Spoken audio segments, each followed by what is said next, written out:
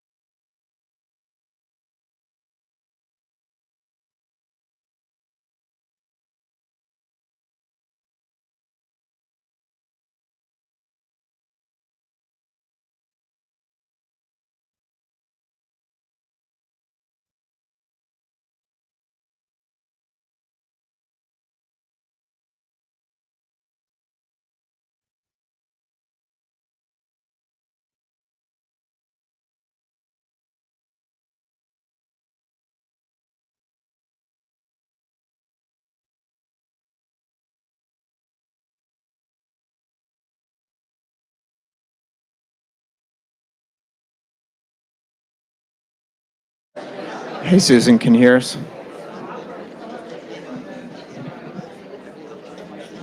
Okay. I can't hear you.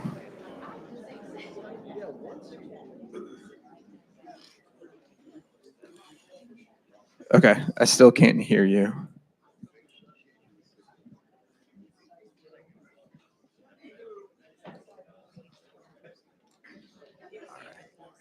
All right. We're just going to hold. You got video. If we need to, I'm going to run upstairs and try something. I'm going to call you right back.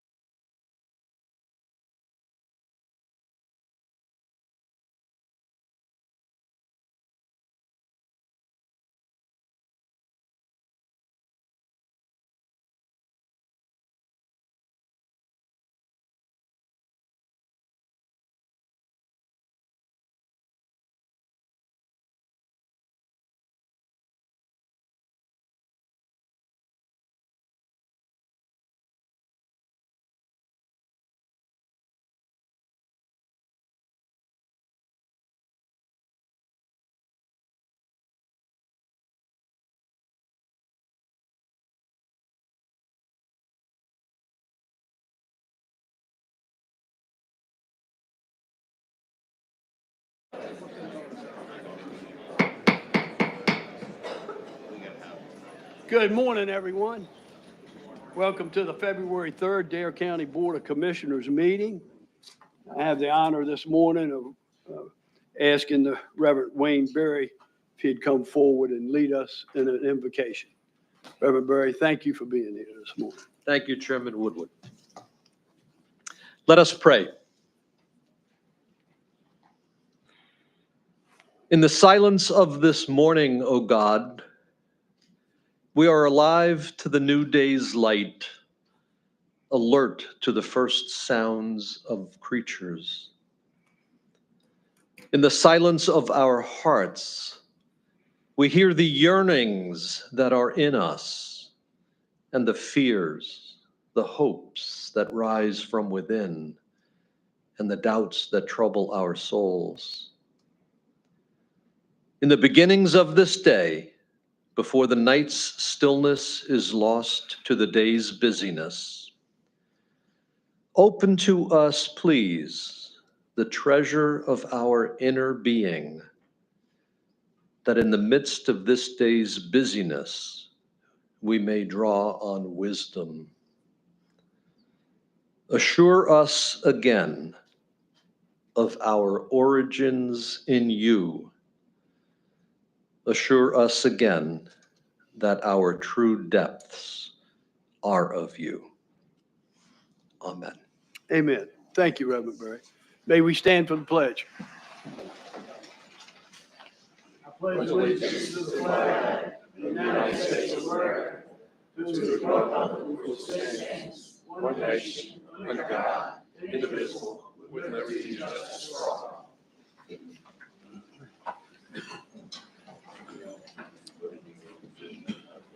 I'd like to recognize a few folks that are with us this morning. We have with us Ron Payne, who's the Vice Chair of the Dare County Board of Education. We have the former Vice Chair, Dare County Board of Commissioners, Mr. Wally Overman's here this morning.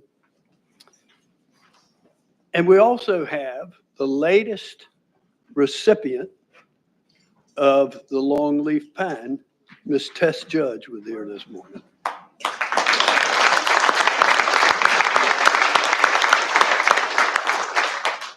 Well deserved, Tess. County Manager. Good morning, Mr. Chairman. Item 1 on the agenda is the chairman's opening remarks. Thank you, County Manager. I've started something new, as y'all probably recognize. Humor is the best medicine, I think. So this morning, I'm going to start out once again with a little humor. Seems as though there was an 82-year-old woman who was asked by a 93-year-old gentleman to have dinner with her. So she accepted. They went to dinner. The next morning, the 82-year-old woman's daughter asked her, said, "Well, Mom, how'd dinner go last night?" She said, "Well, I had to slap him 3 times. And she said, "Oh my God, did he get fresh with you?" She said, "No, I just wanted to make sure he was alive."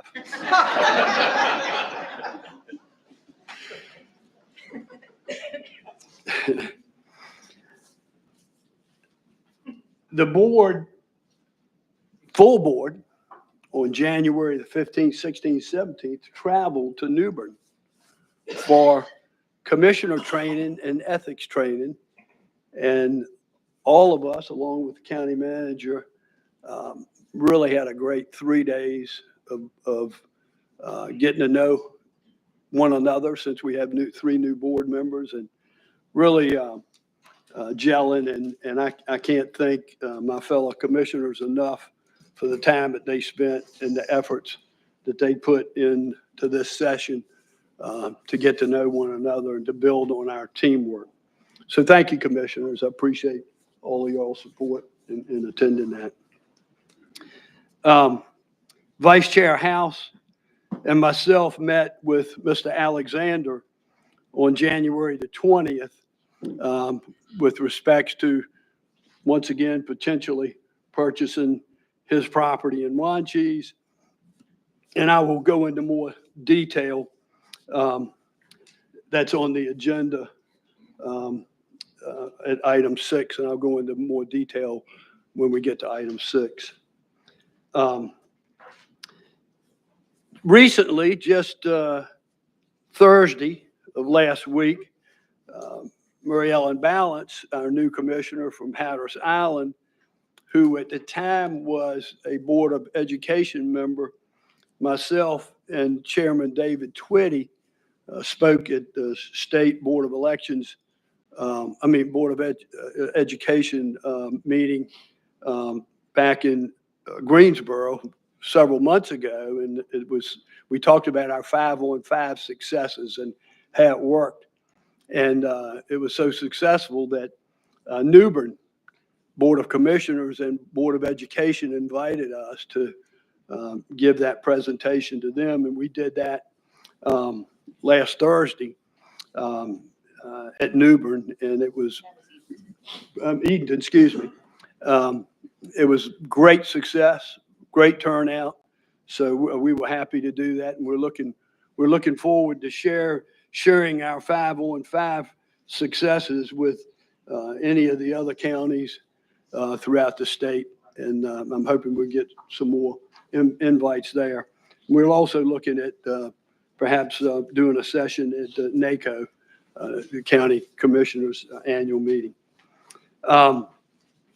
Saturday, January 18th, I was first time I've missed this in quite a few years with the Martin Luther King celebration here at Tillett Center. Once again, was another success this year in Dare County.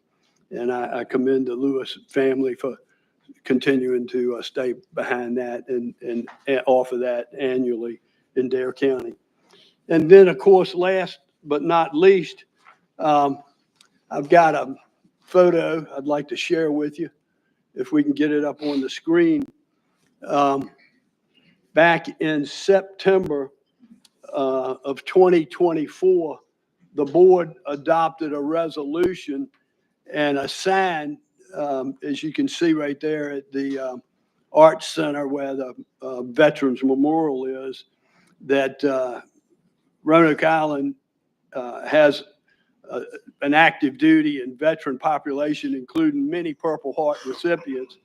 And it was our pleasure back in September to respect all of these men and women who have successfully served their country in the United States Armed Forces.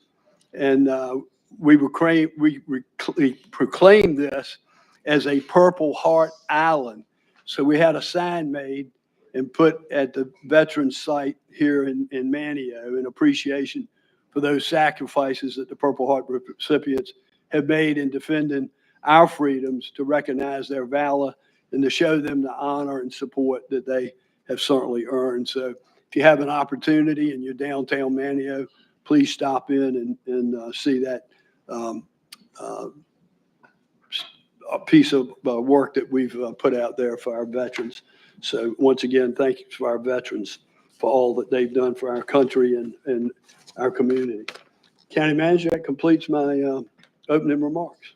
And that brings us to item 2 on the agenda, and this is when we present our service pins to recognize our employees for their service to the county. This year we have 85 years of service represented among 3 individuals. So we got 3 long-term county employees that we would like to recognize this morning. First is Gary Meeks. He'll be receiving his 25-year pin from Sean Barrera.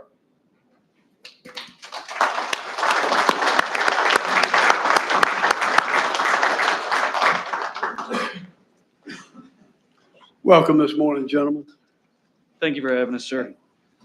Chairman, this is Gary Meeks. I've been with Dare County Detention Center for 25 years. A pleasure to work with. He's one of the few that are in transportation. He's responsible for transporting inmates to and from court, picking them up at other county facilities, taking them to prisons or whatnot. He's always on the road, puts a lot of time in. It's a pleasure to have him. Congratulations.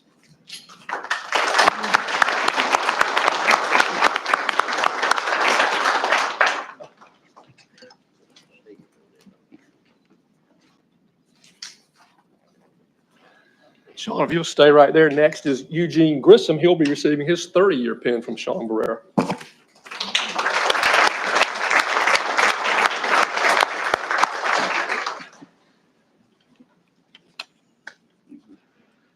This is Eugene Grissom.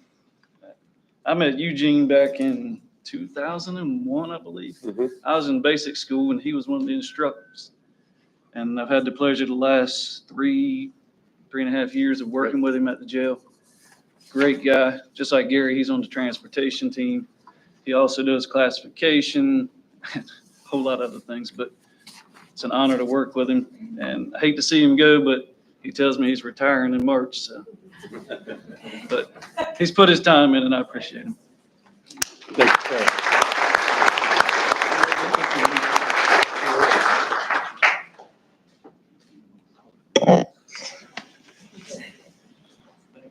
Next, if Willer Spencer would come forward and receive her 30-year pin. Check like that.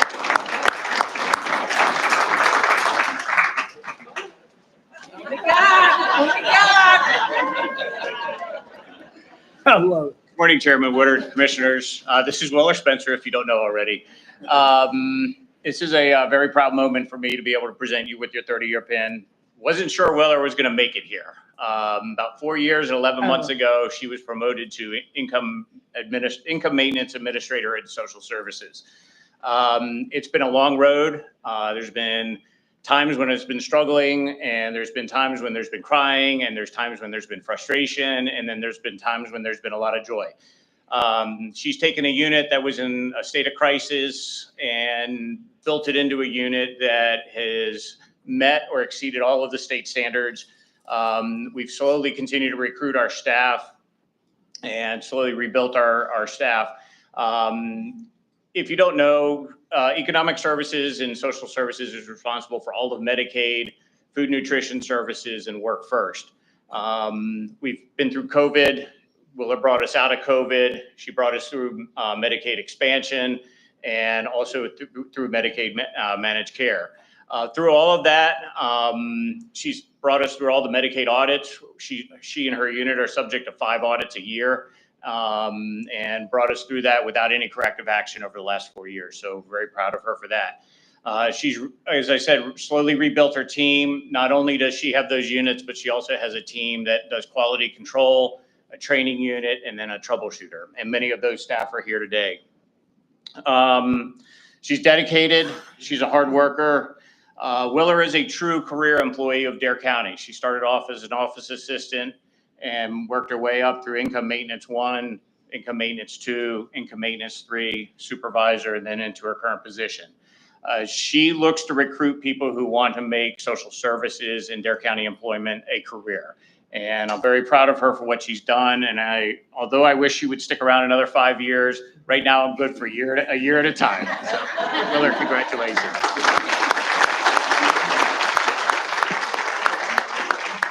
And my mom is here, so I want to just acknowledge my mother, because without her, I wouldn't be here. Woo-hoo!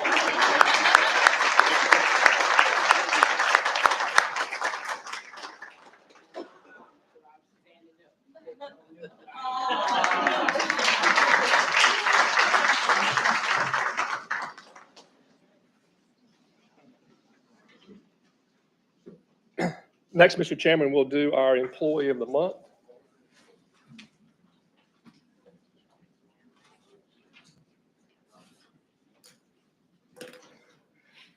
It's always nice when I get up here to do the Employee of the Month, because that means that one of our department heads is our Employee of the Month.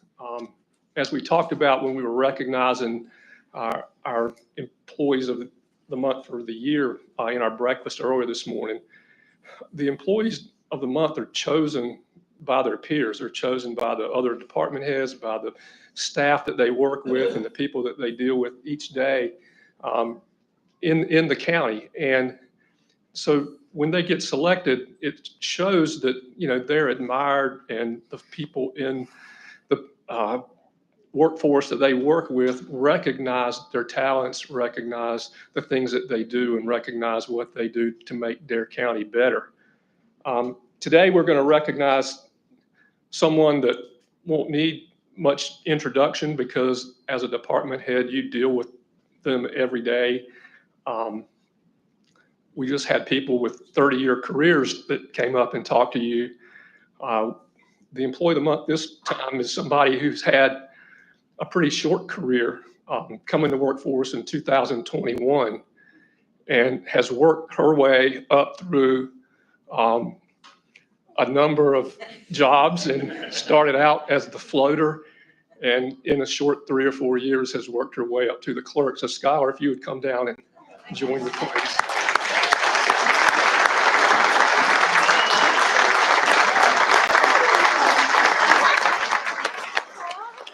Thank you.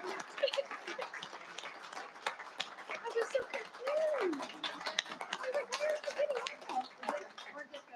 Yeah, y'all really lied. I even brought this up here for you. So the smile that you see right now isn't just for right now.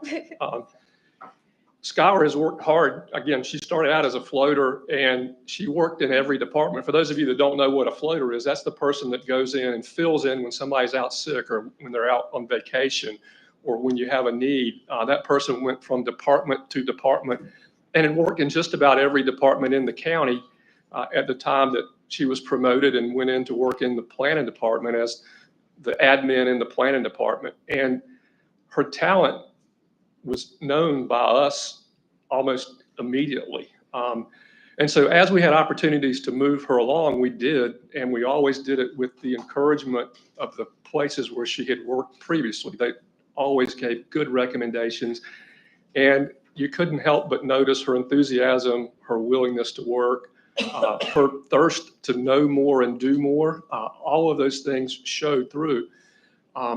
When Cheryl retired and it came time to hire a clerk, I came to the chairman and said, I've got the person that should be this. Now, she's young. She's only been here a couple of years, but she works really hard. She'll pick it up quickly. She had been acting as our assistant clerk for a little while.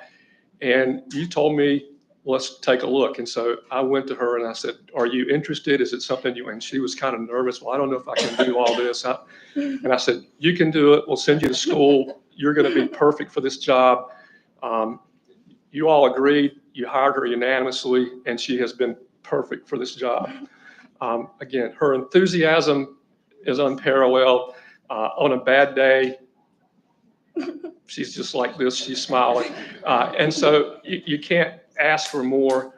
She's grown in the job. She's gone from knowing nothing to being able to anticipate the needs of both the board and me. A lot of times I don't have to ask, and what I was about to ask for shows up on my desk already done, ready to go. So you all have made a good hire as a clerk, someone who's been here only 4 or 5 years. We hope that we get 30 out of this one because she's done a fantastic job and has well earned the Employee of the Month. And so congratulations, and you get to take all of this back with you.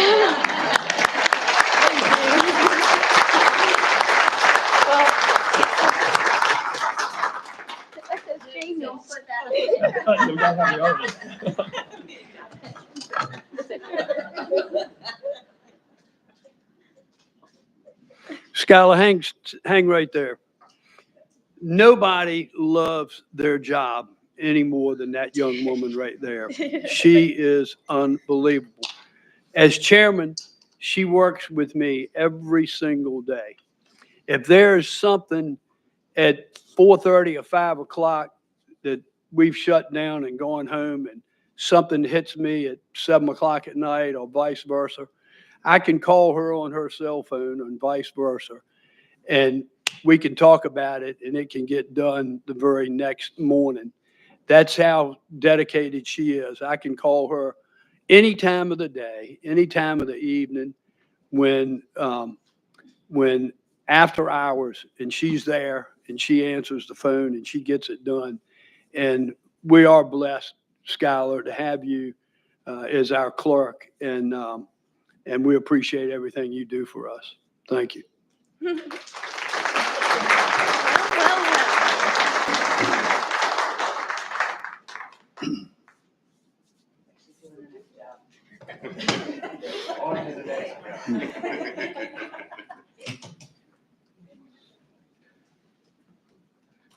Next on our agenda is our Employee of the Year, and Elizabeth Riley, our HR Director, will make that presentation. Good morning. Welcome, Elizabeth. Thank you. I am honored today to be presenting the 2024 Employee of the Year. Dare County's employees are our #1 asset. They give it their all to make Dare County the best. Dare County would not be what it is if it wasn't for our employees who work tirelessly around the clock to provide our residents and visitors. We are extremely fortunate to have each and every one of them. Each month, subordinate supervisors and department heads nominate employees to go above and beyond the line of duty. Employees who go the extra mile, employees who shine bright. The nominations come to Human Resources, and then the Employee of the Month Committee meets to discuss and decide on these stellar employees. This committee is made up of past Employee of the Month recipients. At this time, I would like to recognize the committee. Please stand and remain standing. Stephen Stetson from Communications. Caitlin Kite from Public Relations, Dustin Peel with Finance, and Carlene Darcy with EMS. Thank you all for what you have done in 2024 to make this program fun and successful. Thank you. The Employee of the Year is chosen from the 12 recipients that received Employee of the Month in 2024. Now for the 2024 Employee of the Month recipients. Please stand and remain standing. Dustin Walston, Sheriff. Eileen Proctor, Communications. James Bassnight, Public Works. Misty Parnell, Health and Human Services. Stephen Burrett, EMS. Matt Hester, IT. Sharian Sarsfield, Water. Josh Coltrane, Health and Human Services. Molly Greenwood, EMS. Matt Dabrowski, Finance. Brandon Patzel, Parks and Recreation, and Roxana Ballinger, Health and Human Services. Thank you all for what you do to make Dare County a wonderful place to work and live. You are truly our asset, and we appreciate you.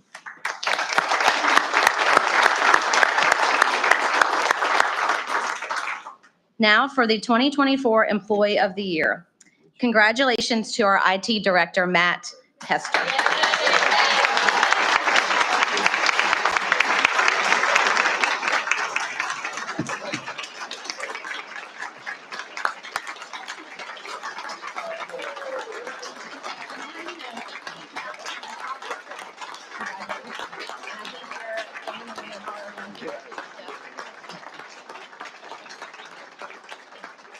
And Matt's family is here as well, so you all can join him up at the podium. And his whole department.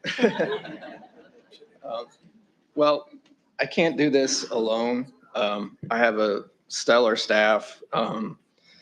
They're just the best. They allow me to be my best, and I hope that I encourage them to be their best and just do everything that we can to make sure the county's up and running. Kind of flustered today because we've got a little bit of a situation down there in Buxton I'm trying to work out at the same time all this is going on.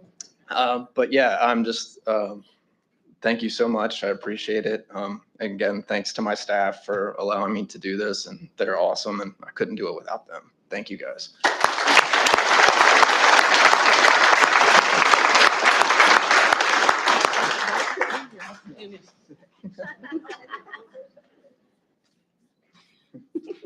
Thank you.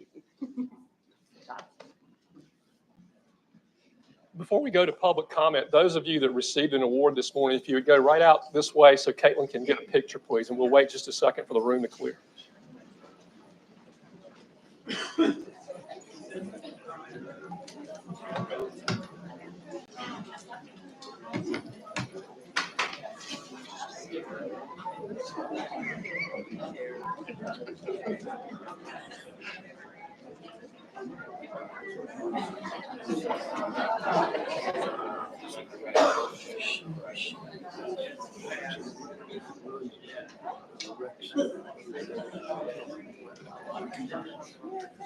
She's getting ready.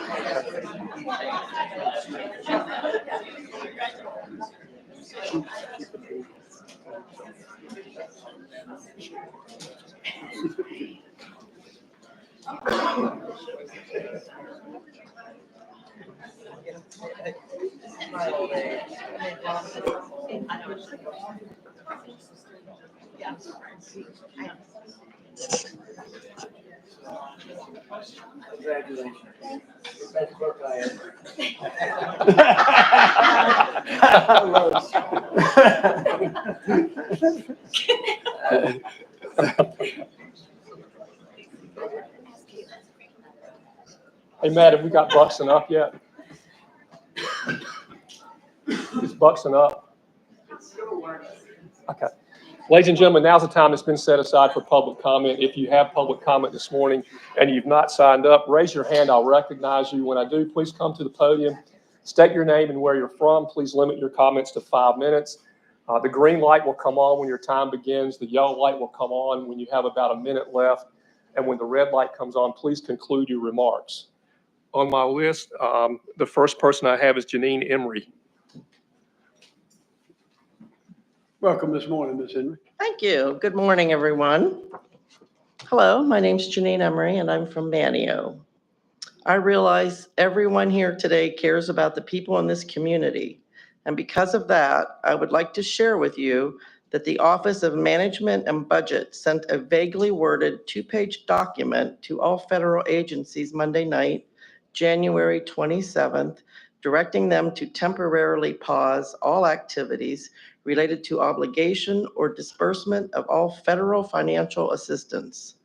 Now, some programs that could be affected by this freeze include, but are not limited to, Medicaid, school breakfast lunch, Section 8 rental assistance, temporary assistance for needy families, grants for child care, Head Start, supplemental nutrition program for women, infants, and children, the Department of Housing and Urban Development, EPA grants for clean water infrastructure. Now, a federal judge in Rhode Island has formally blocked the administration's spending freeze, saying in an order that it is likely a violation of the Constitution. However, since we have no idea how long the pause will be in effect or how it will be resolved ultimately, as our local leadership, I feel it will be imperative to at least begin conversations discussing how we can assist with the needs of our community members who rely on all of these essential programs in case the need does arise. Thank you. Thank you, Ms. Emery. Next, I have Aida Howell. Welcome this morning, Aida. Good morning, Commissioners. My name is Aida Havel, and I live in Salvo. After I lost the election last year, I had thought that my days of public comment were over. But after hearing the discussion last month about the Wanchese land dispute, I felt I had to come today and say something. I'd like to recap the history of the dispute. In 2023, the developer submitted plans for a 60-unit cluster home development, which was in accordance with the then current cluster home ordinance. His plans were approved, even though they were not a match for the character and history of Wanchese. The citizens of Wanchese spoke out. Dare County then removed cluster homes from its zoning regulations so that a development like the one the developer was planning could not happen again, either in Wanchese or in most other unincorporated areas of Dare County. And at that meeting, this board apologized, and it appeared that the apology was accepted by the citizens of Wanchese. The citizens of Wanchese then ran 2 candidates in the primary last year, and both of them won against 2 sitting county commissioners. And those 2 candidates are both on the board today. Meanwhile, the developer scaled back his plans from a 60-unit development to a 48-unit development, a reduction of 20%. Now you all are considering either spending several $millions of taxpayer money to buy back this land or use your power of eminent domain to condemn this land. In my personal opinion, neither of these possibilities represents good or responsible government. I am confused as to why you would spend money paid by all the taxpayers of Dare County to buy back land at an inflated price when the developer did nothing wrong, he has scaled back the project, and we need housing in Dare County. Alternatively, I am also confused as to why you would condemn this land and bring on a costly legal battle to determine its true value when the developer did nothing wrong, he has scaled back the project, and we need housing in Dare County. It may not sound like it, but I am very sympathetic to the situation that the citizens of Wanchese find themselves in. I've read every page of the Wanchese Preservation Alliance website. They are a strong community with a long history and heritage that they wish to preserve. But it is precisely because they are strong and care about their heritage and their community that I know that they will survive this development. Wanchese is far more than a 10-acre plot of land with 48 housing units on it. This development will not destroy their community strength or their quality of life and will not cancel their heritage. They have already proven their resilience by getting the zoning regulation changed, electing 2 new commissioners, and being lucky enough to have the developer scale back his proposal by 20%. I respectfully request that you take no further action on this matter. Thank you. Thank you. Next is Duke Garrity. Welcome this morning, Duke. Good morning, good morning. Duke Garrity, Government Affairs Director, Outer Banks Home Builders Association. I want to speak about the Wanchese property too. Ms. Howells did an excellent job just now. There's no sense repeating the history of what's going on. Home Builders Association, 450 members. We struggle with affordable housing, any housing, workforce housing every day. Very hard to build. It's hard to find land. It's hard to find a project that you could do that would be that would coincide with the feelings in Dare County. And everybody talks about it. We need some workforce housing. We have restaurants that close in the height of the season. We have houses that take us a year to build that used to take us 4 to 5 months. Every industry down here needs labor. So one of our members did the research, found a 10-acre piece of property in Wanchese, bought it, hired architects, engineers, lawyers, bankers, and all to put the project together. During the final courses, after you approved the project, he was working with the state on the septic, some of the drainage, some of the stormwater, doing his diligence to bring out a good project, and reduced it from 60 houses to 48. And I'm sure this is going to cost him a little bit more money, but he's doing it. This is available rental housing for our workforce. The average house, or the median house in Dare County, is $600,000. Kill Devil Hills is the highest in the state. So we're going to have some. So the idea and the American dream that people want to have their own house, you have to work very hard to get it. But in the meantime, they need a nice, clean, safe place to live. So I was shocked last month when I heard eminent domain come up. I said, well, what did he do wrong? This is a project that's approved. He didn't ask for tax subsidies. He didn't go for low-income tax credits. He's putting a workforce housing project together with all rental units. One of the special uses you said, could this make sure that this will be long-term rental? And that's what he did. He agreed. This is going to be available. Let's not even talk about affordable anymore. Let's talk about available. So when I heard eminent domain, what a precedent to set.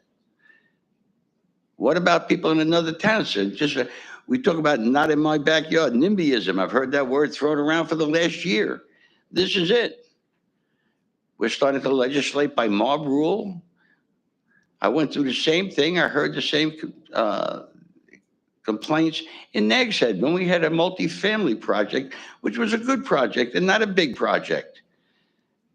And the town wound up putting a moratorium in it, and we lost a good builder. And he said, I had enough. Most people, they look forward to us coming in and building some workforce housing. And he said, we come to Dare County and everybody's against it. We can't be against it forever. So I hope when you discuss it in a few minutes, I know it's coming up on the agenda after public comment, we don't talk about eminent domain anymore. This is a good project, maybe not the best, maybe not perfect, but it's a project, and we do need housing for our workforce. Thank you. Thank you, Duke. That's all the sign-ups. Anyone else like to speak this morning? Any other public comment? Yes, ma'am. Good morning, Mr. Commissioners. I hadn't planned to speak today, Thank you, Ms. but Tippett. I feel like I have to represent the Wine Cheese Preservation Please give- Society. Please, for the record, just give your name and who. Oh, I'm sorry, Lorraine Tillett, Wine Cheese, North Carolina. I would just like to say that everybody is praising the developer for scaling down the property.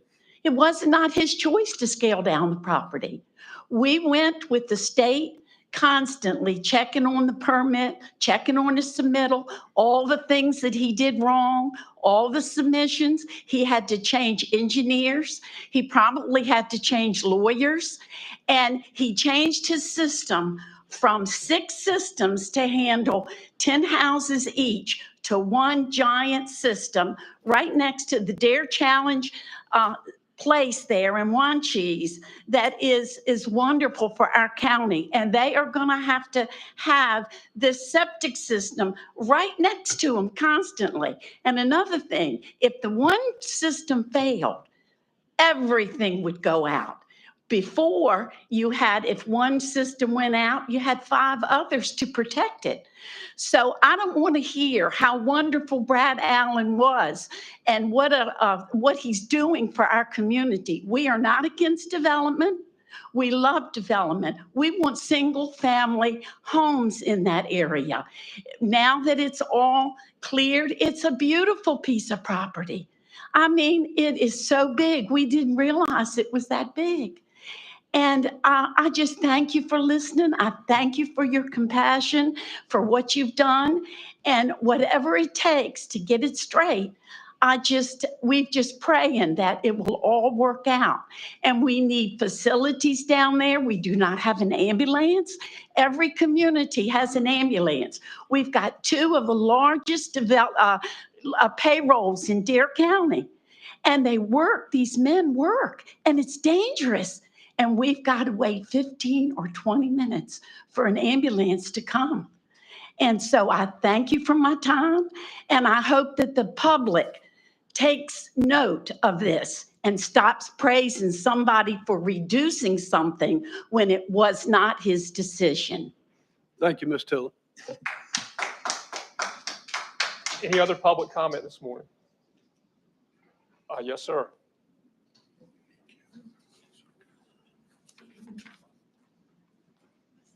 Welcome this morning, Mitchell. Mitchell Bateman, resident of Wine Cheese. Probably been one of the most outspoken residents in these meetings about the cluster home development. Probably also the only person from our community who's bothered to have a private conversation with Mr. Alexander. Mine was as recent as Thursday. I met him at his property and spoke with him while it was being cleared. He's not a demon. He saw a business opportunity. He went forward. His property is not for sale. By his comments to me, his property is not for sale. Eminent domain, because you have the authority to do so, does not make it right. I'm probably going to get shot by my neighbors and the people behind me, but that's okay. Sometimes there's the right thing to do, and it's not always the popular thing to do. Leave it alone. It's a dead issue. The man's going to build the units. 48. The reason he's going to build 48? Because the sand at the back corner of that lot that he has is perfect to put one large septic tank system on, according to his statements to me on Thursday. That's why he scaled back. But in doing so, it's going to make him only be able to put 48 there instead of 60. I've always been a person that if I wanted to know what someone thought, I went to them. I didn't go to somewhere else or somebody else. I went to them. And these are his statements to me as of Thursday. Do I like what he's doing there? I told him to his face, absolutely not. But do you have the right to? Absolutely you do. Taking somebody's property by eminent domain because you don't like what he's doing is wrong. Congratulations, Scholar. Thank you, Mitchell. Any other public comment this morning? Matt, are we up in Wanchese? Any public comment in Wanchese? Wanchese. Yeah, it should be working. Any public comment from Buxton? Yes. Our first speaker is Jay Phillips.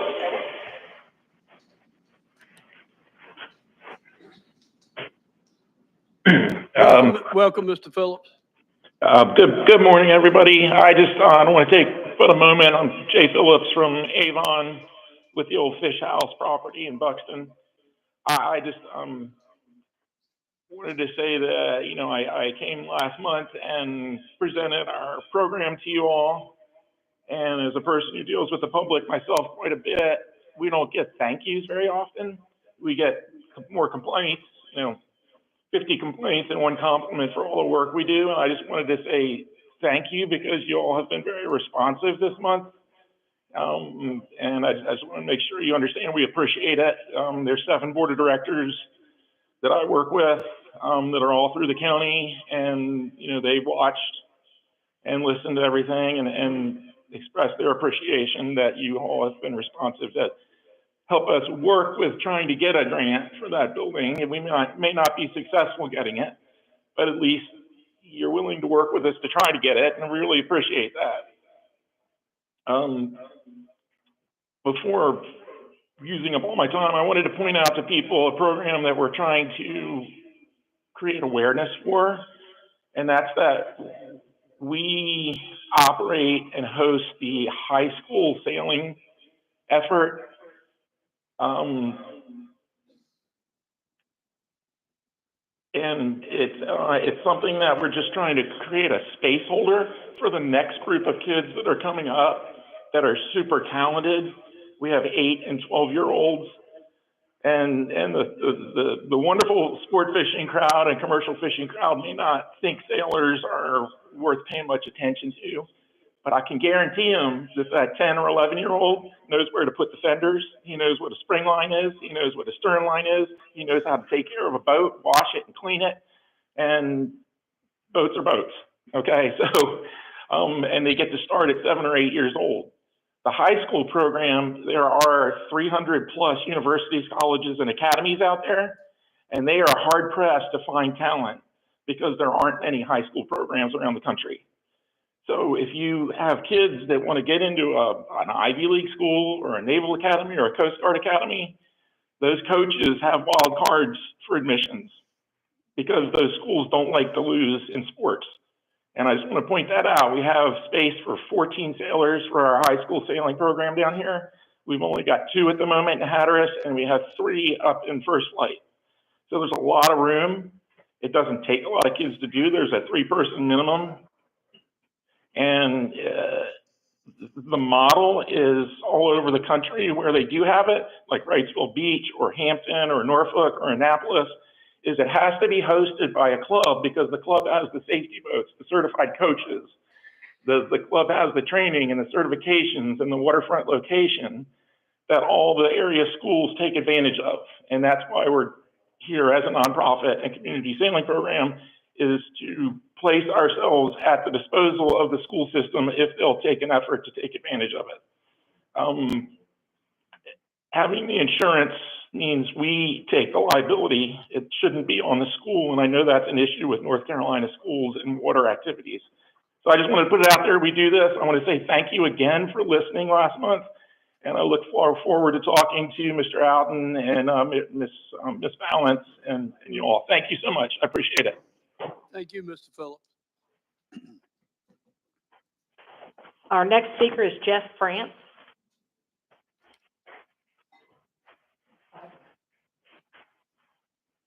Welcome this morning, Jeff. Thank you. Good morning. My name is Jeff France. I'm both a property owner and a small business owner here in Buxton. While what I do may not be life-altering, it is in fact just another small cog and what we do here in this community. However, the message our BCA is presenting yet again and has presented to you is a life-altering message. I'd like to take a moment to thank the board for everything they have contributed and supported towards the efforts of our Buxton Civic Association. And also a heartfelt thanks goes out to all our committee members. That being said, if all I do is bring nothing more than a fresh face, hammering home the importance of protecting our main artery, NC-12, that is supplying the heartbeat of Hatteras. Not that any of you need reminding, but I shall say it again anyway.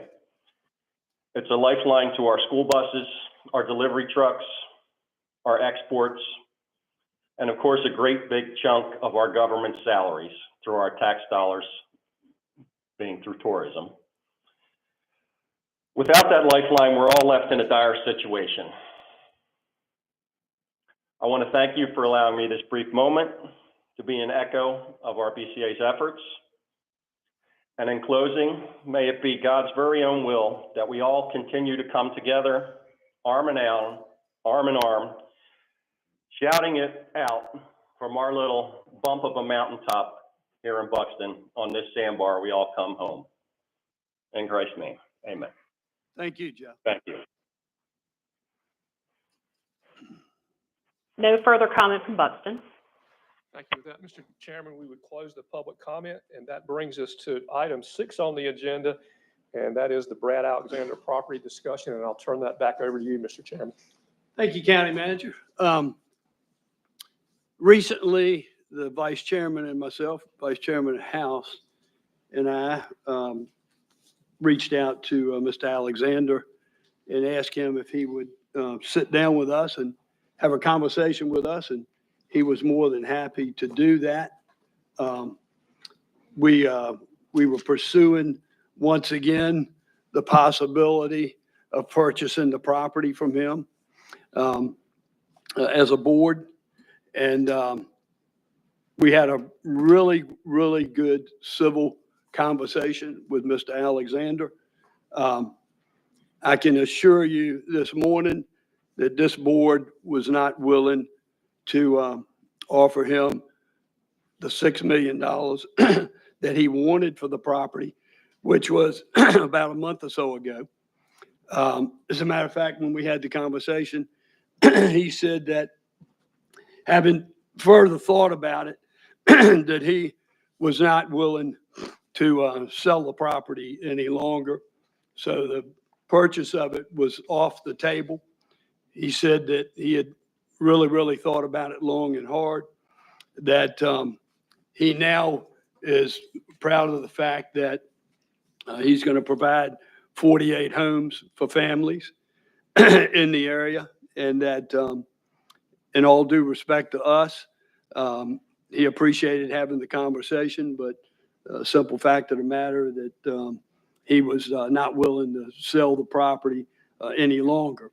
Once again, I reiterate that the board went into that conversation with the possibility of certainly purchasing it, but not at the price that he originally said 5 when we talked to him. Then he came back, and after clear cut it, he wanted 6, and our board was certainly not willing to pay that kind of money. With respects to condemnation, this board would be not doing their duty if we didn't entertain it, because one of my fellow commissioners brought it up at the meeting. So we had discussions about it, and we'll address that when I finish my comments here this morning. But we were looking at every single angle and way to try to perhaps maybe resolve this issue for the residents in Wanchese.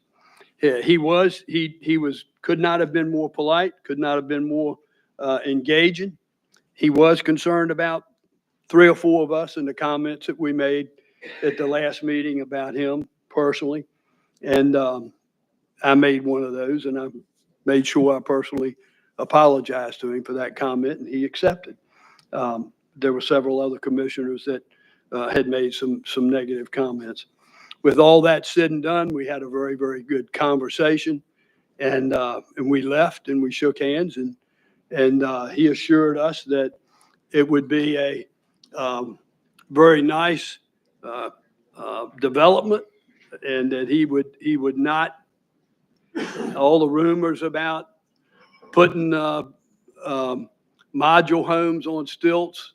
He said, Bob, I'm gonna build it just like we build regular housing facilities. He said, it's all sticks, and he said, we're not cutting any corners. It's gonna be a extremely nice development in Wanchese. So with that said, we shook hands, and we both, Vice Chairman and I both said, we hope you hold true to your words. Did I cover that completely, Vice Chairman? Yeah, absolutely. I could not be more impressed of how that meeting went. Like I said, it was very civil, very cordial. We did have open discussions on both sides. He made it very clear that he's got too much time and money invested in this project, and did not want to sell the property, wanted to see the project run through. And like I said, we had a very in-depth conversation with him to let him know that and he understands that people in Wanchese are upset with him. He gets that, and he's going to try to do what he can to make it right. But it was like I said, it was a very cordial conversation that we had. And like Mr. Chairman said, at the end of the conversation, we stood up together and shook hands and hope that the project does move in a good, clean way. So I think that's pretty much where we stand on it right now. All right. Thank you, Vice Chairman. With all that being said, I will yield to my fellow commissioners to see if there's any further action that my fellow commissioners would like to take. And I will start with Commissioner Burris. Thank you, Chairman Woodard. I would like to say, it's not a perfect situation. We've exhausted every avenue, every thought process we could undertake. We've tried again and again, even calling a special meeting in the middle of last month. At this point, it's time to move forward. I couldn't have said it any better than what Mitchell Bateman said when he just stood up there at open public comment. And, all we can do is hope that Mr. Alexander does a fantastic job down there, and that this is a benefit to the community. And that's what we'll just hope for moving forward. I appreciate all the support of the folks in Wanchese. I appreciate the people that stood up and shared their voice. It's my hometown. I love it. And I hate to see this particular change, but like I said, we'll just have to bear with it and move forward and hope it's a good thing for us. And I'd like to thank the rest of the board members for their willingness to have that special meeting last month and let us voice our concerns one last time. Thank you, Commissioner.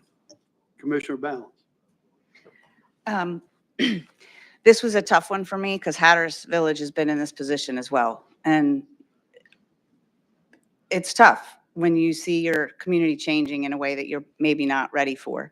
Hatteras had a piece of property that was offered to their civic association. They chose not to purchase it. And it was purchased to a builder who put in four-story condos with a separate septic. So I understand the whole septic piece because it does concern me greatly. However, it does set a very unfavorable precedent to go in and start taking land when we don't like what's happening. He did what he had to do. He got the proper permits. And I'm glad it's not for condo buildings. I'm glad it's single family buildings. I think right now it's hard to envision that change, but I hope that he does stay true to his word in the 12-month year-round housing. It does check a big plus for our housing situations. And I look forward to seeing it. It's my wish and my prayer that it is an absolutely wonderfully beautiful, successful neighborhood. And I think in the end, it's going to work out the way everybody will be happy with it. I know it's hard to see that now, but I'm good with where we are. Thank you. Thank you, Commissioner. Commissioner Ross. Okay. Had a little trouble with my voice this past week. Duke, Mitchell, thank you both for your comments. Very well said. At the risk of breaking out an extremely dangerous bipartisan agreement precedent here, I'm looking at Ms. Havel, and I thank you for your comments. You have summarized my thoughts on the matter succinctly.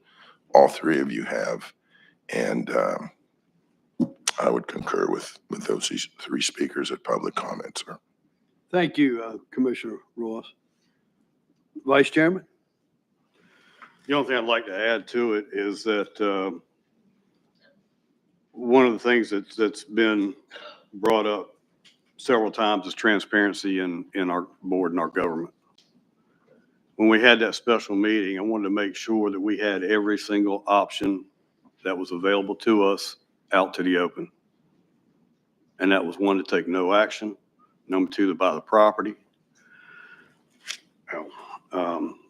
Number three, the thing that was brought up was a tax assessment for Wanchese to help pay for it. And number four was eminent domain. It's just like buying a car. There's certain options you like, certain options you don't like, but that option is available. And we wanted to share that with everybody out there. These are the options we had to look at. And like I said, Mr. Alexander, when he met with us, it was very cordial, very professional. He assured us of a good number of things. And I know a lot of people in Wanchese don't want to see this project. I get it. But also, and I said this in our special meeting, I'm torn between the people in Wanchese that don't want this, and I'm also torn between the 48 families that could actually benefit from it. And those 48 families could actually bring some benefits to the community of Wanchese. So at this time, I'm at the point to let's see what Mr. Alexander can do with the property and see what he can do to enhance the housing in Dare County. Thanks. Thank you, Vice Chairman. Commissioner Bateman. Sir. In a fellowship I belong to, the fellowship saved my life. And one of the sayings we have is, God grant me the serenity to accept the things I cannot change, the courage to change the things I can, and the wisdom to know the difference. I need to accept this. We need to accept this. 1990, I was running down the Woods Road in Kitty Hawk, and I don't know if you guys remember or not, but the Woods Road used to be like a tunnel. All the trees, they met in the center. And that road, when I was a little kid, went from my house in Kitty Hawk, it went basically past Duck. And it meandered up the big hill in the back when you get to Duck and down to the village. When I got home that afternoon, I went to work, and when I came back, Outer Banks contractors go in there and they cut trees and they torn my lovely, quiet Serenity place all to the Dickens. To put a road there, it needed to be paved. Their trucks meandered that property every day, and it was tearing the existing Woods Road all to pieces anyway, but they cut it down. But that was my life, and that was my quiet place. That was my peace place. And so I needed to pray then for serenity and for the peace of accepting the change that came with it. And I think that's what I need to do today and let this thing go. That's all I got. Thank you, Commissioner Bateman. Commissioner Creeve? Yeah, speaking to what Duke said, I agree. When I campaigned, I am a minimal government guy. I can't be a minimal government believer and then decide that I'm going to condemn somebody's property because I don't like it. So I know that's not going to be real popular opinion in Wanchese either, but it is the right thing to do, like Mitchell said. And saying that, I still do believe in that American dream, Duke. I want there to be areas where where somebody can buy a lot and build their own house that's from here, who can raise their kids there, die there, and get their ashes spread in the backyard. I still believe in that. And I want to make sure there are places like that available, so we can't develop every square inch of the island. That said, I believe this is going to put this discussion to a rest. I personally am glad it's over for my own mental health. And appreciate everybody involved. Thank you for coming. Thank you for your comments. But I'm not going to make a motion to do anything further either. Thank you, Commissioner Creed. This has been a long process, and I want to commend my fellow commissioners, prior and present, for the amount of time that they've spent in addressing this issue in Wanchese. It's been a long, as I said, process. I have empathy for both sides of the issue, but I will stand with my fellow commissioners and not move forward with respects to any condemnation of that property, as well as not spending some $6 million to purchase the property. I'm going to hold Mr. Alexander to his statements to Vice Chairman House and myself, that it'll be a project that the community will be proud of. So at this time, as far as I'm concerned, and my fellow commissioners, this is the last conversation we'll have with respects to that property. County Manager. Yes, sir, Mr. Chairman. That brings us to item 7 on the agenda. This is a special use permit renewal number 072008. It's the application of IG Holdings LLC and Albemarle Associates Limited, and Morgan's up to make that presentation. Good morning, everyone. Good morning. This is a request to renew a special use permit. Albemarle Associates, on behalf of IG Holdings LLC, they've requested a renewal of special use permit number 07-2008. The property is located at 40494 NC Highway 12 in Avon. The applicants previously obtained a conditional use permit for the project in 2003. There was a subsequent amendment in 2017. However, the project was not initiated within the required timeframe.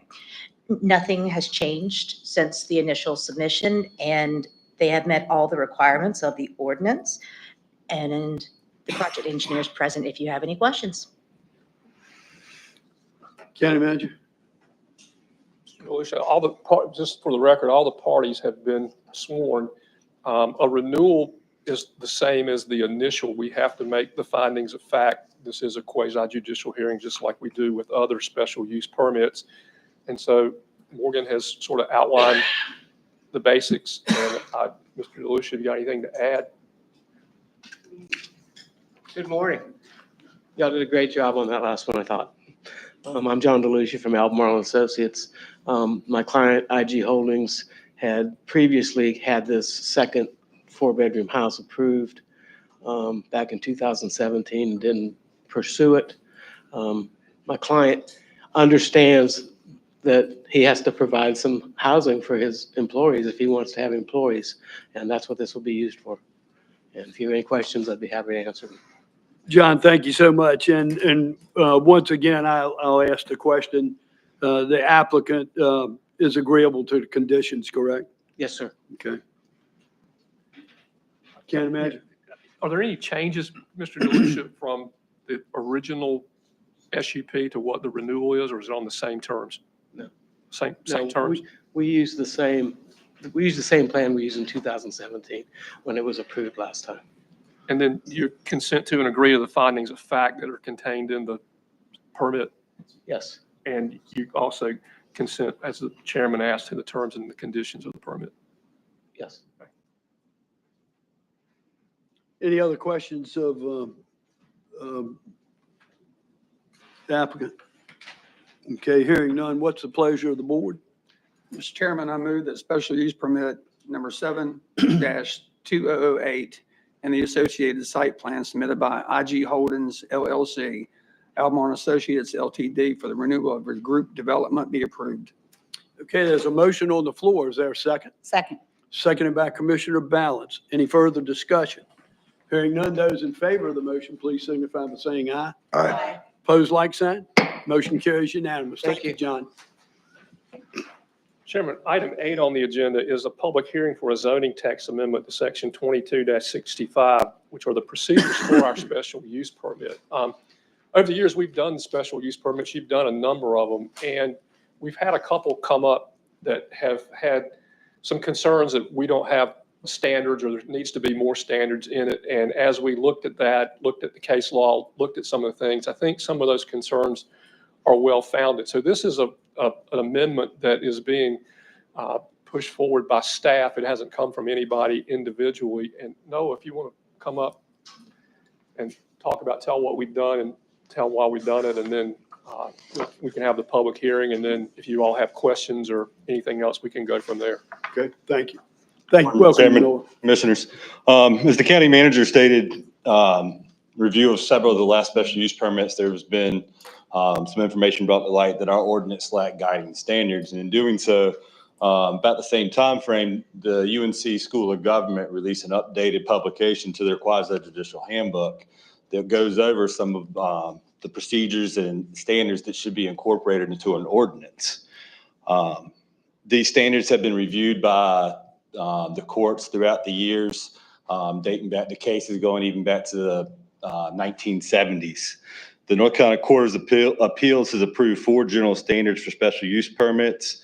The approved standards require that the use does not materially endanger the public health or safety, does meet all required conditions and specifications, will not substantially injure the value of adjoining property or must be a public necessity, and will be in harmony with the area in which it is located and in general conformity with the comprehensive plan.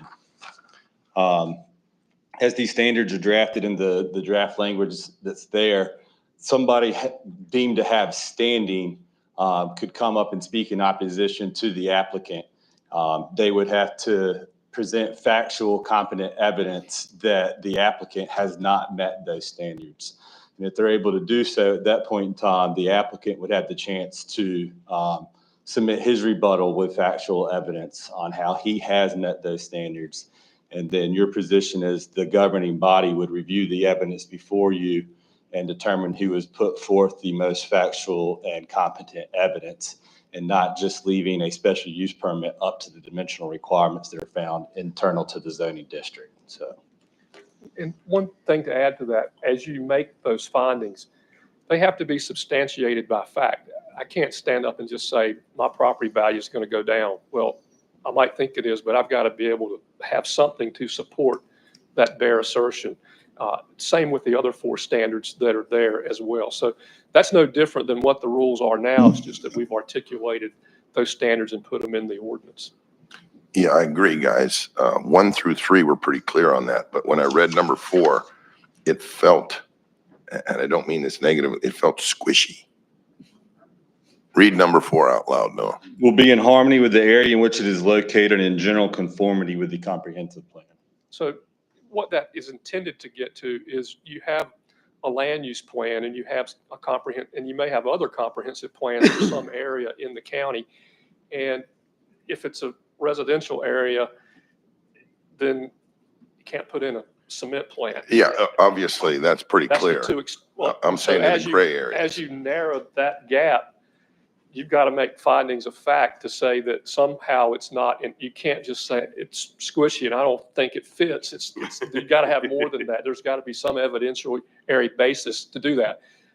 That's a standard that, again, is recognized, and Noah went through a number of other ordinances throughout the state to try to flesh out where that was going, what the case law had done. We looked at the cases, we looked at the School of Government, and that one is pretty routine through all of them. So, and it's what the Court of Appeals has accepted as well. So we included it in there, recognizing what you just said. And if you look at the land use plan, it's a policy document. So there's, you know, a number of policies in there. I believe our plan probably has over 50 to 60 policies that are in there. So when presenting that evidence, you know, the applicant or their expert witness would look at the plan and say, you have this in your document. You know, we have a policy that supports such and such. This is how my special use. Okay, would be so you're supported by saying, that. Noah, that you do believe there's enough empirical sort of data and or fact-based evidence that number 4 won't be just, pardon my term, squishy. You'll have It would be up to solid the base. applicant to have either his testimony or expert witness. All right. Supplies. I'm not going to beat it up. It's just that one jumped And out at just me. one last thing to give you just a little bit of comfort. In looking at the cases that deal with these things, I'm not saying there isn't one, but we didn't find one. I didn't see one where that issue was the determining factor on how the court ruled either way. That wasn't the decision-making part of the court's rulings in most of the cases. Okay. Thank you. I got a question here. So, Go ahead. Rob, thank you for bringing that up. So I'll bring back the analogy I did to the 1990, they cut all the trees down the Woods Road. Wouldn't that bring into a public opinion? And it's a person's, it would not. That would not, because what that was, there's a right-of-way there, and you have rights under a right-of-way agreement with DOT to remove vegetation. And so they were doing under a right that's guaranteed in the document that gave them the easement to put the road in the beginning. We're talking about zoning ordinances, and in those situations, a user needs to come to it. We've done, I don't know how many special use permits over the course of a number of years. And what have we had? 2 or 3 that were contested at the most, 2. So for the most part, this is routine. For the most part, people are doing what's expected on their property. It's only when you get an outlier that you have these issues come up. And yeah, those are the hard questions that you all have to answer in trying to make decisions. That paragraph helps you or hurts you depending on what your view is. If your view is you're looking for a way to not have that development, then it gives you an opportunity to stop that development if there's enough evidence to support that it doesn't meet that criteria. But you just can't do it because your gut says don't do it. Or if you do it that way, then you risk challenge, and you don't know how that'll come out. So Okay. Just when it says in harmony with the area, that is Right. kind it is. Right. Well, how about with the Hatter situation where you have these 4 condos where that's not, is that something that you could fight? Well, I'll just use that situation. If the zoning ordinance and the land use plan allows multifamily, and the zoning ordinance allows a height that's within that height, and the zoning ordinance allows the density that's of that density, then the zoning ordinance contemplates that use. And to say it doesn't fit in harmony with the neighborhood would be wrong, because you've adopted ordinance that specifically says that is a use that you would allow in that thing. So how can you then argue that the use that we said is okay somehow isn't in Not okay. harmony with the neighborhood? So again, it isn't as necessarily as squishy as it sounds. It depends on the situation. It does sound squishy. Yeah. So It comes down to it's opinion. it's not opinion in the situation that I just described to you. I mean, it feels like it's opinion. So if you've got a zoning ordinance that says you can have a 4-story condominium that has X number of units and this much lot coverage and this much parking and all that, our ordinance says you can do this. I come to you to do that. You can say, no, that doesn't fit the neighborhood. I said, well, then why did you adopt an ordinance that said we can do it? You wouldn't adopt an ordinance that doesn't fit the character of your neighborhood if you didn't think that was what the character of your neighborhood should be. I mean, that's what the court would tell you. You have the option. Now I of- want to change more ordinances. Well, there you go. And that is in fact the answer. If there's something that you don't like If it's something in a you don't like, neighborhood, then you need to change, but you got to do it before the developer Right. puts his application in. You gotta be proactive on this. And you have the option of removing that, the number 4, the squishiness, if you don't like it. You can remove that one from the guiding standards. That doesn't have to be part of the draft language that is When the- adopted. In the planning board met to do this too, right? Like they all The were. planning board they reviewed this. Reviewed yes. this, and were they all in? Yes. Let's have the public hearing, then we'll come back. Yeah, for we'll you all have a to public deliberate. hearing. Okay. Now's the time has been set aside for a public hearing to hear public comment on this amendment to the SUP ordinance. The rules of public comment apply here? Is there anyone that'd like to speak to that issue? Seeing none here, is there anyone in Buxton would like to speak to that issue? Nobody in Buxton. With that, we would close the public hearing. So now it's before you to adopt. You can amendment. If you're uncomfortable with that provision, you can say, let's don't include that. We can take that out and adopt it without it. The pleasure is yours. I want to ask, just for information purposes, when this was brought before the planning board on January the 7th, was there any public comment with respects to substantially injuring the value of the adjoining property? Was anyone present? No, sir. And nobody was present to provide information with respects to that, correct? No, sir. And also, was there anyone present with respects to it was not in harmony with the area? No, sir, there was no public comment at the planning board meeting. Okay, all right, thank you, Noah. Is there any other comments from the board, questions? The only other thing I'd say, and I think the concerns of Commissioner Balance and Commissioner Ross are well-founded. In a contested case, no matter which way you rule, for it or against it, that does leave an avenue to litigate. The other things are more concrete. And so if you're trying to avoid all chances of or not all chances, but litigation after a special use permit is authorized, then maybe that is something that you don't want to do to open that door. No, I'm actually fine with it on there. I'm just saying it did grant additional space or gray area to challenge something that a party, one side or the other, might feel is an egregious violation of what this is intended to do. So I want to keep it in. It's just that it was different to me than the first three. And it's got to be substantial evidence to, say to the contrary. But it would also open up the door for me as a commissioner if something was not in harmony, although it was zoned in that area and it was approved by the area to vote against it, which is going to open me up. If you found there was sufficient evidence to support that. I mean, you can't. It's still, the harmony bit is still a gray area for me. Well, an SUP is a trial. You put on evidence, you hear the evidence, and then you apply the evidence that you hear to the criteria that you have to make a decision. And so there's got to be evidence to meet that criteria. And you're the finder of fact. You got to decide whether there's sufficient evidence to do that.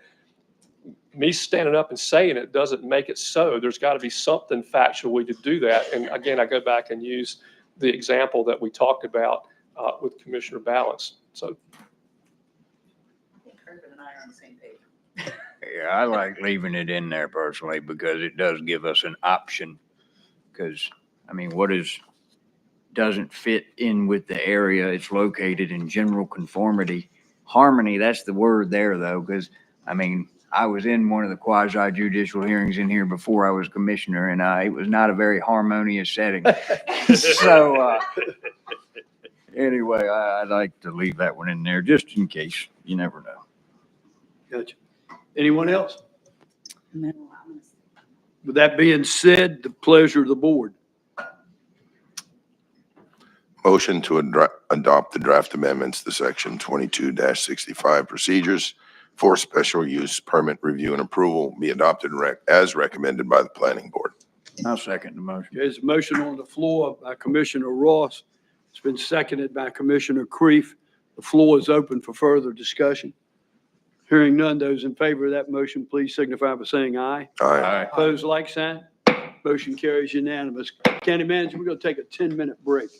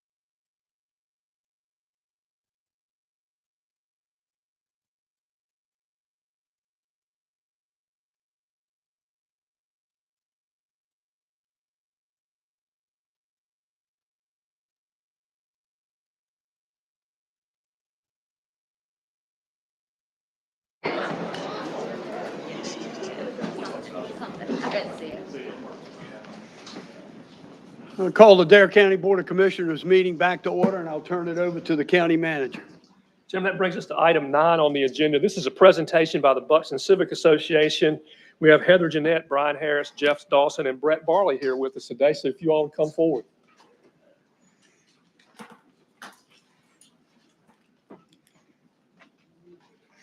Welcome, everyone.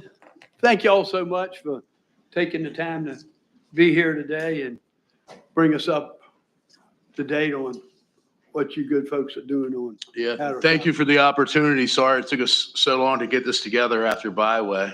Just after we went to Byway in November, a lot of things happened, a lot of contacts were made.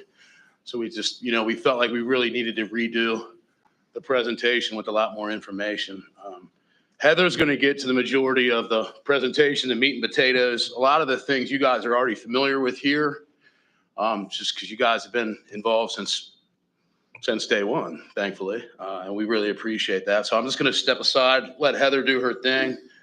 Both Jeff and Brett will also speak a little bit, and then we'll kind of recap some of the new information that we have found. So I'll just let Heather take it over. Good morning, Heather. Good morning. How are you? Fine. Thank you for being here. Thank you for having us.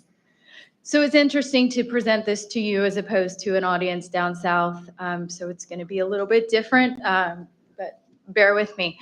So this is our purpose in going down there was to give a really in-depth overview of the FUD situation, of the naval base, of what happened, where things stood, and where we hoped it would allow us to go. Even then, I looked back and the abstract for that was due in August. And then going in November, it was a completely different scenario than what the abstract. So it's really a rapidly changing situation. So my first job down there was to introduce them to Buxton, which is my hometown. It's my favorite place on the planet. You guys don't need that level of introduction, but here's what we've got going on, right? We've got the lighthouse, we've got Cape Point, we've got one of the most iconic surf breaks on the East Coast. We've got kite surfing, surf fishing. We have apple uglies, okay? Absolutely. So, I think we're a valuable asset, and if we couldn't appeal to your heart or your stomach, then I think we can appeal to your wallet. Not just yours, but the entire state's, because our little population of 1,500 people entertains over 50,000 people at peak season. Hatteras Island as a whole, based on the 2022 economic impact study that the county commissioned, our tourism expenditures are in excess of $366 million. We give back $31 million to the state. By that report, Hatteras Island plays a disproportionately large role in the county's economy. So, we got it going on down there, right? We also had an absolute dumpster fire of a former naval base that was leaching petroleum actively into the sand, into the ocean, and was a major eyesore, public health crisis, and problem that needed immediate resolution. And it was amazing how many of our neighbors to the south had no idea. These are Daniel Pullen's photos. They speak volumes. So you guys are aware of how we got here, right? It was a naval base under a special use permit from the Park Service, the Coast Guard that assumed the use, then they abandoned it. It was returned to management by the Park Service. It was a fully functioning community. They had a dance hall, they had a commissary. It was its own thing. And then it was our thing. The special use permit is very clear that it should have been restored to its natural state. That is not what happened. It was leveled to the ground, it was buried, and they hoped it would stay that way for the remainder of, until it was no longer their problem. So this all kind of came to a head a little over a year ago. The storm events made the area really, really prevalent. I've been there my entire life, and I'm going to tell you that I didn't have any idea about it. I don't live on Lighthouse Road. I live over in the woods. So I was educated right along with you guys as this was going on. Visible sheen, strong odors, headaches. Brett had to take like 13 Dawn baths to get it out of his hair and clothes. So as this garnered attention, people got involved. We started looking what's been done about this in the past. What are they doing about this now? I'm breezing through this because you guys know about this, okay? Here's where we come along. We're unincorporated DARE, right? We don't have a town manager. We don't have a board. We don't have planning departments. So we kind of had to become our own voice. And this has been such a beautiful example of when community members come together for a cause. We're really proud of that. We're really proud of the partnerships that we've made here in other parts of the state. It shows, when you use a collective voice and you do it in a way that is seeking help instead of just screaming at people, you can get some things done. So these are some headlines that point to that. And this is my favorite slide. So it was super fun to go into a room in Wilmington full of Army Corps of Engineer people who had just been talking about interagency collaboration and harmony and working together, and get up here and go, that's really great, but that's not what we've felt for the past 9 months. We've felt a lot of finger pointing and blame shifting and kind of, that's not my problem. And we were left wondering, well, whose is it? So they did some things. The beach looks completely different now. Even though they still maintain the fact that under their wording and under their authority, they could not remove the physical hazards unless they had to do so to get rid of the contaminants, which is what happened, fortunately. So the Army Corps, as part of their rapid phase 1 response, was able to go down and remove most everything that were in those photos.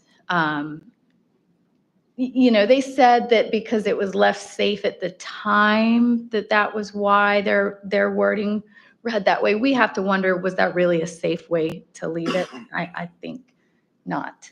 But here we are. So they have come. We look forward to next month having a more formal Restoration Advisory Board named. We look forward to more formal and consistent interaction with the Army Corps, with the Park Service, with the board here, with all the stakeholders to make sure that this stays something on someone's radar until it's done really to completion. So they've removed a ton of contaminated sand, water, structure. It's looking good. So that was a very sped up version of the history of the FUD site, because again, you guys have been there with us. But here we shift from, okay, here was a problem. What's a lesson that we've taken from it? Why did this happen? Why did a nothing kind of storm event expose all of this? And what does that mean going forward? We need beach stabilization, and we need it yesterday. Yesterday. And this is where I tapped out, because I'm not going to speak to a room of coastal engineers down there or you guys about these words. They were throwing words around, turbidity curtain down there. I was like, could have put that in my slideshow. That's a cool one. I don't know about this, but my friends behind me know a lot more about it. So I would love for you to hear from them. Hey, Jeff. Good afternoon, or almost afternoon anyway. Thank y'all for giving us this opportunity to come up and talk publicly about this. As Heather said, we went down to the BioReal conference and gave this little speech, and it was received very well. So my part of this is I just kind of give a brief history of Hatteras Island, how the sand moves around, because that's what we're talking about, sand. Hatteras Island was formed over thousands of years. Thank you. Keep it. Yeah. Hatteras Island was formed over thousands of years of sand washing over a shallow place, leaves, sediment soils behind. Our soils, according to the Park Service and government, come from the tributaries out of the bay, where Heather made me this little map so that I could talk. All the green check marks you see, well, up north in Virginia anyway, are dams. So if our soils and sediments come out of tributaries out of the bay, if you put dams in there, those soil and sediments can no longer travel down and hit the Labrador Current where it meets the Gulf Stream and wash over Hatteras Island, thereby replenishing the beaches naturally the way it was formed originally. There's four major things that I would like to discuss that I think are, taking the sand out of the littoral system before it ever even gets to us. Number one, the dams up in Virginia. According to the Park Service, that's where our soils come from. If you don't allow the soils to get there, it doesn't come to us. Number two is the terminal groin that was built in Oregon Inlet that interrupts the littoral current, damaging the natural process, no longer allowing it reflects energy and doesn't allow the Labrador to bring us our natural sand replenishment. So there's two ways. Now, another one is we've dredged both inlets, and I'm all for dredging the inlets. We're a fishing community. We should keep it open. I'm all for keeping the inlets open. But let's not take the sand out of the inlets and go build bird islands in the sound with it and then count our bird numbers and blame us for, not managing our shores properly. That sand would have naturally gone back on our beaches.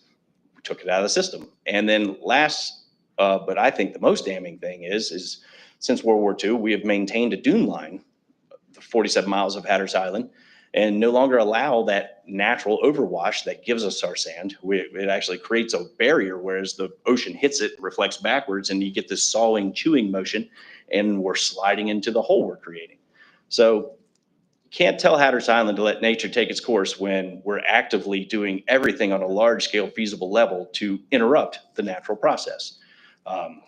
Dams in the rivers, terminal groin in the inlet, dredging the inlets, maintaining a dune at a great expense to the tax dollars. It's very, my entire life I've been told, well, you gotta let nature take its course.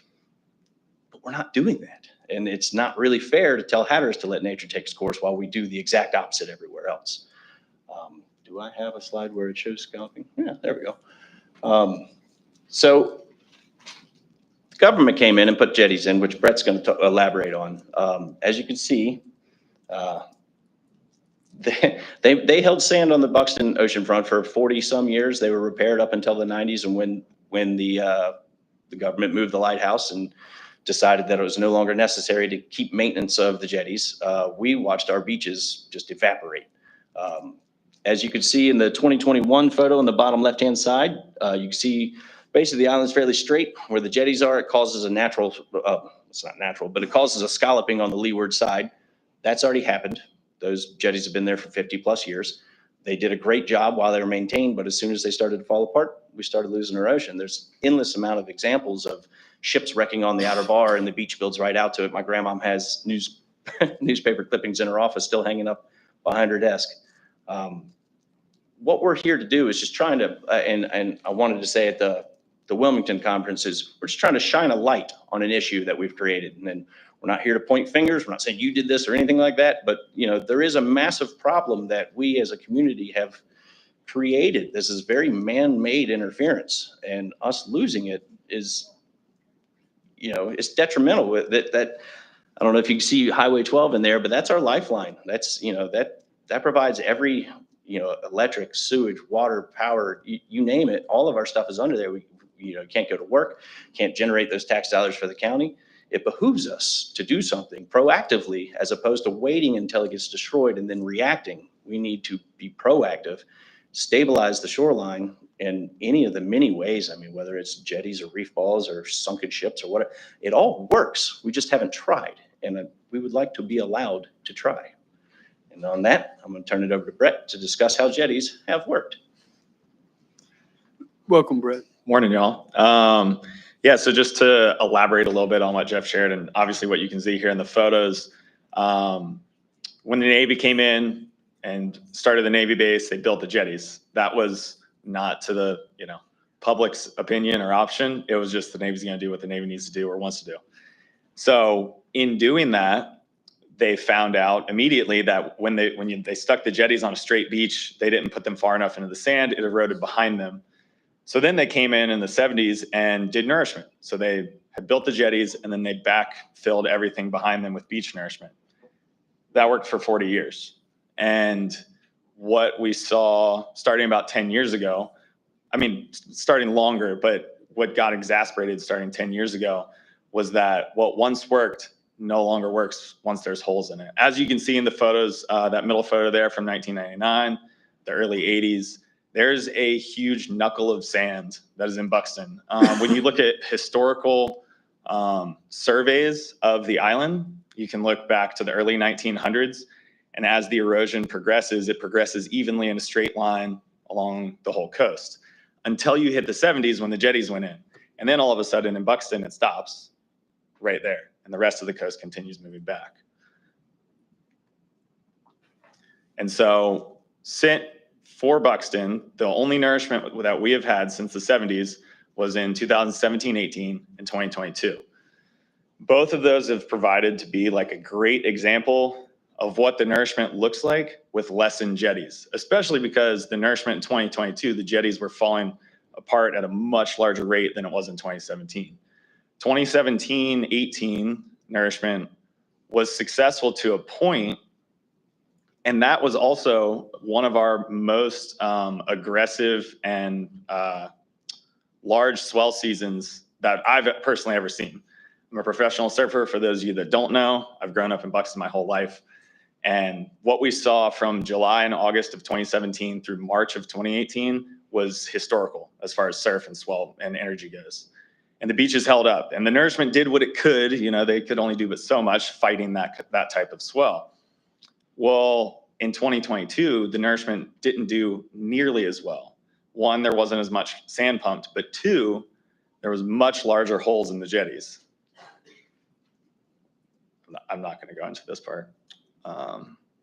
And so here's where we get into the degradation of the jetties and why we're seeing less effect from the nourishment as the jetties are falling apart. In the 70s, you got whole jetties and nourishment that lasted until the early, like around 2010. So 40 years. And then nourishment in 2017 lasted a smaller amount, because in 2015, what we noticed, I don't know if you can, I guess you can see it, that center photo, January 2015, you can see the amount of sand on the north side of the jetty. That photo is taken looking from south to north.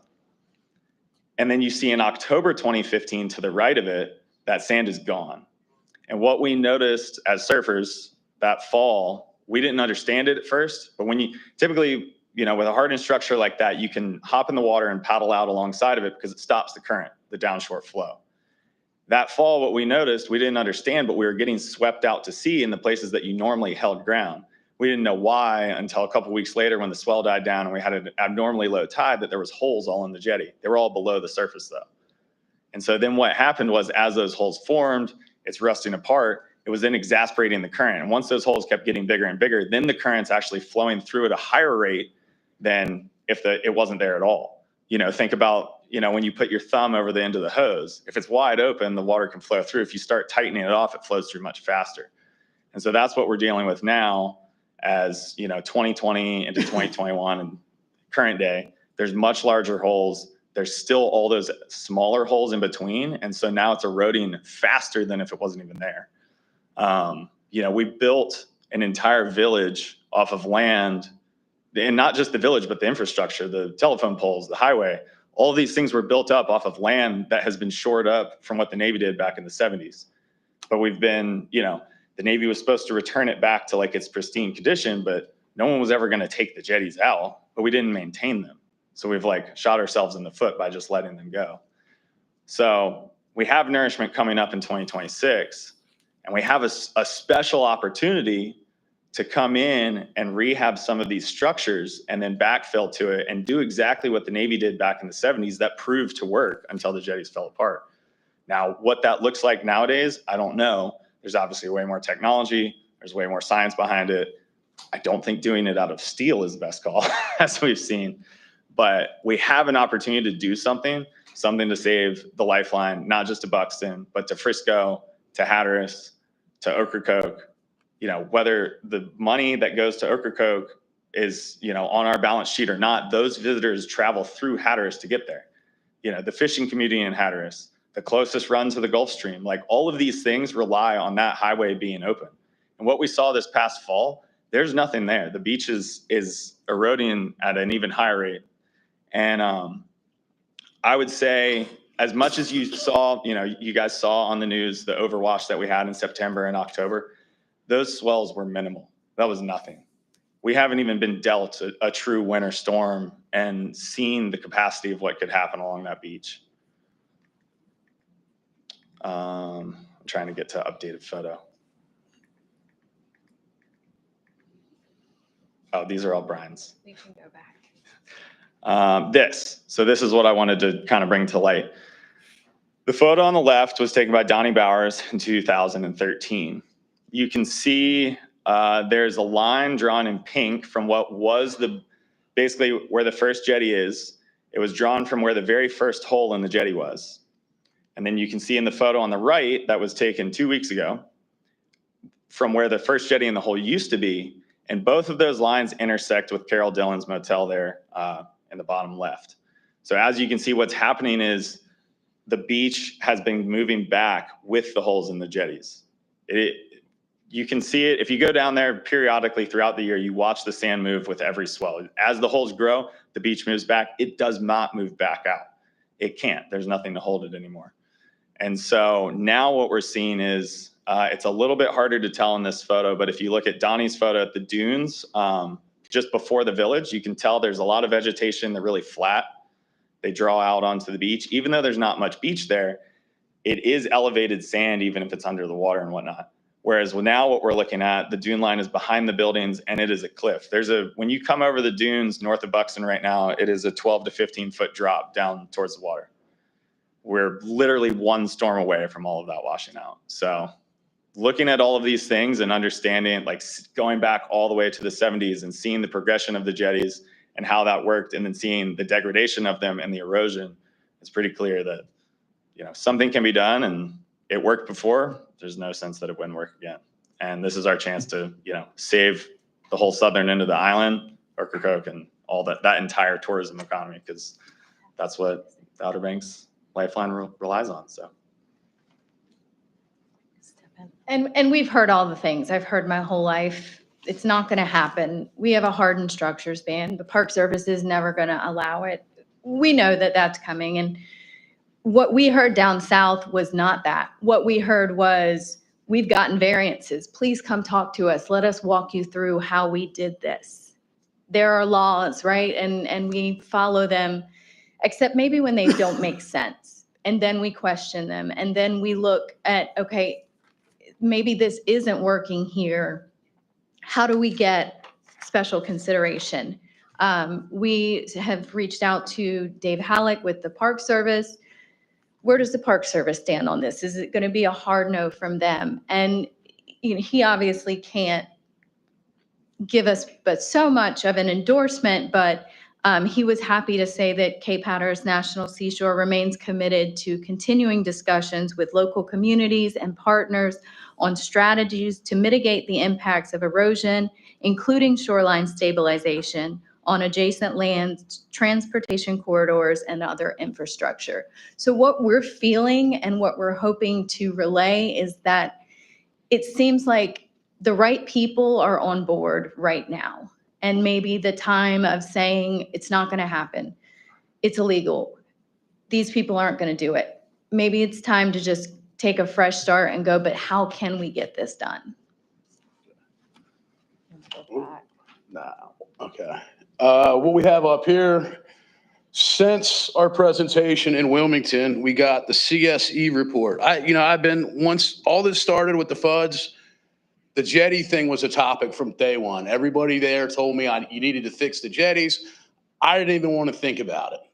I wanted to deal with what we were dealing with. It was as far as the pollution, and if the opportunity presented itself, then we would kind of shift focus. With now our legal representation in DC, he is committed to the jetties.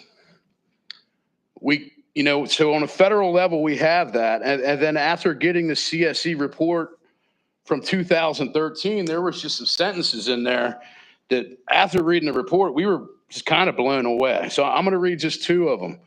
And the report, we'll send this over later, I guess, to everybody so you guys can read it for yourself.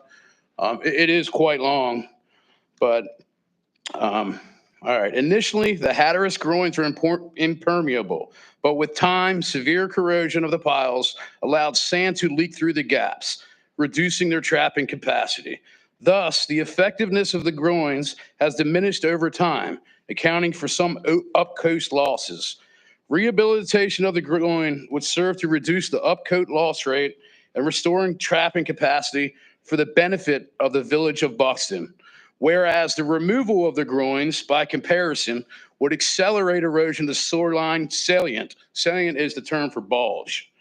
And lead to a straightening of the coast between the village of Buxton at Cape Point at the expense of existing oceanfront properties. So what Brett and Jeff have been saying all along, science is confirmed. And that's just one sentence. And here's another one that was a pretty good one. And this was the Army Corps of Engineers in 1999. With the lighthouse now situated 1,600 feet inward of the beach, shoreline protection measures for the structure are no longer needed. However, it is apparent that the groins continue to hold a major section of the village of Buxton shoreline in place. Their influence extends to Highway 12 immediately north of the village motels. So, I mean, I don't even, what do you say about the report that's 12 years old? The whole report's pretty damning. And if we don't do something, if we just didn't bring this up, I just, we appreciate Mr. Rob moving up the beach nourishment to 2026, but we got 18 months. We got the BCA, we have representation at the federal level.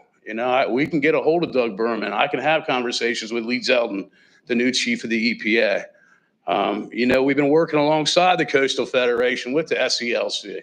I mean, why not bring everybody together right now and really take a look at a variance on the camera permit to replace the jetties? And that's, Guys, I was going to ask you to kind of summarize. You've covered a lot of ground. Yeah. We went surfing, we've had jetties, we've had corrosion, we've had accretion, we've had salience. If you could boil this down to, I am in charge, I'm the king, I have all power, what would you do? Would you replace the jetties? Is that what I'm hearing? I'm trying to figure it out. I've heard two things prior to this last one, and that's fix the jetties before the beach nourishment, before 2026, and also ask for variances to fix the jetties. Those are two requests. Is that it? Those are two, and he's just brought up a third. What's his third? Third is coming together, all of us getting together and discussing what he just went through. Yeah. Am I right, Brian? Am I on target? No, absolutely. I mean, we're real worried about Rodanthe. Obviously, as we dove into this, and I've talked to Reed Corbett. We've met with the Coastal Science Engineering Program at UNC Wilmington, from Duke, NC State. I mean, we've done the due diligence on all of this, and we're not hearing a no from anybody. How many jetties are you talking about? We don't know, Mr. Ross. We don't That's know. not, And that's the thing is, we're not coastal it's engineers. not ours to know. Bobby can address it. So we've got a lot of stuff. It's a lot. So I'm trying to sort So it out. let me try to be a little more methodical. The jetties, everything they told you about the jetties working is true. Our engineers have told us that as well. We've been to the Coastal Resources Commission more than once trying to find a way to repair those jetties and have been turned down at each occasion because The Coastal Resources Commission has turned us down repeatedly. Am I hearing that correctly? the Coastal Area Management Act doesn't allow hardened structures on the beach. And the jetties that have been built in North Carolina recently were done under special legislation for inlet management areas where there's an inlet, and we don't have an inlet there. So we don't fall, and they only allowed 6. And so we don't fall under that legislation. And so for us to get a permit from the state, it's not a federal issue with the permits, it's a state issue. We'd have to go to the Coastal Resources Commission. We'd have to go to the legislature and get the legislation changed to allow that, or we'd have to try to figure a way to repair those under the current legislation that's there. That's where I was gonna go, and we have- repairing what's there. And we have tried that on several occasions and have been told that we don't meet the criteria. So what we have done recently is we've asked our engineers to go in and look at those jetties in more detail, find out what the underwater structures are. I'm not going to go into the details, but there's a rule called the 50% rule. And if you can meet the conditions of that 50% rule, you can compare. And so what we're asking them to do, which hasn't been done yet, was to take the full length and run of the jetty, see what's under the water, what's above the water, see if there's a way to make this and shoehorn it into that 50% rule. If there is, then we're at a place where it's a permittable project through the Coastal Resources Commission. And then the question then becomes, is the Park Service going to give us the permits that we would have to do that, even if the Coastal Resources Commission approved it? The answer is much like they told you. We've talked with the Park Service on a number of occasions. They recognize that access to their lighthouse and access to their park is dependent on Highway 12. They also recognize the erosion rate that's there, and they recognize that the damage that the jetties have done on the downdrift side have already been done. And in theory, adding a jetty now or repairing that jetty won't do any more damage to the park than has already been done. And so we believe, again, this is general, that we have a good argument with the Park Service to move that forward as well. And so whether we can get all of that done in confluence with the nourishment project that's coming out in 27, that would be ambitious, because we've got everything going wide open to try to get the permits to put the sand on the beach. And the earliest we can do is 26. 26. Right? In 26, doing everything possible to speed it up and having all the agencies working with us to speed it up. To start from scratch with the groins and get them done in a year is very unlikely. But it doesn't mean that we stop, and it doesn't mean that they don't need to be done. The CRC, there are two ways they can be looking at this with us. One, we hear you, we support you, let's find a way to get the exception in. Two, we don't like you, and we're going to use every aspect of this law to stop you and block you. Do we know which side the CRC is coming along? They've been directly on the fence. This is what the rule says. Yeah. To meet this, you got to follow those rules. If you can meet them, you can do it. If you can't, you can't. And so that's Well, what yeah, we're not now- getting the, yes, let's find a way Now- to do it together. That's it, forget it. At the same time that this is all going on, we have been talking with the CRC and some of the leaders at the CRC I have about how do we get a discussion going about other tools rather than just straight beach nourishment to protect beaches, not just in Dare County, but in North Carolina. And, there's all kinds of stuff out there, but they all involve some kind of a hardened structure or some kind of a structure doing certain things. And none of that stuff is allowed.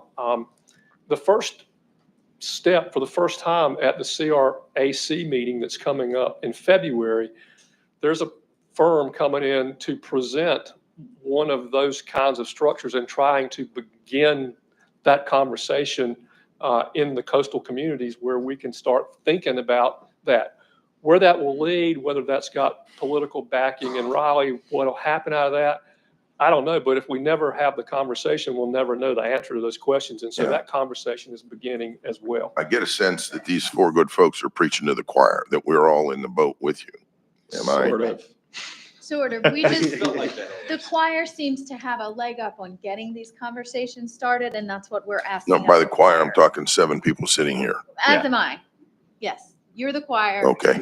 But you have a seat at the table that we might not. So we're just asking if it's time for these conversations to start happening. Let's start happening. I see you, Brett. What do you want to say? And acknowledging the 50% rule to the permit. On a jetty that's 50 years old, the county or state or whoever waited 45 years to see if it was viable, and there was 50% to repair. There has been 20 some years of time to do that prior. And I would also argue as far as timing on building jetties and times with the nourishment, I would argue for starters, you would only need at least one to help, and then you could work on the others on the backside. Because that's what we've seen. There's really only been one for about 10 years. The others have been gone. There hasn't been anything there to hold sand for a long time. It was really just the one. And again, the hole started about 10 years ago and they were exacerbated from 2021 is when new sections started falling down, and then into 22 and 23. We've lost little bits and stuff, but mostly the holes are getting bigger. But so it's proof that one, and really only even part of that one helped us up until the last 5 years. And Coastal Studies, if they're telling us, do we need one, do we need three? I'm not saying only do one. I'm just saying you can start with What we're one. trying to do is figure out what we can do to increase the life of that project, because if we can hold those projects in place 5 to 7 years, that's all we need, because we've got funding in place to do the nourishment on 5 to 7 year intervals. And so we can do that. And if a 50% rule means we only have to do a portion of those 3 jetties, then that gets us closer to 50% of the overall value. And that's what they're trying to work at now. If they come in and say you need more than one jetty to make it work, then we've got to look at that too. And we haven't talked about funding any of that yet. So, that becomes yet another issue. So again, we hear you. This isn't something that no one's acting on and nobody's doing anything. But again, if we're expecting to have a jetty in place by the 26th nourishment project, that's unlikely. I will say, the 50% rule, I think it's just a feeble attempt by the state. They threw us a bone in 2017. I mean, no kidding. They maintained the jetties up pretty much every 2 years up to 1997. And then 20 years later, you're going to say, you guys, we can't repair them. They moved the lighthouse and they forgot about the jetties is what happened. They waited 20 years from 97 to 2017 to do a study of the 50% rule. I mean, we all live there, things rust. To wait 20 years for repair, it's almost laughable. And I just think it's a very invalid argument on the state's part. I think it's pretty irresponsible of them to wait 20 years, especially with the 2013 report we have that pretty much laid out that the village of Buxton's doomed if the jetties collapse. And we're almost there now. So, and then on top of it, you got a FUD site. So. Yeah, and the government originally put in those jetties without asking the town or whatever. They just kind of did it. Jetties cause a scouring. If the jetties are to go away or to be taken out, the report says the oceanfront will realign, but it's going to realign with the scalloped out part, not, you know what I mean? We're going to lose the entire oceanfront of Buxton. And that is through no fault of our own. We didn't put the jetties in. We'd had no say in it. It was just done. And Hatteras Island has been there my brother's the lead archaeologist on the island. He finds stuff from BC era all the time. So Hatteras Island has been there for a long, long time. It's kind of like the mouth of a river. The river delta grows. Hatteras Island has 2 of the world's largest rivers, the Labrador and the Gulf Stream, colliding where we are. We're a natural sand deposit. To watch us erode is man-made intervention. And these jetties, they've already been done. They need to be repaired, because if they're not, we're going to lose all of Buxton. We're going to lose Frisco, Hatteras, we're going to lose Highway 12. It's irresponsible to not do anything about it. And I know that we've been asked about it because we have literature from the old civic associations from 40 years ago asking for these things. So this is not a new issue. And that argument has not generated any movement. Not until we picked it up again. No, I'm talking, you've talked now. Why aren't we doing it now? As you explained, it's not going to happen quickly. But I'm hearing, Well, you're dealing with no movement at the state level for removal or change or modification to the hardened structure ban. Would that be legislative or would that be CAMA and CRC? That'd be legislative. Legislative. Okay. Thank you. And Brian, listen, I think we're on your side. Yeah. Oh, yeah. I mean, I was in DC when y'all were having the meeting, talking to the legislature about the Buxton site. Yeah. We're open to doing this immediately and getting in front of our legislators with all 3 of those issues that you've just brought up to us today. And I'm open to do this sooner rather than later. As soon as we can get in front of them, we'll make a trip to Raleigh and to DC as well to try to get some help there. But, you know, I couldn't agree with you more. If there's others out there that's gotten variances, why can't we? And we need to push that hard. And then bringing everybody together to see if we can come to some kind of agreement to make I things have a happen. question. You all said I don't make sure we're using our terminology. Can you tell me where they got a variance to Yeah. put in a jetty? Yeah, help I'm us not with that. aware of a variance. Not a jetty, I'm the 6 hardened structure exclusions that you mentioned, Ocean Isle. Oh, okay, well, that was all, that Yeah. wasn't a variance, that was legislation that specifically allowed those. Okay, Okay. fine. Well, same thing. Yeah. Yeah. If them, why not us? You said it right here. And on we the- don't, you know, the big thing is with the CAMA laws, we understand how they cause a scalloping on the south end and north end. And, you know, we understand Redanti, we're fixing what's already in place. You know, we don't want to see jetties across Hatteras by any means. And I will say that you guys all know John Hooper very well. Yep. He was the commissioner during the time of the lighthouse move. He's in Florida right now. He wanted to be here today with us. So he would love to help this cause. And I told him I was going to pull him out of retirement. He wasn't really too happy about it, but he's willing to get involved in this. He would like to speak with you We'll guys. take all the help we can get. Yeah. Yeah. And That's all we're asking for. We don't mean to sound combative. We're here because we believe that y'all will help us. Otherwise, we wouldn't be here. So thank you very, very much. Bobby, I got a question. So we talked about the 50% rule.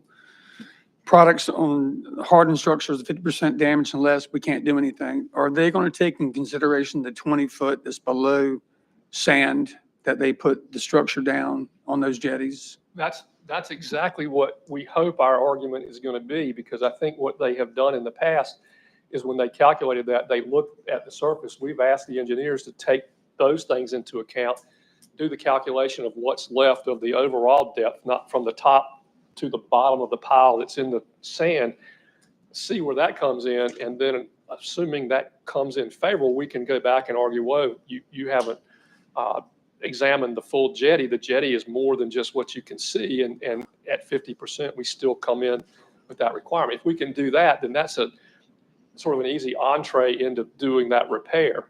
Yeah, and it that's goes our into goal. the So dune line too. We don't think their math is mathing on that. We're with you guys. And so when we going to hear about from the engineers on that? They're doing the work now. I don't know, Dave, do you? They're working on the FEMA stuff, just trying to get it. I mean, done today, so we tasked them with that project back in the fall, and I'll be honest with you, I don't know where they are in the process. Okay, because that's the first thing we got to do. For sure. Guys, Thank you, guys. I gotta go back to work. That was an excellent presentation. Thank you. Very impressive. Yeah, thanks for your time. We appreciate you guys. You guys, as far as I'm concerned, you're the only government I have any faith in right now. You know, I don't think Raleigh's going to help us out too much. You know, I think they're going to have to get checkmated in all this. And I just, the 2017, the 50% rule after 20 years of not maintaining them, it's pretty laughable. And not seeing what's underwater or buried in the beach, only looking at what you can see. It's kind of silly. Thank you, brother. guys. Thank y'all. Thanks, y'all. Appreciate you. Thank you. Chairman, that brings us to item 10 on the agenda. This is a presentation from the Older Adult Services Advisory Council to present their annual report. Maggie Dennis is here for that. Good morning, man. Thanks for Good being. morning, y'all. I'm like blown away by that presentation. It was really good. So good morning. I'm Maggie Dennis. I am the chairperson for the Dare County Older Adult Advisory Board, and I'm here to present our annual review. But firstly, on behalf of the advisory board and its members, I'd like to welcome Commissioner Kreef as our new commissioner representative, and also extend a welcome to our newly appointed North Carolina Tar Heel Delegate Representative Jennifer Tolbert, which I think y'all are doing later today, for sure. I am honored to be the alternate to that legislative position. So we look forward to having strong advocates for our older adult population. A brief reminder about our advisory board. It is made up of 11 rotating members, and we have been meeting since the 80s. And since 2022, we have been able to rotate through the different centers and meet there. And this has allowed us to see firsthand the centers, their accomplishments, and their needs. These centers are helping seniors remain independent, prevent isolation, promote healthy, active living, and we base our recommendations on these visits and inputs with the older adult community. Each facility continues to offer active living programs. Art programs, clubs for all interests are popular. All centers are dementia-friendly and are holding Aging Well series of classes, and the centers continue with caregiver and senior programming. Our most active age group that utilize each of these centers is vast at ages 60 to 85. I'm sorry, take that back, 60 to 79. We are especially seeing in the Thomas A. Baum Senior Center, which is in Kill Devil Hills, a growth in population. We judge this by the fullness of our centers, the programming, and the wait list for these programs. The Baum Senior membership has grown, and the numbers last year were 750 members and adding another 639 for 2024. The increase in member check-ins for events or new activities grew 48.6% since 2023. Our older adult participants are greatly outnumbered their under 55-year-old participants in all activities, including fitness. The Fesden Center serves 722 participants in a variety of older adult activities. Their fitness classes and their pickleball participation has an average of 430 participants a week. The Virginia Tillett Center has approximately 1,716 active members in 2024, and 1,118 of them were aged 55 to 85. That's a nice range right there that it's being used. And with the Fesden and the Virginia Tillett Community Center as multi-generational centers, we continue to focus on updating where needed for the older adult community. We hear from many that they are not aware that at 55 years young, they are able to participate at center offerings. Many persons are still working full-time at this age and has been asked to have evening or weekend offerings of classes and events. We understand staffing is an issue and the key to any change. One idea is to maybe stagger staff hours or to hire a part-time person as a solution if the need is there. This would be mostly for the Baum Center, as the Virginia Tillett Center is usually open till 7 p.m. most days. The improvements requested last year for the Baum Senior Center are continuing. The much-needed bathroom renovation was completed. Exterior repairs, decking, roofing, paint were updated, and the Baum Senior Center parking lot is still in need of attention, flooding, marking, and road repair. Oh, the other thing that came up too is they had a review is self-locking doors, because we have doors that aren't, people can walk in, they don't go through the main door. And so there was a recommendation that we get self-locking doors that people can go out, but they can't come in. They're required to go through the main door. So that's another need that's there. Better access parking, we're asking for better access parking for the elderly at the Fesden Center. We encourage and continue the updates on these facilities and the surrounding grounds. We would also like to recommend that the Baum and Fesden Centers gain additional heated square footage to support the growing population using the centers. The Fesden does not have a common area, seating, or places for older adults to congregate. Consideration for additional space to accommodate special and recurring events would be helpful. Did you know that the average senior center provides an access to 25 daily services, either on-site or through information and assistance? That was a lot of services, and that's pretty awesome. Dare County is very good about that. The additional square footage recommendation would also allow for more offering of classes and the ability to have room for the existing classes, so wait lists are diminished due to the lack of room. I myself have been waiting a year to try to get into a watercolor class, and because the class size is so limited, the area they have it in, you can't really get anybody new in there. Moving ahead, we are happy to welcome the newly formed Baum Senior Center Advisory Board with Irvin Bateman as our commissioner representative, and again, Jennifer Tolbert, who is our new North Carolina Senior State Legislative Rep, as the first chairperson. We know this combination will keep the Baum Center on the road to acquiring Dare County's second Senior Center of Excellence, joining our sister center, the Virginia Tillett Community Center. We also encourage support for Dare County to hold a symposium on the state of older adults as our last conference was in 2018. That was 7 years ago. This would be a great outreach program for the public and professionals as our retirement-aged community is always growing. And we would be remiss if we did not acknowledge our amazing senior athletes and artists who participated in the 36 local senior games. There was a 25% increase with 50% of the participants new to the game. We had 64 athletes that moved on to state finals, and 38 of them moved on to nationals. That means they are going to be competing against other states in this country. Hatteras Island was especially represented in the senior games with the cheer squad, the Fabulous Phantoms, and they won a bronze at the state finals. So all the centers are working together on the 2025 senior games, and we're anticipating an increase to approximately 350 to 400 participants this year. We encourage our commissioners, their families, and their friends, if you are 50 years of age or better, to participate as individual or group athletes. And don't forget the silver, I have such a hard time with that one, silver arts. They are artisans, performers, and craftsmen who participate. We also extend an invitation to you, our local representatives, to acknowledge our seniors by attending our opening ceremony being held on April 28th, 2025. And on behalf of the Older Adult Advisory Board, we express our thanks for your continued support and the interest in our older adult community. Any questions? Any questions of Maggie? Thank you so much, Awesome. Meg. Thank did you. great work. Yeah, thank you. Y'all have a great day. Chairman, that brings us to item 11. This is the Dare County Parks and Recreation Needs Assessment. We have Mike Norris and Nate, I'm going to say it wrong, Halbuka here to make that presentation. One thing just for the benefit of the public, and I'm sure they're going to reiterate it, as they make this presentation, they're going to present to you the data that they receive.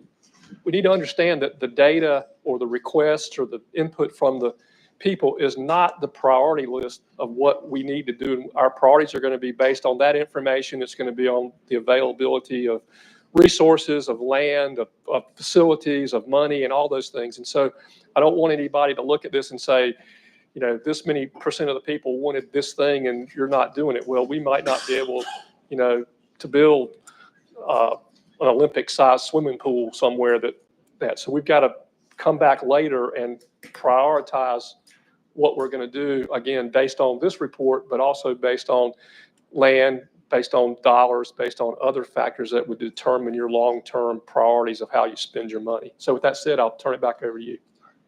Welcome, Spencer. Good morning. I just wanted to introduce Mike Norris and Nate Halabuka from McGill. We've been working on this needs assessment since about September, August, and they've been working hard on looking at all of our facilities. We did a countywide survey, and we had 8 focus groups, and they did a tour of all of our facilities, and here they are just to present a summary of their findings. Thank you. Welcome. Mr. Chair, Commissioners, I appreciate the opportunity. Perhaps I could make this as brief and hit the highlights of this assessment as we go through this. And Nate's going to come up and chime in with us also. But let's see. Oh, there we go. All right. As manager mentioned, this is an evaluation of just the county facilities. This doesn't include some of the other local communities with Nags Head, Northern Beaches, and other providers, but just focusing on Dare County facilities. Don't go too far. Just to give you a little bit of what we want to cover, who we are, what facilities we have. I want to touch on the great community engagement we had from the community, as well as benchmarking ourselves with other communities and the findings and next steps. This is a discovery, understanding of who we are, what the people are saying, but also to serve more importantly as a guide for how to move forward. This summary, if you've had a chance to look at it, we have several sections there addressing most of the things I've already mentioned, but more importantly, the community engagement and needs analysis. Dare County is very unique. In fact, it's more unique than compared to any other county in the state. Some of those unique qualities, we all know the coastline, the median age of 48 compared to the state average of around 38. Of course, the seasonal population grows tremendously during the summertime. And then we expect some moderate growth over the next 10 years. The Parks Department is divided in 3 main divisions, as you know, and some of our survey is geared upon that, as structuring how, in reflection of that community, of those communities and the divisions. I'm going to let Nate quickly touch on some of the important parts of the county parks. Just go on. We're going to just stand up here. All right. So as Mike alluded to, some of the things that we looked at is not only did a countywide survey, but we wanted to make sure that we broke it down into those different service districts or those divisions so that we could understand not only overarching county need, but also what those specific telltale signs were within the needs within the community.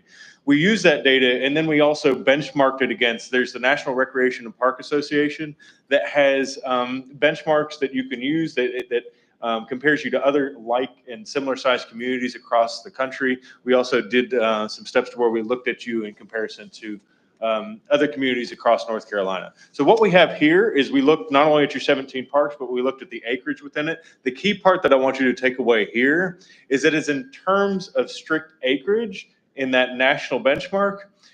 Dare County does not have a lot of acreage.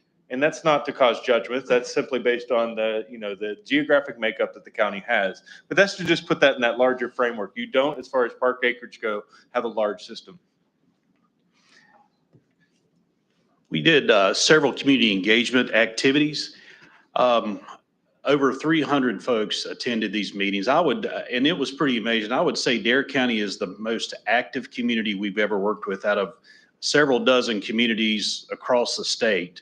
In other states, actually, you have more folks that are doing more things, different activities of all ages, and they're very vocal about it. They're wanting more, to sum that up.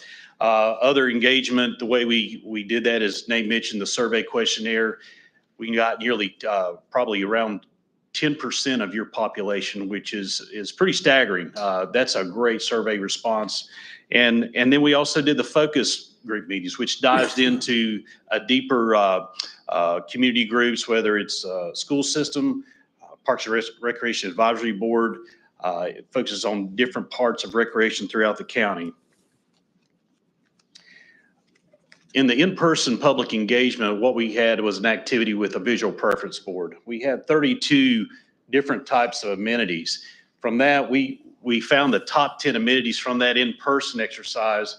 You can see that list. I'm not going to go through all of those, but it reflects the general cross-section of adventure play, gymnasium, pickleball, a variety of indoor as well as outdoor recreation were the top 10.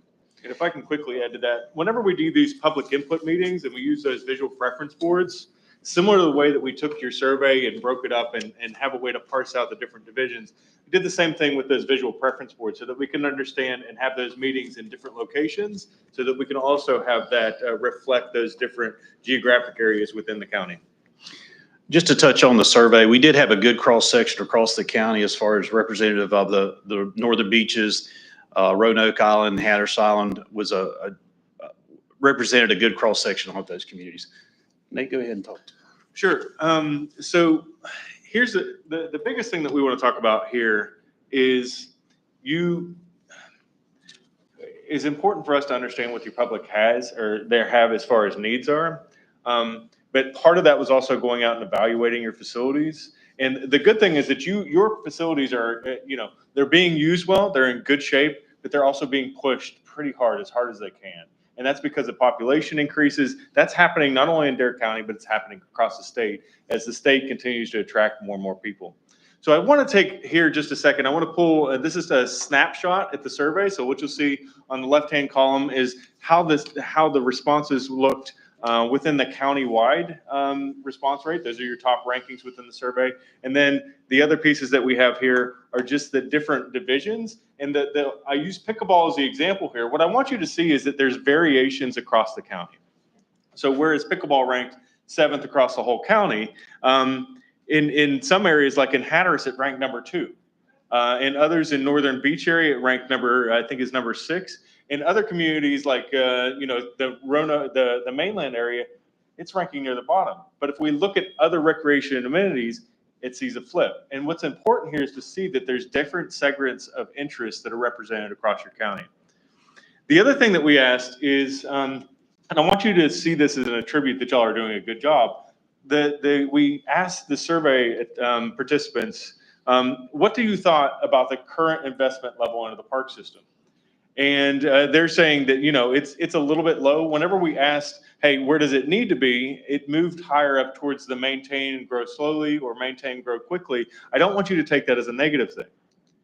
We're going to get to here in a second, program participation and park usage. What it's showing is that you have attendees that really enjoy your parks and they want to see more of it. They love your facilities and they want to see more of it. It's more affirmation than a judgment over the current investment levels. The other thing is Mike pointed, this is a multimodal process. I think he's touched on this a little bit, that those focus groups really give us key details that maybe not come out through the surveys or the public input. So that was taken into consideration. We've talked about program participation. Like, read them and keep up. Okay, sure. You go back one. Yes, sir. So, and what we do as part of the focus group meetings is to look at different segments of the population. So whether it be athletics or, the aging population or school age or so on and so forth, we're taking that and gleaning more in-depth information from those focus groups that are part of that. The next piece that I want to shift on to is we did a program evaluation. And the biggest thing that I want you to see with this is that your park programs are trending upward. You're having more and more usage of those programs. At the same time, generally your facilities just stayed about the same. Those program increases are happening both seasonally, no matter what season it is that programs are attending. Those programs are increasing, as well as those different geographic divisions. Those programs are also increasing. What the big picture that I want you to take away is that across the board, patronization of your parks and programs are increasing. All right, so this is one, and I want to pause here for a second. As I mentioned, we take a look at a benchmark. We're comparing your community across national benchmarks, which means that we're going to look at how many facilities you essentially have, and then how many facilities communities across the country of the similar size have. And then we see, are you above or below certain type of amenities? This helps us gauge, do you need more facilities in certain areas or do you need to go below? A couple key factors is right now, some activities such as pickleball and pickleball really is y'all are doing a good job of meeting that as far as we're looking at the benchmarking piece. It's you're meeting above benchmark levels in that area. Other areas are above benchmark, but maybe not as far, which is softball and baseball and indoor recreation facilities. The other piece, and then the other piece is that there's also areas where there's need that are expressed. And this is just purely comparing you across your benchmark. So this study went into comparing you within that. And as we go into the next piece, and I don't want to dwell on this a lot, what we don't want to look at whenever we're looking at this is these are your level of services. And this is more or less saying, here's how you stack up in each one of these more or less divisions. And these are expressed needs. Now there's different ways, and whenever you get into this comprehensive planning process, there's multiple ways to meet these needs. It may mean armoring a system that's out there, meaning that if you have athletic fields, you may get more use out of an athletic field if it's a synthetic turf. Therefore, you're able to meet more of that need. It may mean that you do need to build more facilities. It may mean that if you have somebody or a program area that has low interest in a particular area, that area needs to be repurposed towards something else. So what this is doing is just giving you a snapshot in each one of these areas and across the system of how you're stacking up right now, The next piece is how you start to meet those needs. This is giving you, again, we did this for all the different divisions. So next up, Okay. yes, sir. Flying through, is there something that we need to take away from each division, or were they all uniform and homogeneous? No, you're absolutely, I don't know whether or not you're a genius or not, but yes, there are divisional differences within it. That's what I was hoping you'd Yep. point out. 'cause Yeah, I there saw are it. divisional differences. And if you give me a second, I'll hit some of the high points of it. So first up, across the entire system, you have a general need in playgrounds and accessible spaces. Those are really important things. The other thing is that aquatics came across as a high level of need across the entire area. How you're gonna go about meeting that is important. In the Hatteras division, there is some expressed need with it for multi-purpose fields. And again, that's not to say that you need to build more. That may mean armoring different things. Some additional needs, a smaller amount, but additional needs for pickleball. And that can be made either pickleball/tennis or pickleball by itself. Again, we've mentioned the playgrounds and the accessible playgrounds.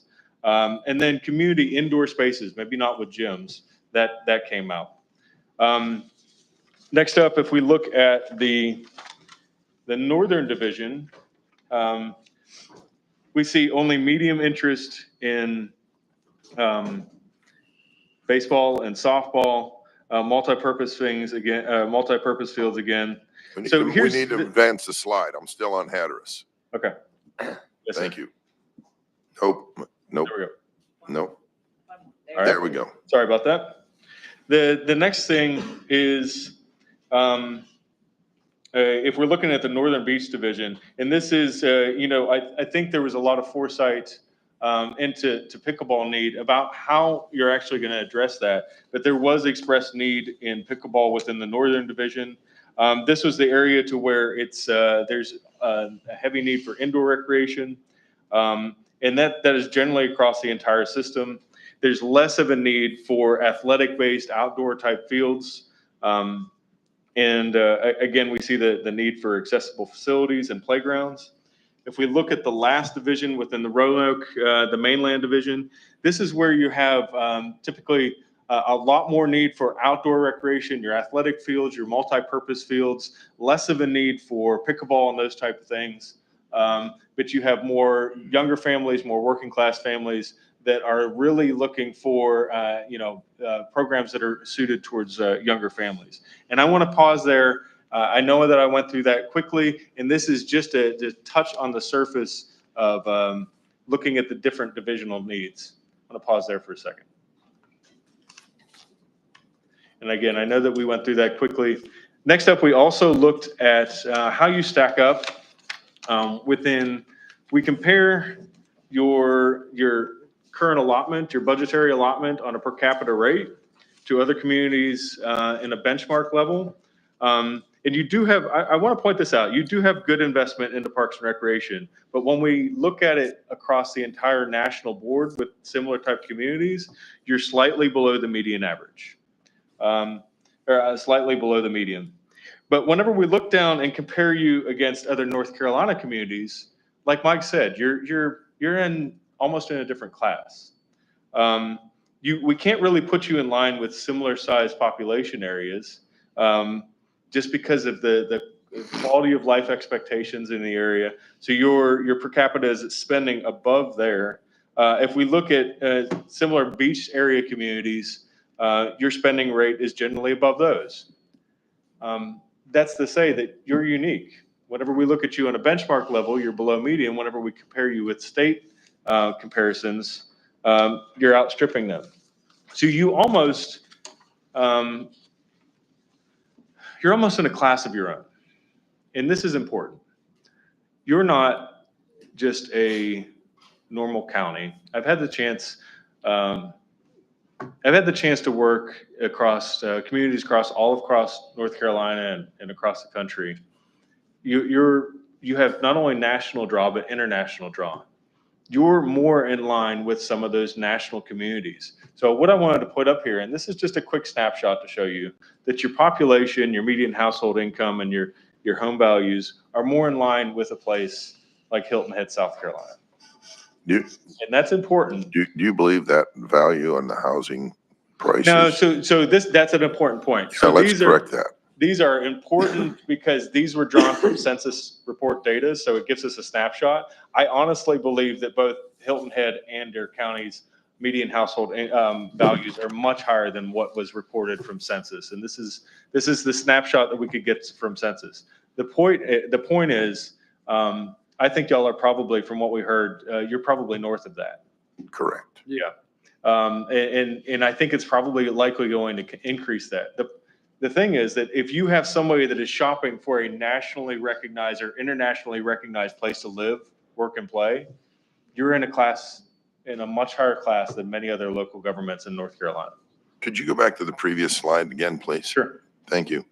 On the very far right, it says per capita, Parks and Recreation amount with a bunch of stars, 3,000,004. Dare County. That is from your budget figures from 2024, 2025. Okay. Advance one slide. What's that? Forward one slide, Yes, please. sir. 2024 Parks and Rec investment, 9.1 million.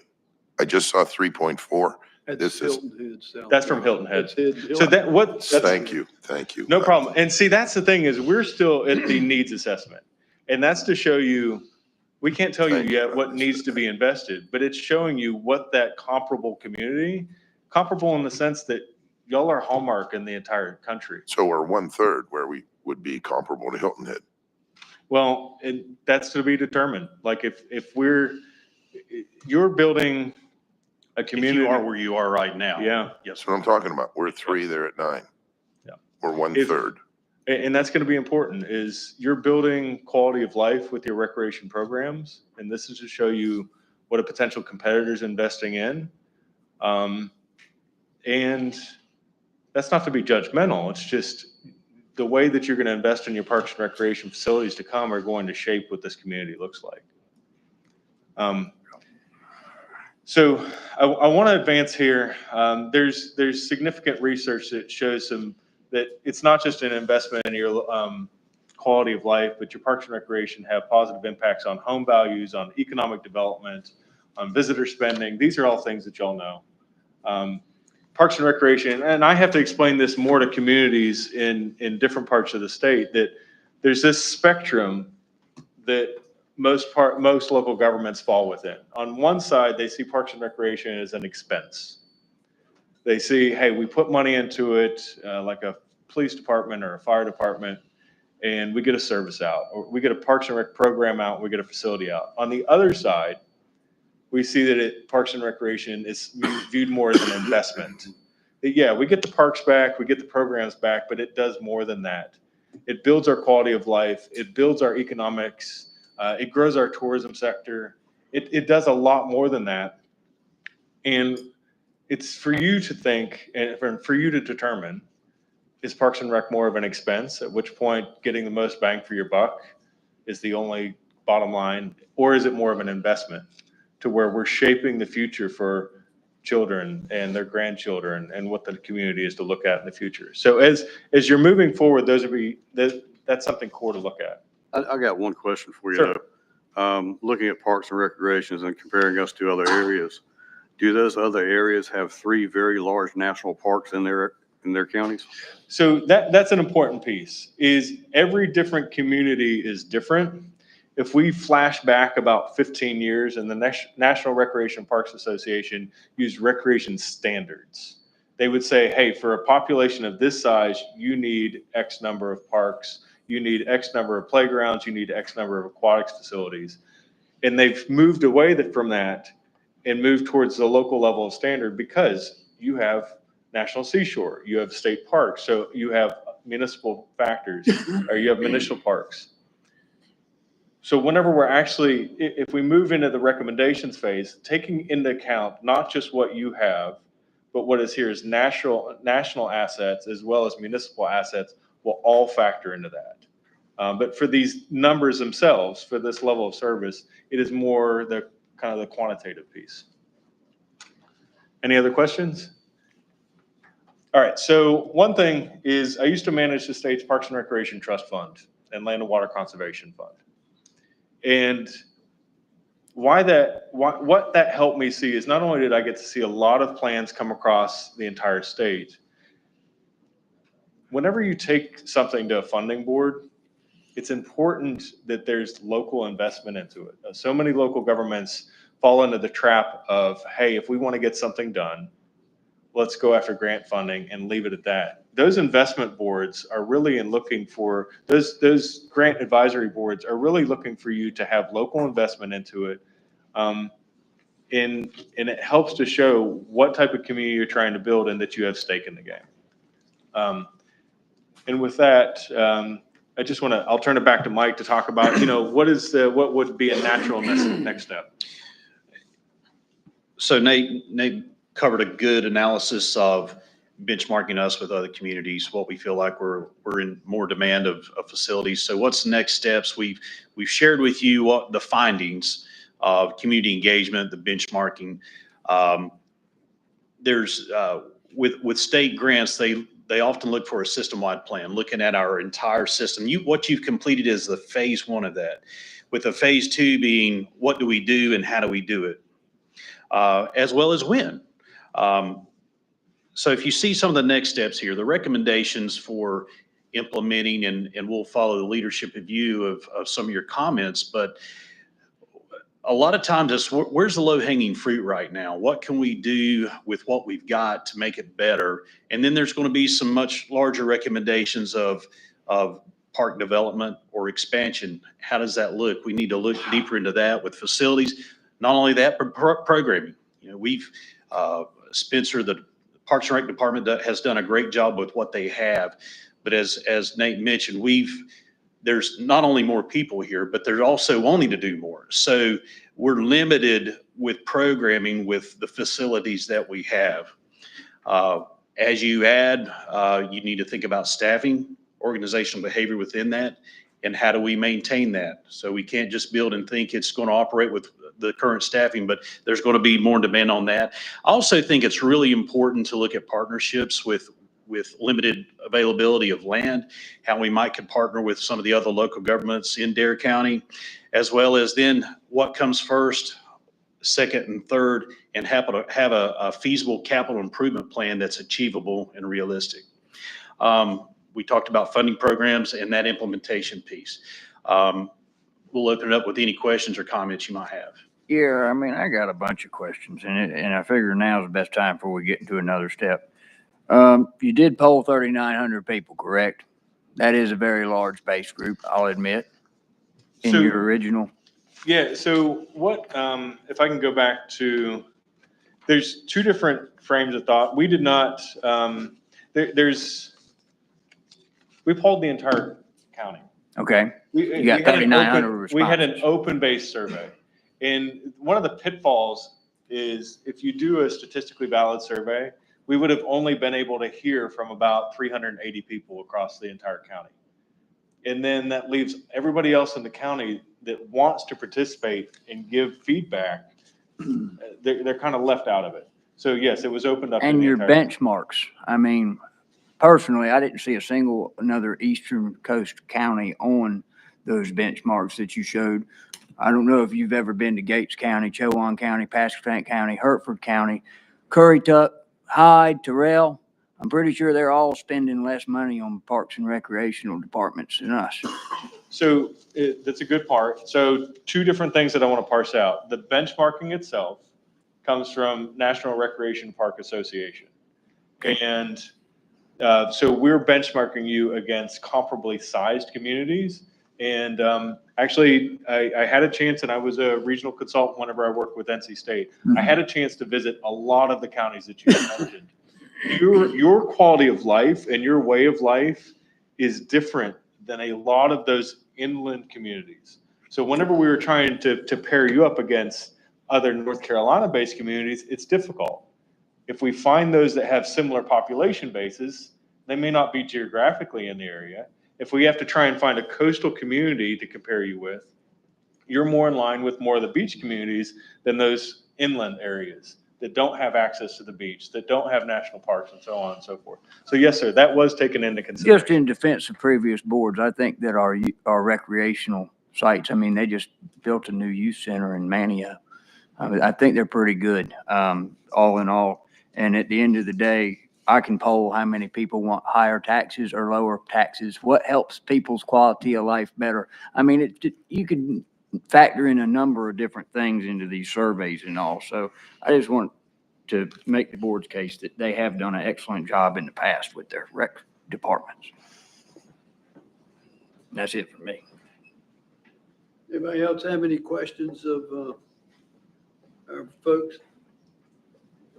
I know we're gonna take this report, and our first thing is for our CIP to look into it and come up, incorporate this. And if you go all the way down to your phase 2, once again, we're gonna look at all that from the CIP point and make some recommendations to the board. Thank you. We Thank you very appreciate much. all your hard work. Thank you very much. Thank you. Let me ask you something on those funding opportunities. If you'll back up the slide prior to that. Sure. Are they matching funds? Yes, sir. Yeah. So I've managed 2 of these personally. Both of them require a match. Most of them are around 50-50 match. There's some other ones that the accessibility for parks grants around, it's a 20% match. And like I said, they're looking for, you can't even apply for them without having some skin in the game, and they're going to look towards it. Is there a specific time frame of applying for these funds? Yeah, so different ones have different timelines. So one of the grants that come up here shortly, early March, is the Accessibility for Parks grant. The Parks and Rec Trust Fund, their deadline is May 1st. The other one on there, the Land and Water Conservation Fund, it's a federal fund that has 3 different openings. You'd likely have an opening in August and then one again in November. Okay, would you make Spencer and his group aware of those timelines? Yes, sir. Okay. Can I ask one other question along those lines? Yes, sir. Some of those grants require you to have a Parks and Rec master plan to be eligible for the grant. And so the second phase of this is to get that master plan. If we're going to meet those May deadlines, can you do it that quickly?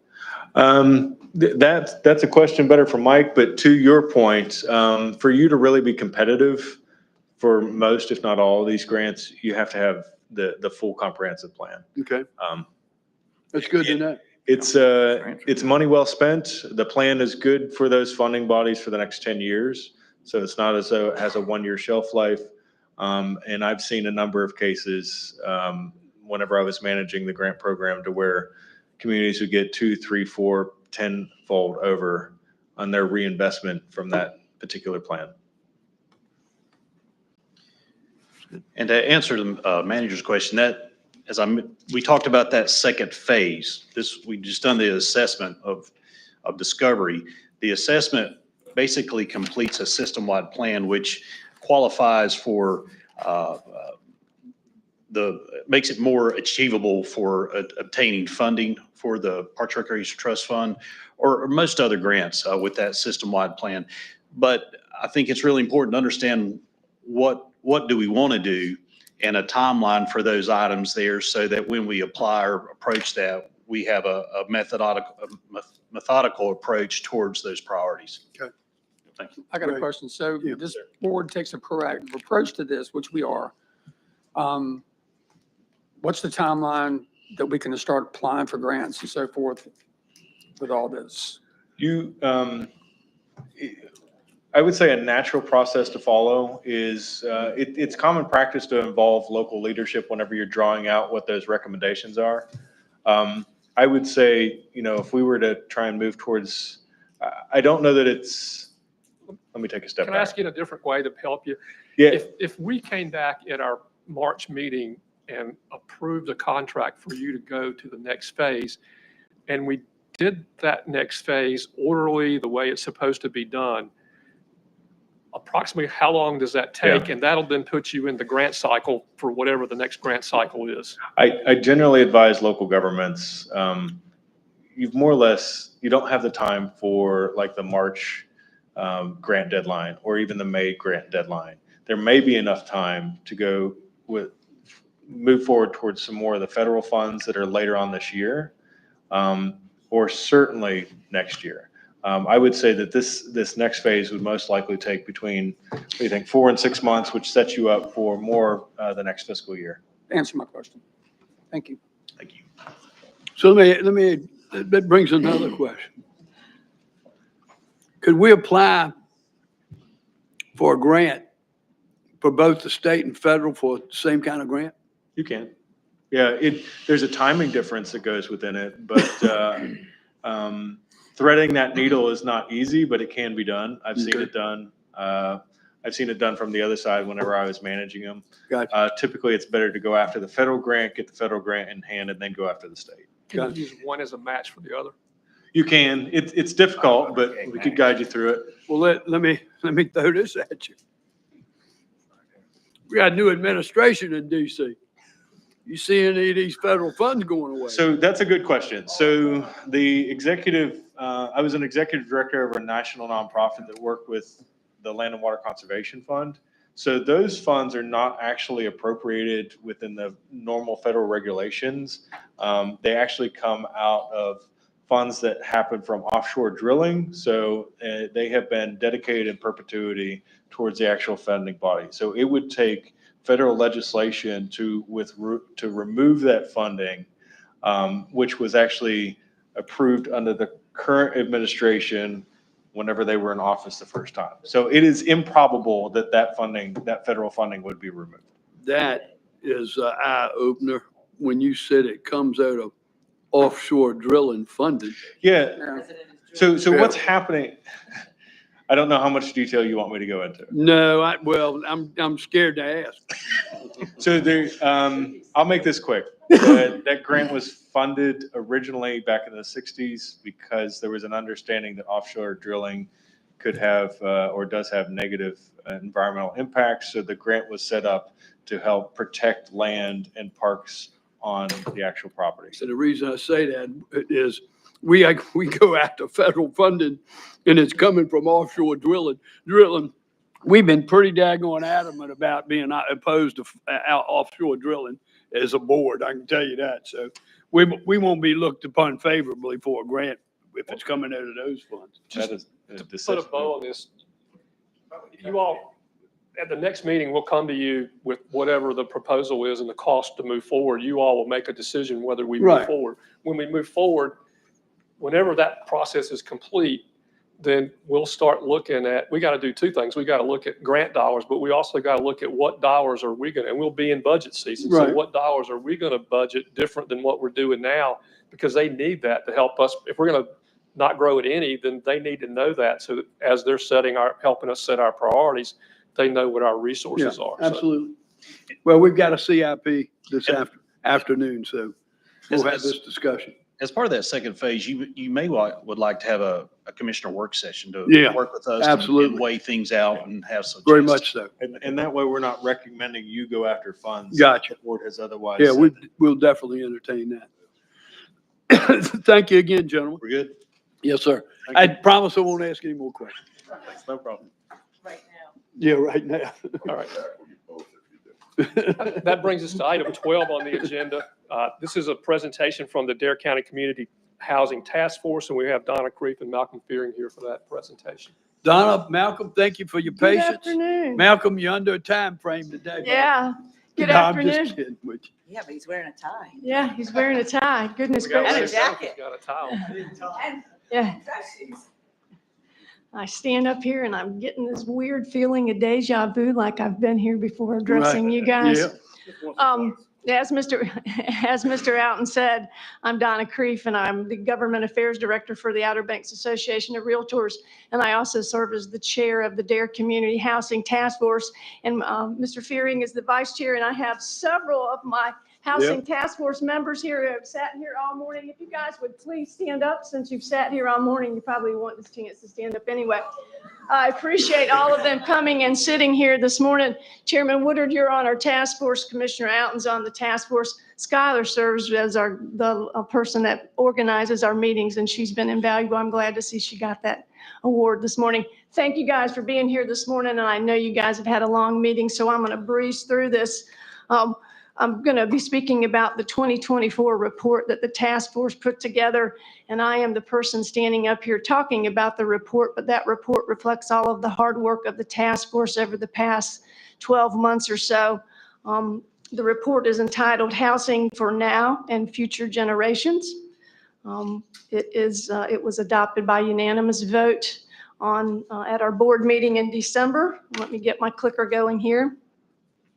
It summarizes all of the research and the presentations that we heard during our monthly meetings and our subcommittee meetings. It presents statistical information, and I'm going to go over some of that this morning to demonstrate the market conditions and the housing needs of our community. It makes conclusions, it sets tasks for 2025, and I've got the location of the report there. It's available on the Dare County webpage, and I hope that all of you have had a chance to look at it. I do want to talk real briefly about the Our State, Our Homes program. The task force decided to submit an application to that in October, and we were very skeptical that we would even get selected for it. It was a highly competitive process. There was 87 different organizations that submitted applications, and lo and behold, we did get selected. We are one of 14 teams. This is a program that's sponsored by the North Carolina University School of Government. Its aim, and this is from their press release, aim is to connect communities with the resources and tools needed to assess and make decisions on how to respond to local housing needs. We have our first in-person meeting this month on February the 18th and 19th. It's an 18-month program. We have to appoint a core team from the task force, and that core team is Mr. Fearing and myself, Andy Garman from the town of Nags Head, Matt Neal from the town of Southern Shores, and Mr. Anthony Fletcher, who is a Hatteras Island resident and a business owner.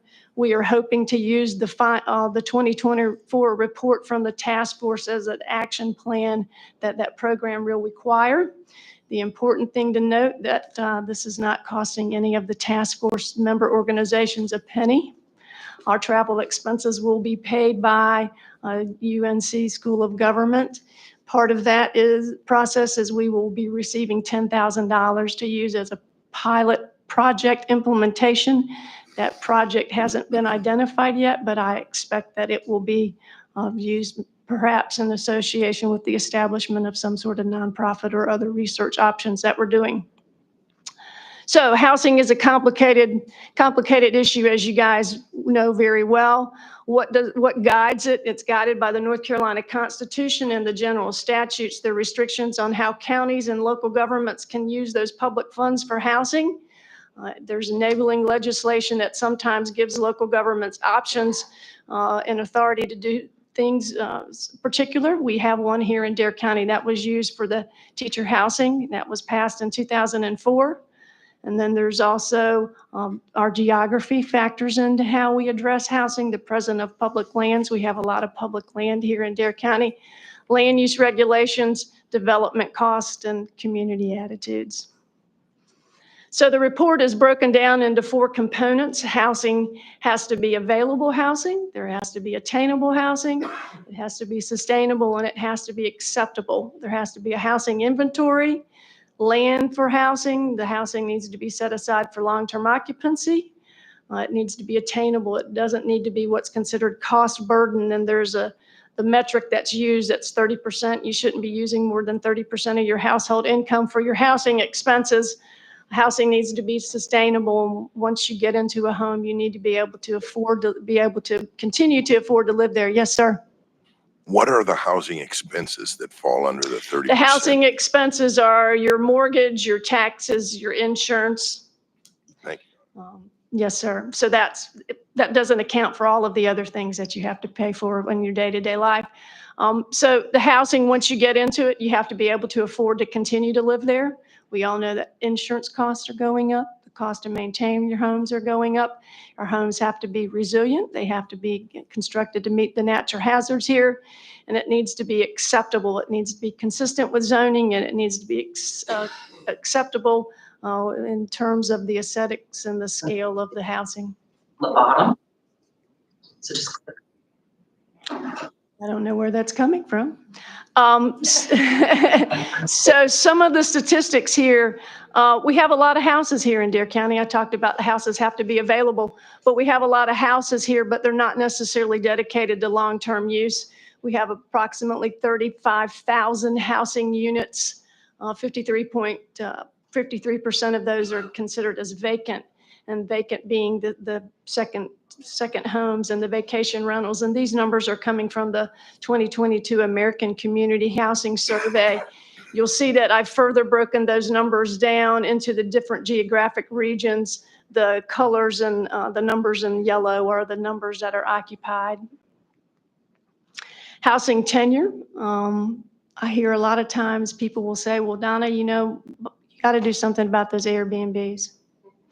Well, that's not so easily done. Our short-term rentals serve as our primary vacation accommodations versus hotels or motels, as other areas have a higher concentration of hotels and motels. The popularity of the online marketing platforms, the Airbnb or the VRBOs, they have impacted our long-term rentals. But what our research shows is that some property owners use the income from those short-term rentals to pay their mortgages. Local governments are not authorized by the North Carolina General Assembly to grant tax adjustments to property owners if they, to incentivize them to use as long-term rentals. There's also case law that regulates how local governments can regulate those short-term rentals. What we also found in our research and speaking with some of our property managers is that some of those short-term rentals are transitioning back to long-term rentals due to decreased demand. Some household statistics. The median home sales price in 2003 was $325,000.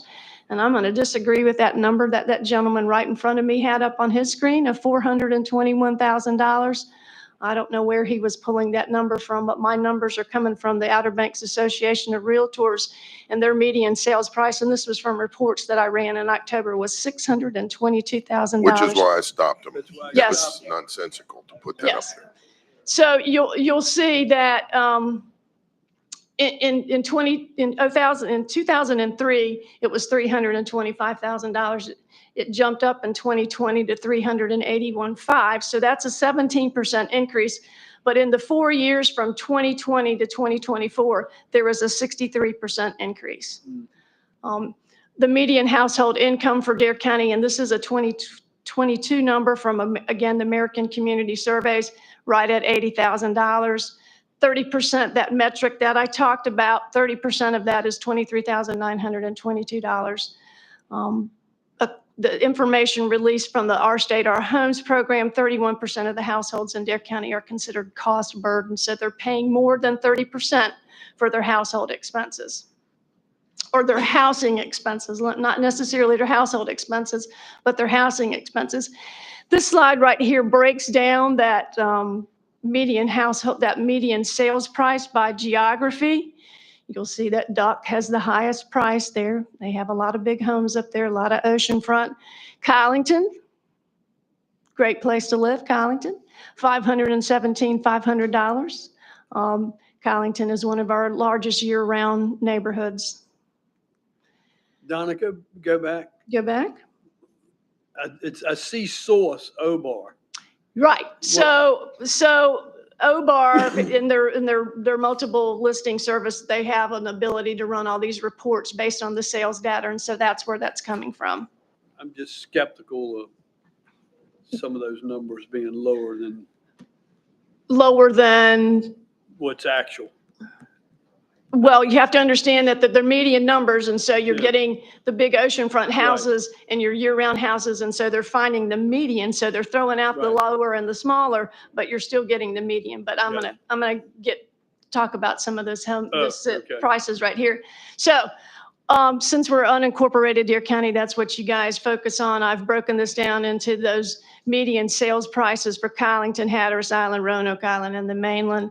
I've pulled that median sales price, calculated what the monthly payment would be, assuming a 6% interest, okay? 6% interest, 1% insurance cost, which is probably low, and then the actual tax rate. And you'll see that bottom number What there. was the mortgage you used in that number? Whatever, the 6%? It's assuming that you're putting some money down, maybe not 20%. I think it was $10,000 down. 10,000 And you know what on a my, $600,000 home. right. That's Right. never going to work. Well, in today's world, there's a lot of different financial mortgage situations, and you don't necessarily have to put down $20,000. So this is just an example. It's not going to take care of everything, but it is illustrative of how expensive and how difficult it is to find a house that you can afford to buy. So that fourth line there, you'll see that required household income. That's the number, the household income that is required to buy that median sales price there. So if you lived in Kylington and you were paying that $517,000, your household income would have to be $171,000. Pause, please. Yes, sir. Let's just look at that line. Okay? Everybody see that line? Don't go too fast. Well, I was trying This, to. this is kind of a big payoff punch. It's a huge gap. Thank you. And I'm glad that you took that pause, because there's some folks in the community that say to me, well, Donna, I don't really think that there's a housing problem. Exactly. All we Okay. have to do is recruit orthopedic surgeons and they can all buy a median household. Right, right. So moving down my chart there, you'll see that the adjusted median household income, and this is that number from the American Community Survey, which is associated with the census. That was a 2022 number, and I applied a 4% cost of living to that annually to get those numbers, and that's broken down again by geography. You'll see that that number in red is what that median household income equates to. What's the cost of a house does that household income actually equal to? So you'll see there in Kylington, if your median household income is $82,000, you could afford a $252,000 house. Now, the next line that I have there is listings. I run a report on Thursday before I sent this to Skylar, and to see what the lowest cost of the houses is in Kylington. It was $472,000. Pause again. Yes, sir. Look at those two lines. Mhm. This page was one of the most impactful data sheets I've seen in, I don't know how long, Donna. That's why I'm saying thank you. Yep. And this is, Eye-opening. yes. And so just so you know, the report has just Kylington and Roanoke Island, and I'm going around this month and speaking to all of our local government partners, and I'm making it specific to their geography so they can see. But since you guys are unincorporated Dare County, I broke this down into your main points area there. And so you'll see that the corresponding numbers for Hatteras, for Roanoke Island, and for the mainland. And not just to focus on home ownership, I pulled some information together last week on rentals, and there's lots of different options. I made sure that I didn't focus just on the single family homes. The lowest is a 2-bedroom, 2-bath mobile home in Mans Harbor for $1,400. You'll see a variety of costs there. Most of them are in the $2,500 range. One of the things that we talked about in our task force is how we have to make this relatable to the community. You throw out the AMIs and all these other acronyms, and we have to make it relatable. And so how do you make that relatable? You talk about salaries, and who is that? What does that salary and what's that job, so that the people in the community know who it is that we're talking about housing here, and they understand it's that person that comes to get them in the EMT, or it's the person that's serving them their coffee, or it's the person that's sitting next to them in church. I pulled some salary data from the Dare County webpage. There's a first-year teacher salary there. There's some private sector ones. I did pull from the Outer Banks Chamber webpage the average weekly salary, and granted, this was in 24, the second quarter of 24, that's $845. That's the average weekly salary. That's coming, I think, from the North Carolina Department of Commerce. We talk about acceptable options in the report, the options that are consistent with neighborhood patterns, existing architecture and surrounding land uses, accessory dwelling units. That's something that the county has in their ordinance and some of the other local governments. Duplexes and small scale residential houses. There's been an important change in the North Carolina codes. It used to be that the residential code was just 1 and 2 family structures.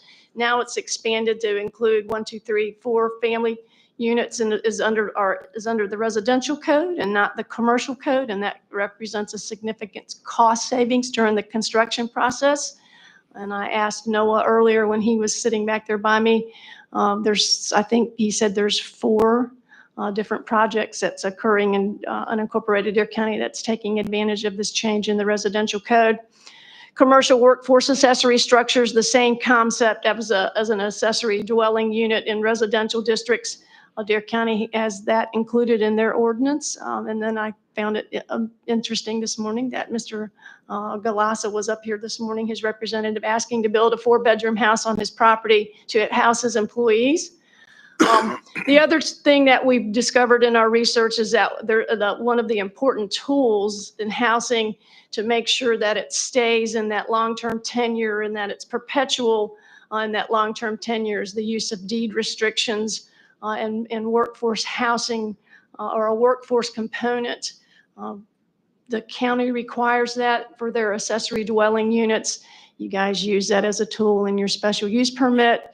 The town of Nags Head recently adopted multifamily regulations back this fall, and they had a workforce requirement in there as well as a tenure requirement.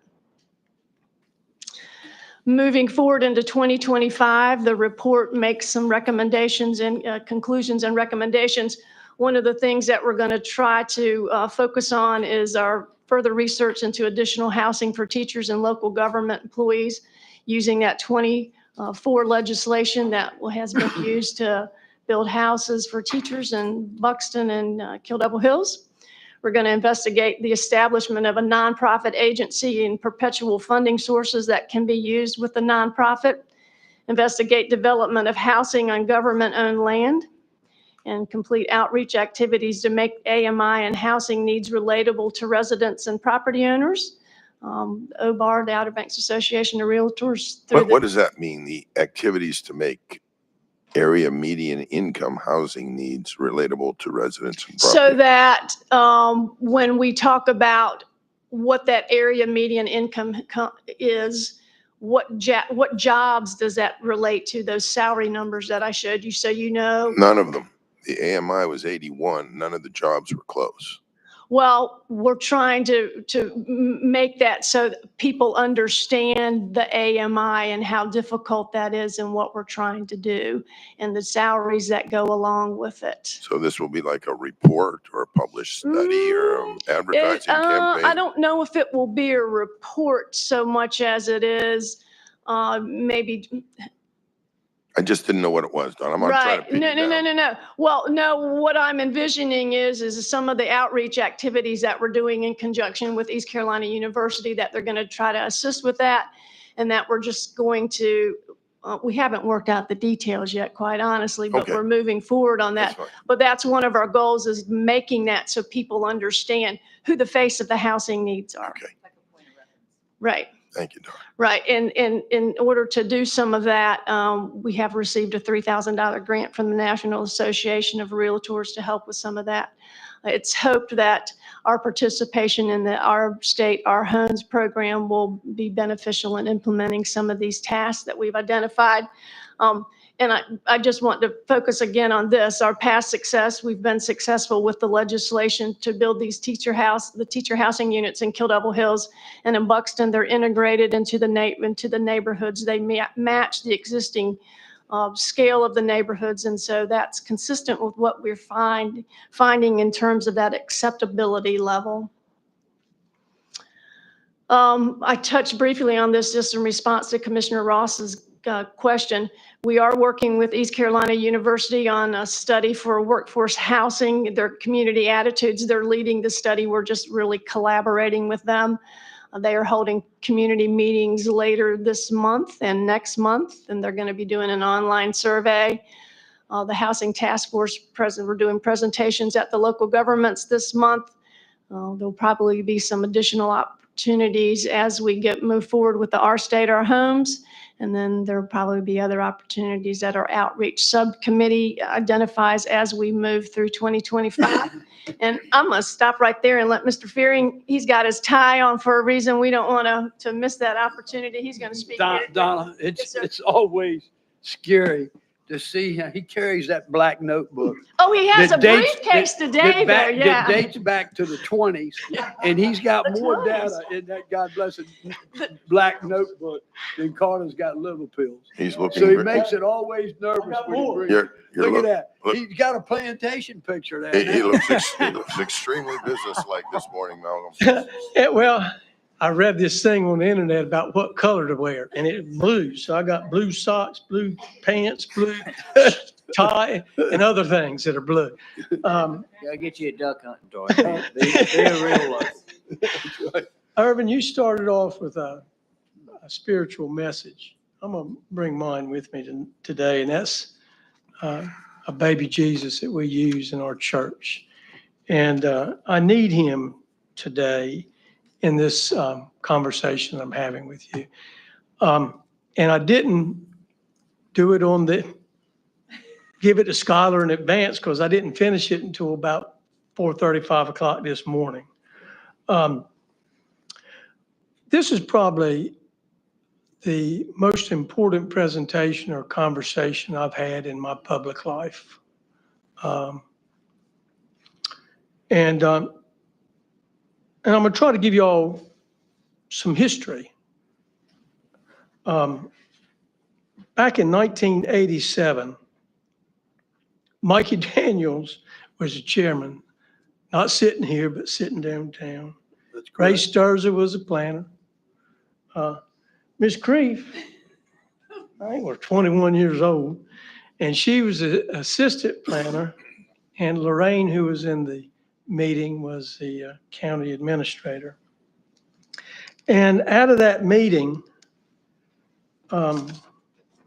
Dare County, like other resort-oriented coastal communities, has a shortage of low and moderate income housing. The need for such housing was identified most strongly at the public input meetings on Hatteras Island. The problem stems in part from the competition of housing between the permanent residents and the seasonal residents. Seasonal residents and second homeowners often have higher levels of disposable income available to spend on housing. At the same time, the tourist-driven economy of the county provides the highest number of jobs in the county, but the lowest pay scales. There is a need to meet the housing needs of these lower to moderate income permanent residents. That was in 1987. 1985, there was a study capacity done by Boone's Allen Hamilton. It states, it's a long study, and I cherry-picked it, and I'll say that. I picked what I thought would be best said today. It probably 200, 300 pages. It appears that Dare County has a growing problem of insufficient housing supply for low and moderate people living in our county. Without some corrective action, an increasing gap between job demand and available acceptable housing is likely to become an impediment to future economic expansion. This was 87, 85, and 89 is when I really first met Donna at ADCA. And we had a problem figuring out what that acronym meant. And my wife helped me on the internet last night, and it's Area Development Coordination Agency. I was there, Donna was there. That was 38 years ago. I was 34 years old. There was a award today that you mentioned, combined public service. Well, between Don and myself, that's 75 years. If you throw Duke in the mix, that adds whatever years. And Bobby Alton also was a part of a housing initiative. So my guess, combined years, would be approaching 100 years. In May of 2001, the Outer Banks Chamber of Commerce had a community conversation on housing called A Place to Call Home. Bob, I don't know if Duke was there. Bob, I don't know if you were involved in that. Around 2005, the county established a housing subcommittee. Richard Johnson chaired that. I was a member of it, Ms. Creve, Duke, Bobby Alton, and other members of the community. Around 2017, the chamber again was advocating the critical need for housing. In the meantime, there was a CDC. I don't know if you all remember the CDC. Oh, yeah. It had a short life. Brings us to now, in 2004, under the leadership of Bob. Malcolm, Sorry? some of us might not know why it was a short life. In just a sentence or two, why did this have a short life? Can't do I that. refer to Bobby. Sentence or two, Bobby. Not looking for long-winded here. Is this Community Development It Corporation? was a community development, and it had Nonprofit. nonprofit, and it had no resources, and the resources that it did use and some of the actions they take didn't turn out as planned, and it basically imploded because it couldn't carry some of the debt that they had incurred. So plenty of money, superior management, and it ended in disaster. Yes. No money, no management. Thank you. Keep going. Thank you, Bobby. Under the leadership of Bob Woodard in 2024, and this board, and hopefully the support by the future board members, the community task force was formed. In December, a unanimous plan was approved. That's why we're here today. The community is coming together. Population. In 1985, when the Boones Allen Hamilton report, the Dare County had a population of about 17,000 people in 1985. Today, as our population is somewhere around 38,233. When you look on the internet and look at different sources, that number moves a little bit, as was illustrated earlier today. That is a 21,206 increase over 40 years in population. That's 530 people per year, or about 44 people a month, and those are averages. The UNC Carolina Population Center predicts between now and 2030, we'll see a population growth of about 4,558 people. The incorporated municipalities have a combined population, and again, these numbers are hard to get exact, but I'm doing my best with the research that I did, of somewhere around 19,422 people in the incorporated municipalities. The unincorporated area of the county has a population of about 18,011. Going back to Donna's or Ms. Creef's slides about cost burden. 31% of the North Carolina Housing Coalition indicates that 31% of our population is cost burden. That would be 6,020 people in the municipalities.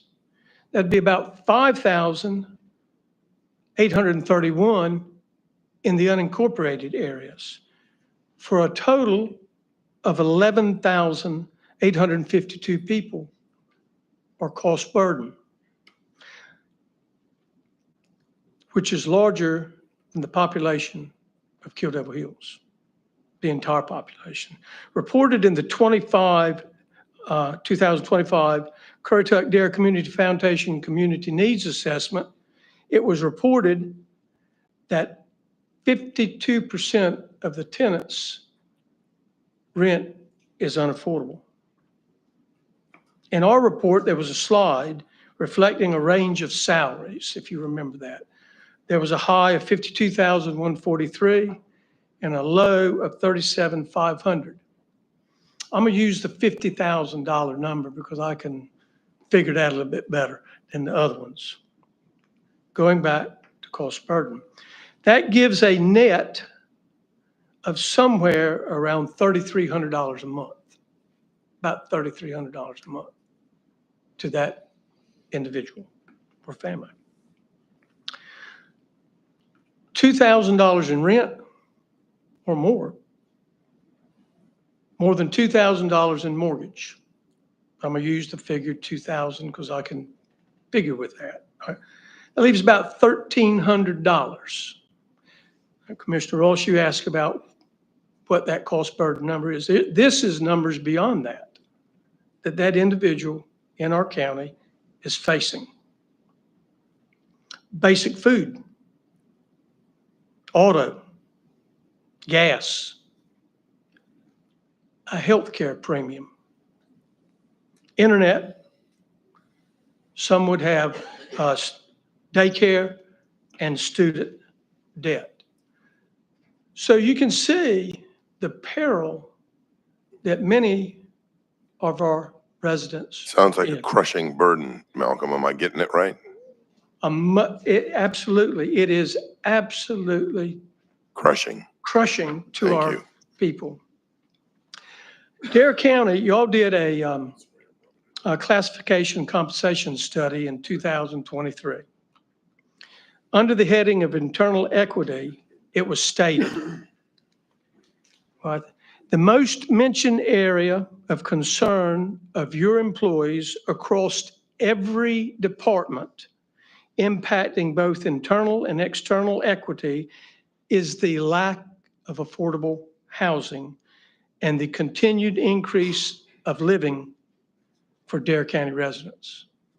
That was the most mentioned in your report. The next generation is this heading.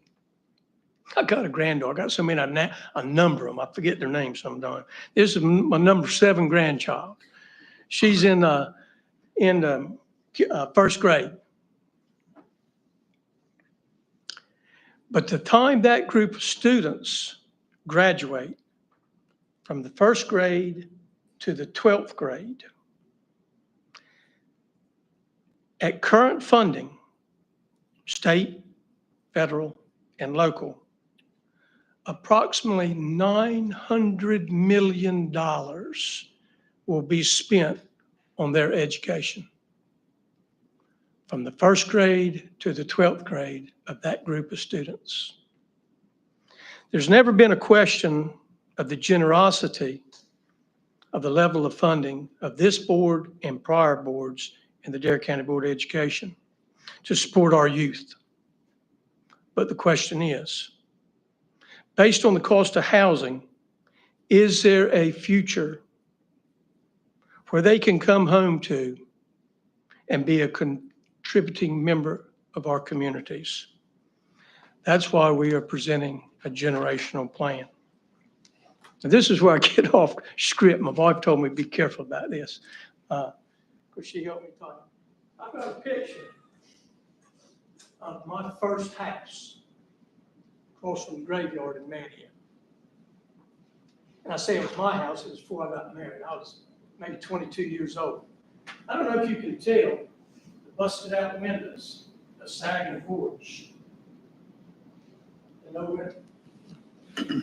So what you can't see is a tree growing in the kitchen to the floor. I had worked on that house for months. I was extremely proud when I took that picture. I don't know how I kept the picture, but through God's intervention, I believe He made me have that picture for today's presentation. I was one of those people, one of those people that you probably wouldn't want next to you. Young, full of whatever I was full of. Fished in the summertime, shorter boats. Did whatever could in the wintertime, from brick mason work to carpentry work to working in the family store. This community surrounded me with encouragement, opportunity that many of us here today are enjoying. That dream of living in paradise. Today, we are discussing a community issue that will only be solved by community support.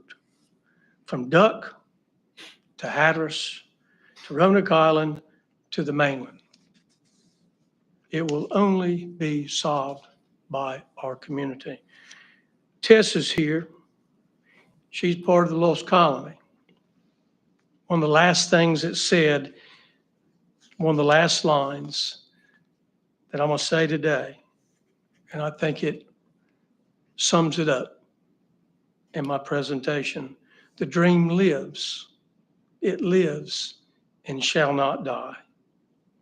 I hope that dream will live also for that next generation of our youth and our people. I look forward to the challenge of pursuing the future for our next generation. And if you have any questions. No, don't have any, I don't do. have any, but, I do. but, How does that dream live? Tell me the three things that have to happen to make that dream, that prayer come to life, and it's more than hope. I'm got an edge, not at you guys. I love you guys. I got an edge on all that you just shared with me and all of us. So it's the community recognizing the need as a whole. Do we have communities denying the need as a whole? We have individuals in the community, if you read the comments on the Outer Banks Voice. But in all seriousness, we need to have a dedicated funding source. We need to have an organization, most likely a nonprofit instead of a government agency. Why? Because what we found in our research is that a nonprofit can pull the private partners and the local governments and together, that it takes a team, if you will. It's not just the local government, or it's not just the town, one of the towns. See, I vividly remember 4 years ago, a team we pulled together, and we had money and land and a developer and the will, and none of it happened. So when I read that, But I was trying to understand right. where the nonprofit would be a cause and effect relationship to create action Well, and outcome. Right. Well, that's what our research, that's the conclusion from the research that I've done on what other governments in North Carolina and nationwide, that they have a nonprofit that pulls together the public sector and the private sector. Again, we did that. Sorry. Well, I But think, keep going. I think we got to keep trying. No, I'm Yeah. not saying don't try. Yeah. I'm just saying we did do that. Right. It didn't result in success. And I'm trying to figure out, if we created this new third-party nonprofit, what action, what power, what authority would they have to bring about said outcomes to solve what you just presented to us as a crushing burden on so many of our friends, neighbors. Right. Mr. Alton standing up. So- Thank Couple County things manager. that are different now than then. One is, we had a group that it was kind of a cross-section of the community, but it wasn't nearly as broad a cross-section as No, what's sir, it been was not. developed here. Got that? Secondly, the folks that were working on that were committed to that problem, and it wasn't for lack of effort or lack of leadership, or it was for lack of vision in the community, which is what these presentations are trying to now create, as a vision in the community that didn't exist then. The people in that committee kind of got it, but there was no buy-in anywhere. So the disconnect was everybody out there in these communities really didn't see a problem. Well, We did, we heard it. but the people that you saw most of the time could buy a beach box back then, or could rent one. And the crisis that was just described, and the disparity in incomes and rents that you just saw, weren't as broad or as difficult. There was a problem, but it wasn't at the scale that we're talking about now. So I guess my whole point is we're at a sort of a crisis point now where Yeah. something has to be done. And so the idea that leaders in all the communities will do something is going to be paramount, where it probably wasn't as far out front as it is now. Did I say that right, Malcolm? Yes. I mean, you were there for the same things I was. So we were the tip of the spear 4 years ago, and we didn't have a lot of followers, but we got to get the communities on board here. I don't, I don't agree that there was not a lot of followers. There were some loudmouths in the issue. Some of my friends on the internet, and he's going to probably jump me now, Surf123. This community, I do not believe is against housing for its people. I do not believe that. I believe this community is a compassionate community from the north end of the beaches to Hatteras Island to the mainland. But understanding the issue and working through that issue with a different approach. Which would be? And the approach that we're doing now, what we're attempting to do as volunteers, is what you see before you today, as we will do in Kitty Hawk tonight, as we have done to the Chamber of Commerce, to the Tourist Bureau Board, to every community every entity that would allow us to come to their meeting and give them information. So it's a trying to campaign give of them information. persuasion to change either public opinion or public understanding of the nature of this crisis or the depth and severity of the crisis. That's part of it. But that's right. And That's we're, that's the we're- acceptability of it. we're not there yet. And Malcolm, I'm a kind of agree to disagree with you to some degree. And this isn't new. This isn't something new that I'm saying to you today, because I've said it at the task force meeting. And I'll read it on the Voice tomorrow. You can rest assured. Woodard formed the task force. He put all of his cronies on the task force. No, I didn't. I went across the board and I looked at every stakeholder in the county and asked them to serve on this. And we've got a broad selection. But no, the Voice is going to report and people are going to post. I put my cronies on there. Okay. Let them say it, because I could care less what they say.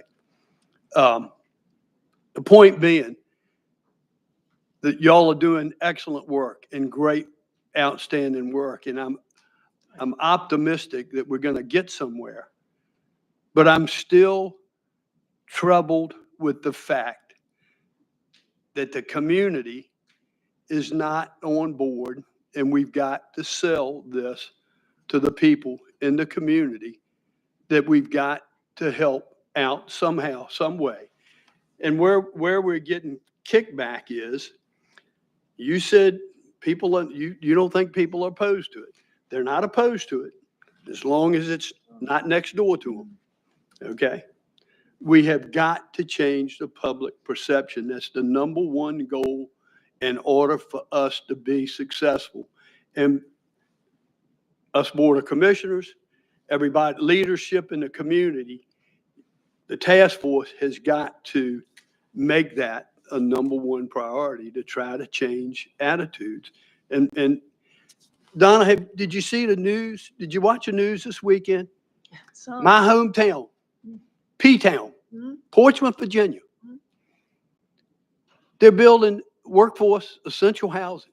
You know what a one bedroom's going for? $400. A two bedroom's going for $800. A three bedroom's going for $1,200. They're doing it. Why can't we do it? exactly. It's public perception. Yeah. We're well aware of that. And I think that, that focuses on that acceptability portion of it. And we've got to, your previous efforts were very well intended, but I think just because you fail doesn't mean that you don't keep trying. because Amen. The I issue's agree. not going No, away. yeah, you misunderstand. Okay. Keep trying. Yeah. That's fine. Sometimes you Tell just- me what has to change and how it's going to change. I do not fault you. I love both you guys. You're doing a great job. But what has to change and how do we change it? I'm ready to jump in with you. Right. Well, I think the one thing that we found, and that's been demonstrated by the community input from, from what the county's done. And I sit through all the local government meetings, and so I hear public comment when they have development projects. And so I think you have to find the right place. You have to find the right type of construction. And what we've heard is that the large scale projects, there's not an appetite for that. And that's always been the case. But if we try to focus on maybe pockets, or if we put it in the right location, the teacher housing in Kill Devil Hills there on 8th Street, it's there in the area where there's other multifamily. It's fully integrated into the neighborhood.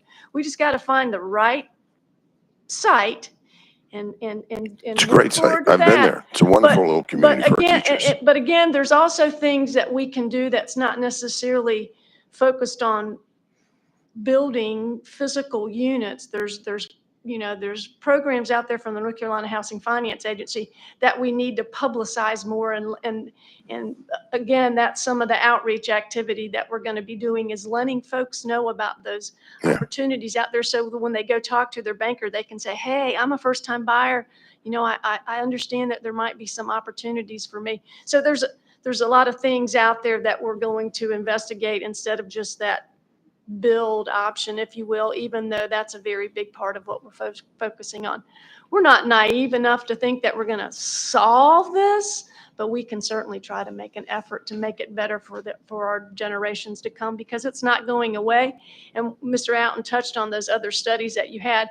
I think they were done in 2017 and 2018. And when you looked at my slide, there was a huge jump from 2020 to 2024. Right. So even those studies were looking at an increased housing cost, but it wasn't exponentially like we're looking at now that we've seen in those last 4 COVID years. I use the word crushing again. Any young person, any starting out, they're crushed. I dare say that I couldn't afford to buy my house today where I am No, now. very few people could.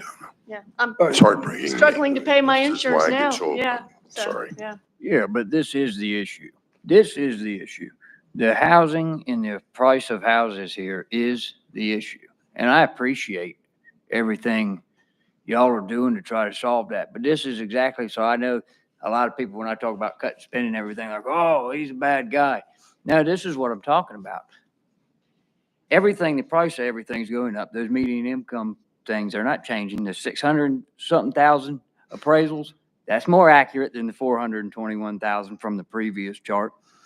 And in that chart, was I correct in seeing 2,600 out of 3,000 houses in Duck are vacant? There's a large number of vacation rentals in Duck. Yes, sir. Okay, so those are all vacant. So when I see one chart saying Duck, who has no permanent residence hardly, according to this, needs a pickleball court, but I also have senior citizens in this county crying, literally crying, because they're afraid that with appraisals and tax increases that they could potentially lose their home because Social Security can't cover it. Now you see where I'm coming from on why we got to keep these negotiated tax rates lower, and we got to take care of the people that live here too, not just the ones that want to live here, but people who live here as well. It's a balance, and I feel it's a tough job. It's a tough job for us. It's a tough job for y'all, and the public needs to kind of understand that more or less. They think we're going to solve everything in a day, but it goes back to the man in the arena. If you're not familiar with Teddy Roosevelt's speech on that, this is y'all are in your arena, we're in ours. And I do look forward to working with you in the future because I'm new to this and all, but keep up the good work. But I agree with you wholeheartedly. This is the main issue in the county, number one. Thank you, Commissioner. Anyone else have any questions that Michael, anybody else have any questions? Donna, Malcolm? I got an observation. Yeah, go ahead. So just looking back 4 years ago, looking today, I'm optimistic with what we have going on with your presentations to the community like you did to us, going to each municipality. At that time, of course, we had the things in place, but we didn't have the positivism and enthusiasm that you guys bring to the table. The ability to go to these towns and sway them over. That was the opposition at the time because nobody wanted in their backyard. You've got a group now together. You've got a town manager on your staff, on your group. You've got leaders in your thing that can sell this to their communities. That's positive. You got city council members from Southern Shores. Dare County Commissioner, County Manager, before we were dealing with a group of people that wanted to build something that created, unfortunately, negativity within themselves. And then that was brought forward for them to do something, and it just did not work out. People were so against it, and it went down in flames. I feel positive about what you guys are trying to do. And it's sad when a physician I talked to, who's a running buddy of mine, and he makes $180,000 a year and he can barely afford to buy a house. That's bad. He got 10 years of college and got student loans and he can barely afford to buy a house. That's really bad, y'all. So good luck. And remember this, when you go to the towns, each one of those boards have 5 people on the board. All you need is 3. Target the 3 people that are willing to work with you guys and willing to make a change and have enough basketballs to step up to the plate. And we can get this thing done. We've had very good participation from all of the towns.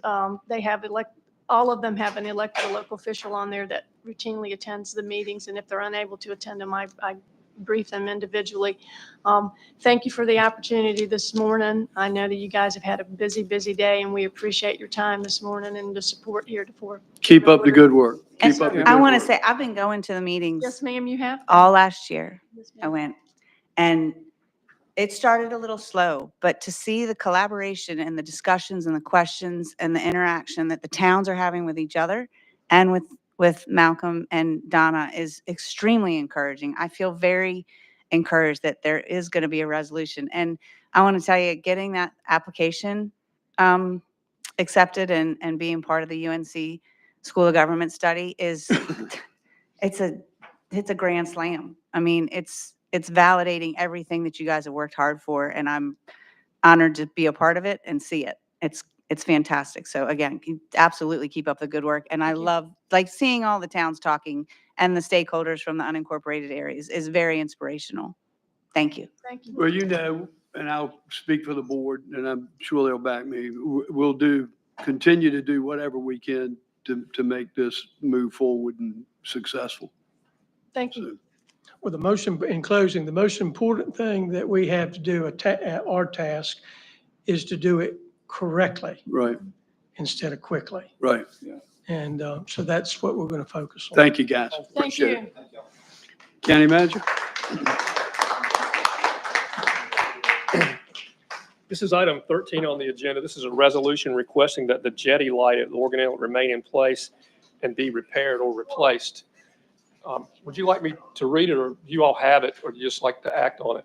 I didn't know with time constraints whether we need to read all these or not. Well, this was brought to my attention. That's why I had Bobby put this on the agenda.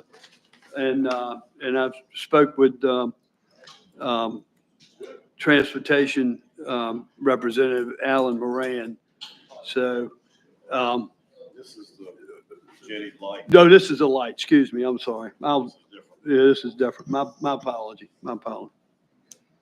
Go ahead. Go ahead. Please read it, Bobby. Okay. Okay. Yeah. Whereas federal aids to navigation are the main aids to navigation consisting of visual, audible, electronic signals that are installed and maintained by the U.S. Coast Guard to assist the prudent mariner in the process of navigation. Whereas the U.S. Coast Guard is responsible for ensuring that the aids to navigation are maintained and functioning properly.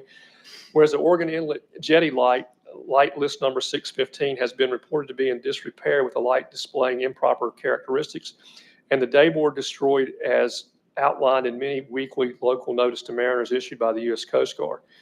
And whereas local U.S. Coast Guard officials have indicated that the future of the Oregon Inlet Jetty light is now under review and that the proposed outcomes will be published soon in a weekly local notice to mariners that could propose disestablishing or replacing the Oregon Inlet Jetty light in Dare County, North Carolina. And whereas Oregon Inlet is extremely important to the local economy of Dare County as it serves as the primary access point to the ocean for commercial and recreational fishing needs, thus supporting industries like boat building, seafood processing, fishing tournaments, which contribute significantly to the region's income and employment opportunities. And whereas Oregon Inlet is one of the most dangerous inlets in the East Coast due to its consistently shifting sandbars, strong currents, and unpredictable waves caused by wind and tides, making navigation challenging even for experienced boaters. And whereas local mariners depend upon the Organ Inlet Jetty Light along with other aids to navigation to safely navigate the coast and to transit the inlet from dusk to daylight.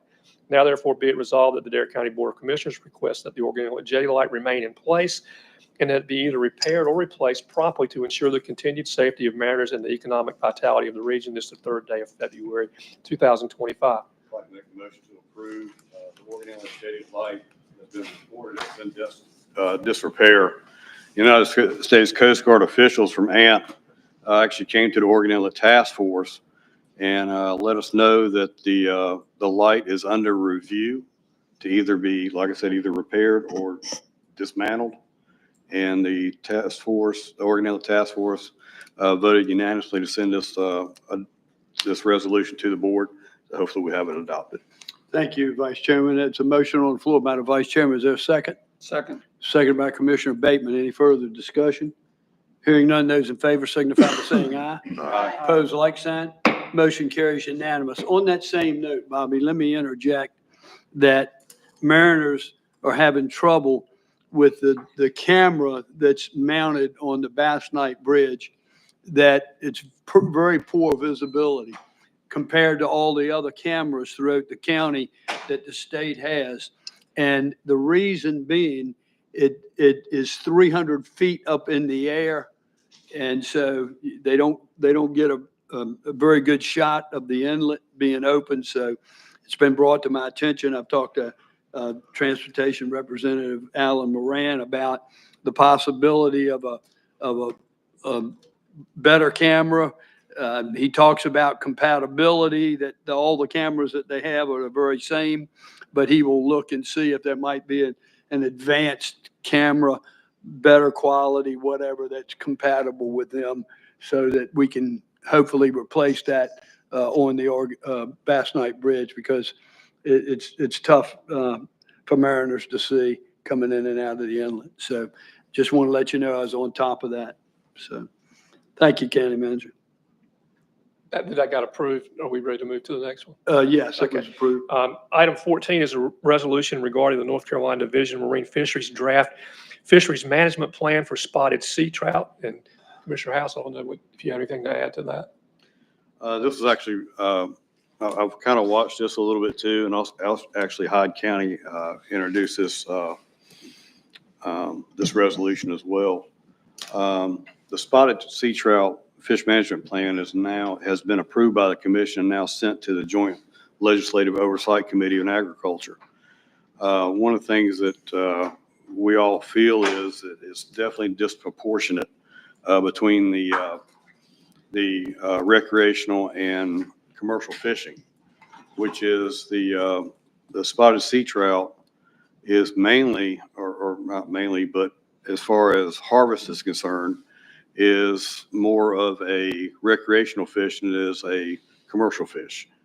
And in that situation, this plan actually calls for a 38.3% reduction in a commercial harvest, while only a 26.7% recreational harvest. And it's very disproportionate. Steve, are these statements in fact disputed by the Marine Fisheries Commission? No, we're using their data. Okay, then this is nonsensical. Yes. All right. I read it and I thought this is nonsensical. They must be arguing and disputing what you've said in the resolution. No. Okay. So, Yeah, they're bad. County Manager, if you want to read it, or. It's a lengthy resolution. It's a lengthy. I'll ask the board if they prefer us to. Good. I'm good. I've read it. You guys good? Yes. Motion to All right. adopt. Off the hook. All right. There's a motion on the floor then by the vice chair to approve the resolution as presented. Is there a second? I'll second. Seconded by There you go. Commissioner Creef and Balance. Any further discussion? Hearing none, those in favor of the motion signify by saying aye. Aye. Opposed, like sign. Motion carries unanimous. Thank you, Steve.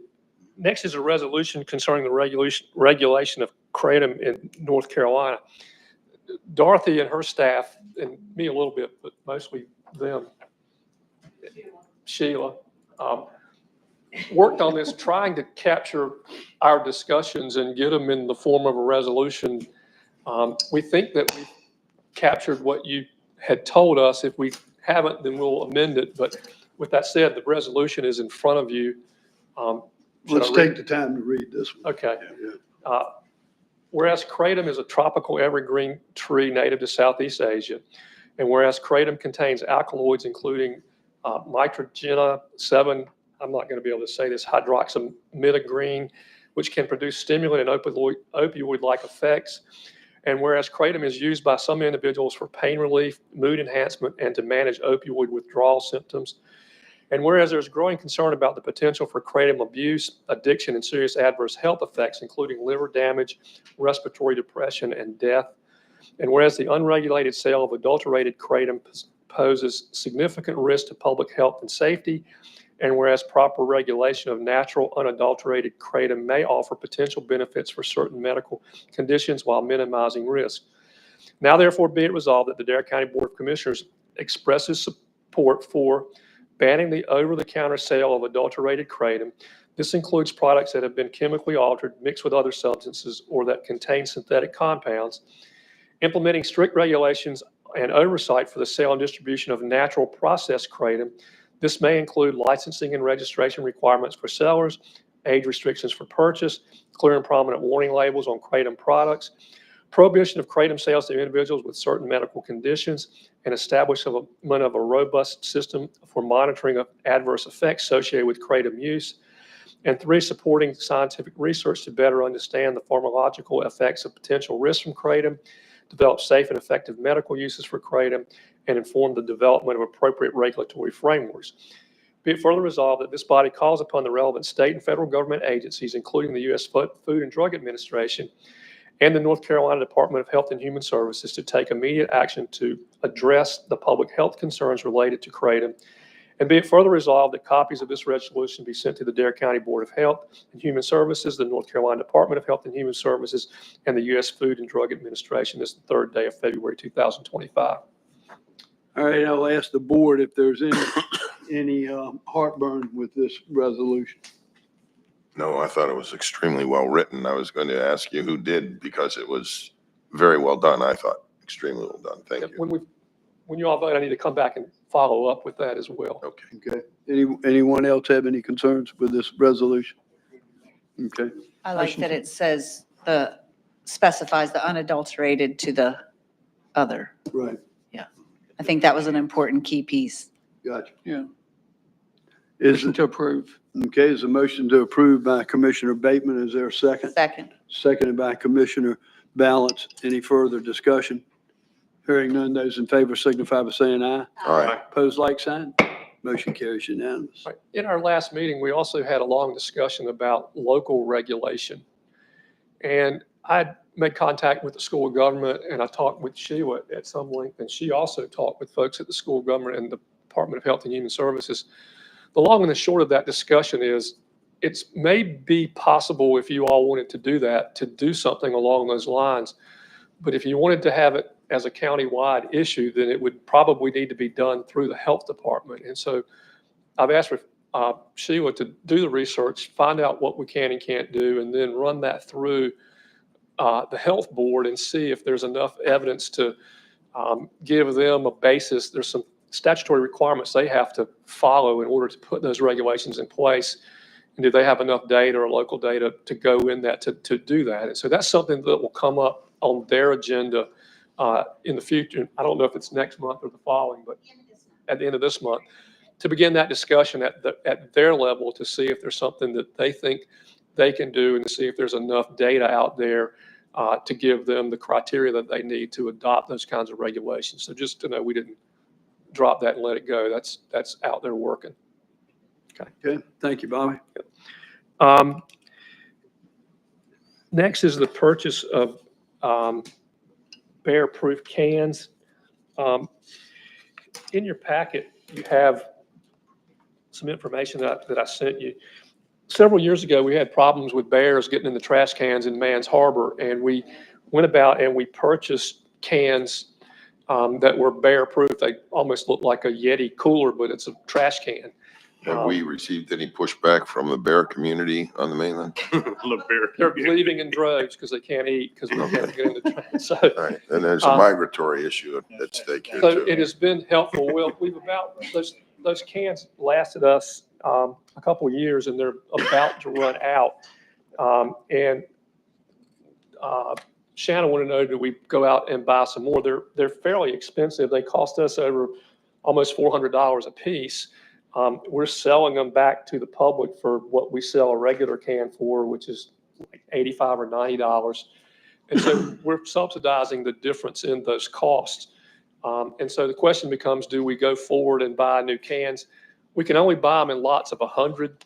That answers my question. And so in your packet, the number was $39,995. That number is 6 or 8 months old. The new number is $44,899. And tomorrow it'll be $49,999. And so the question becomes, do we move forward with that plan? And if we do, then are we prepared to spend that? I would guess we would get that $44,899 out of our contingency.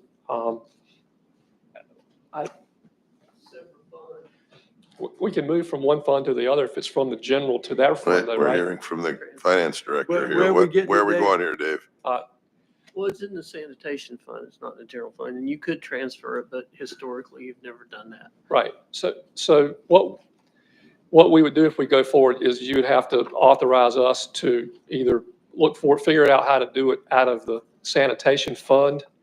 And if we can't do it for whatever reason, the sanitation fund, then to move contingency from the general fund to the sanitation. How many fund. would we sell if we priced them at $400? No. Very few. How about none? How much is the regular trash cans? How much do they cost? What, the $96 or 100, under 100. So So what, if I called and I needed a new trash can, how much is it costing the county?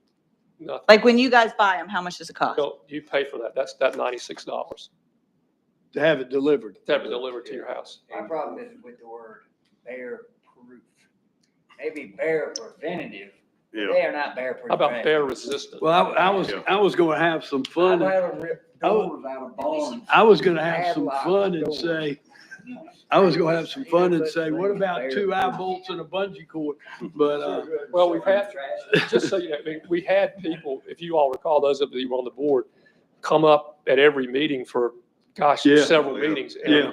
since we bought the cans, we haven't had anybody come, and we haven't had a phone call about, other than to come buy a can. My trash can gets destroyed and never gets replaced. By the bears?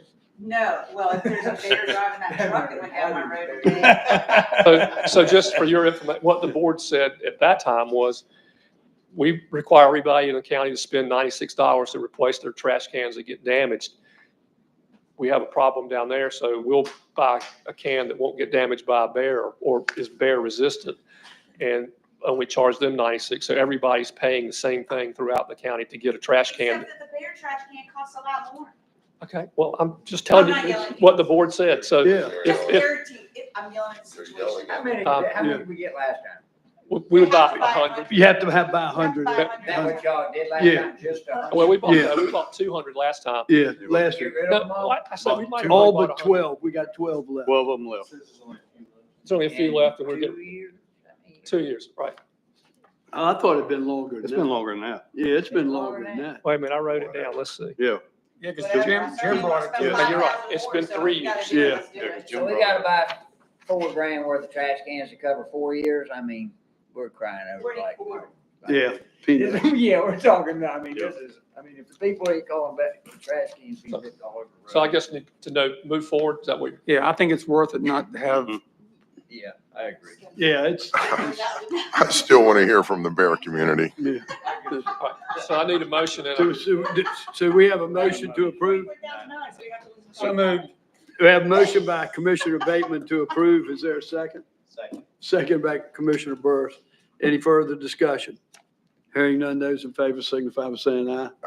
Opposed, like sign. Motion carries unanimous. next is your consent agenda. On the consent agenda, you have the minutes of January the 6th. You have the tax collector's report. You have U.S. Cellular Land and Sublease. You have the Thomas A. Baum Center advisory bylaws. You have an authorization to present a service weapon to a retiring deputy sheriff. And you have Health and Human Services, public health, state funding for public health infrastructure and local workforce development. Motion to approve. So motion on the floor by the Vice Chairman House to approve. Is there a second? Second. Second by Commissioner Balance. Any further discussion?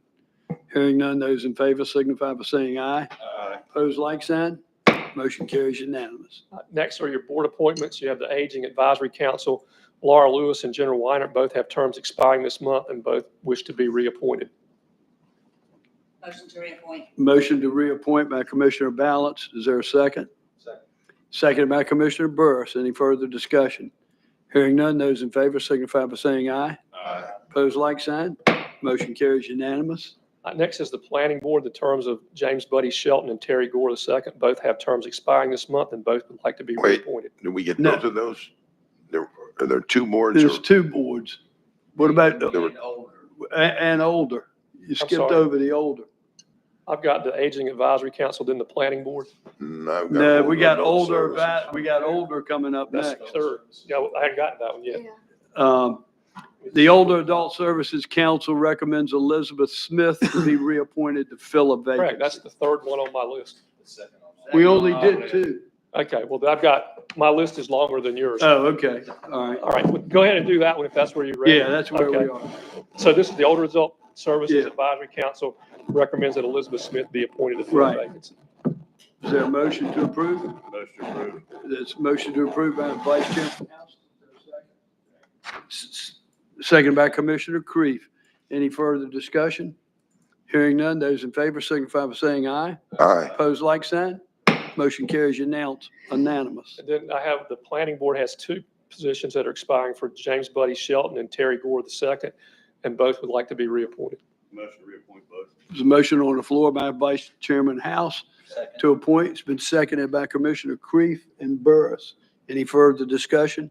Hearing none, those in favor signify by saying aye. Aye. Opposed, like sign. Motion carries unanimous. And then finally, the Senior Tar Heel Legislator Delegate, the terms for Kay White and Suzanne Kelly expire in 2025. Neither of them wish to be reappointed. Laura Alvarico, the Director of the Area Aging, and Jennifer Tolbert has been nominated to replace Kay White, and Maggie Dennis has been nominated to replace Suzanne Kelly. Move to nominate Jennifer Tolbert and Maggie Dennis to this board, Senior Tar Heel Legislative Delegate. Okay, there's a motion on the floor by Commissioner Ross. Is there a second? Second. Seconded by Commissioner Balance. Any further discussion? Hearing none, those in favor signify by saying aye. Aye. Opposed, like sign. Motion carries unanimous. Then your upcoming appointments, you have the Parks and Rec Advisory Board in March with one term expiring, and the Working Waterman with one term expiring in March. In April, you have the Mans Harbor Commission with 4 terms expiring.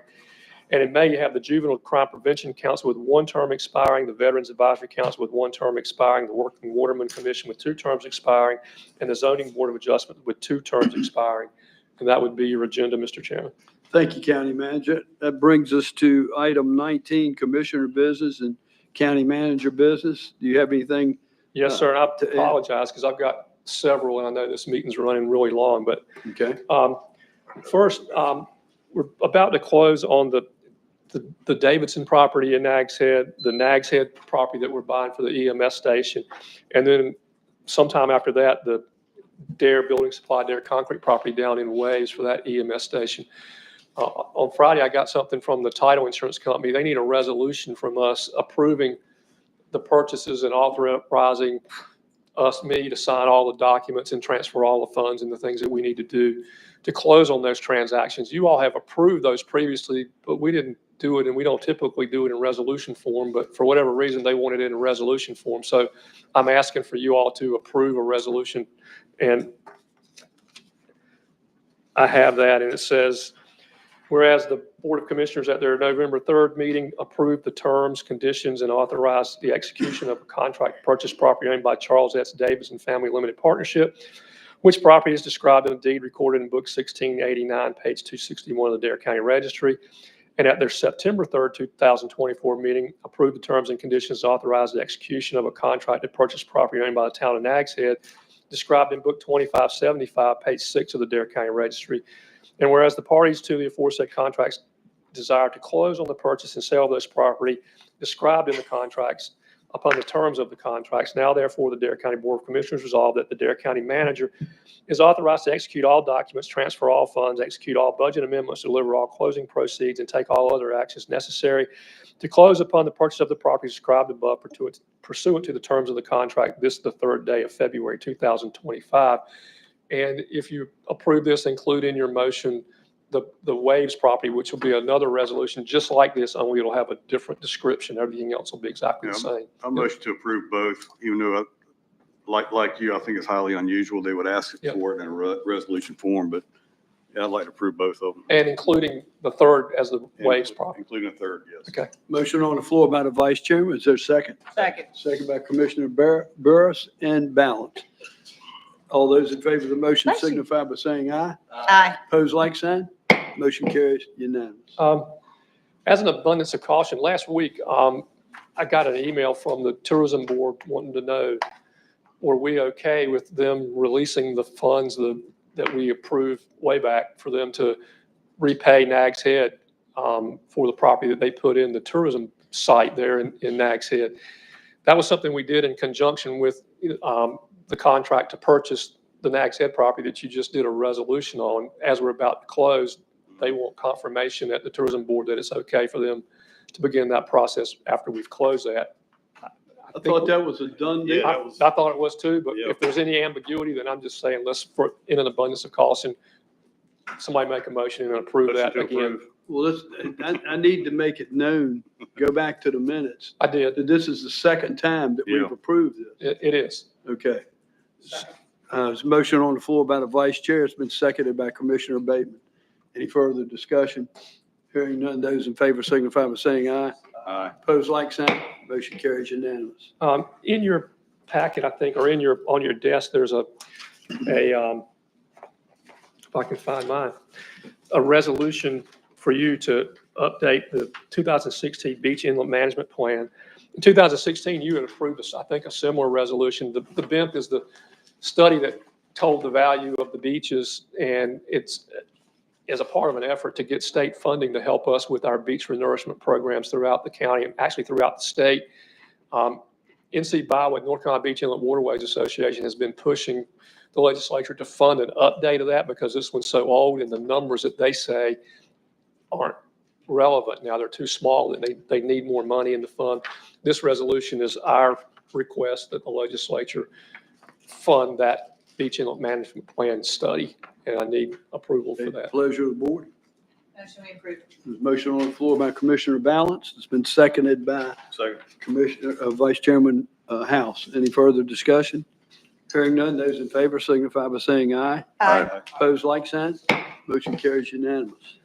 Over the last couple of years, we've been working hard with training our staff on lots of things, but one of the areas where we've had training and more training than maybe we've had in the past is with our OSHA work. And I just want to report out some success. The total cases from our training program and the work, the total cases away from work decreased by over half since compared from 2024 in 1 year to 2023. The total days away from work went from 456 lost days to 76 lost days. The total number of transfer days went from 556 to 98. Our DART rate, DART means days away, restricted or transferred. The rate went from 3.37 to 1.79. You can see from those statistics that those training programs that we do and the money that we spend to do that are successful because the days lost and the time we have to pay. When we lose an employee, he still gets paid, but somebody else has to come in and do that job, or we do overtime, or we bring somebody back in. And so it's expensive for the county for those lost days. And when we can increase them, they help us tremendously. And so again, report out the success. This is a part of a lot of work done by HR. It's also a lot of work done by our departments and our department heads to get their staff in there to do these training things. And we're trying to do these not just with OSHA, but across a number of other lines and things that we need training on. I got an email today during the meeting from the Coastal Federation. The Coastal Federation has been active in removing derelict vessels and doing things to help us. And they've helped us with some of these old sunken boats that are real hard to move. And there's not good legislation that makes it easy for us to do that. The legislature a few years ago delegated some of that to the Wildlife Resources Commission, and they worked through the Coastal Federation to try to solve that.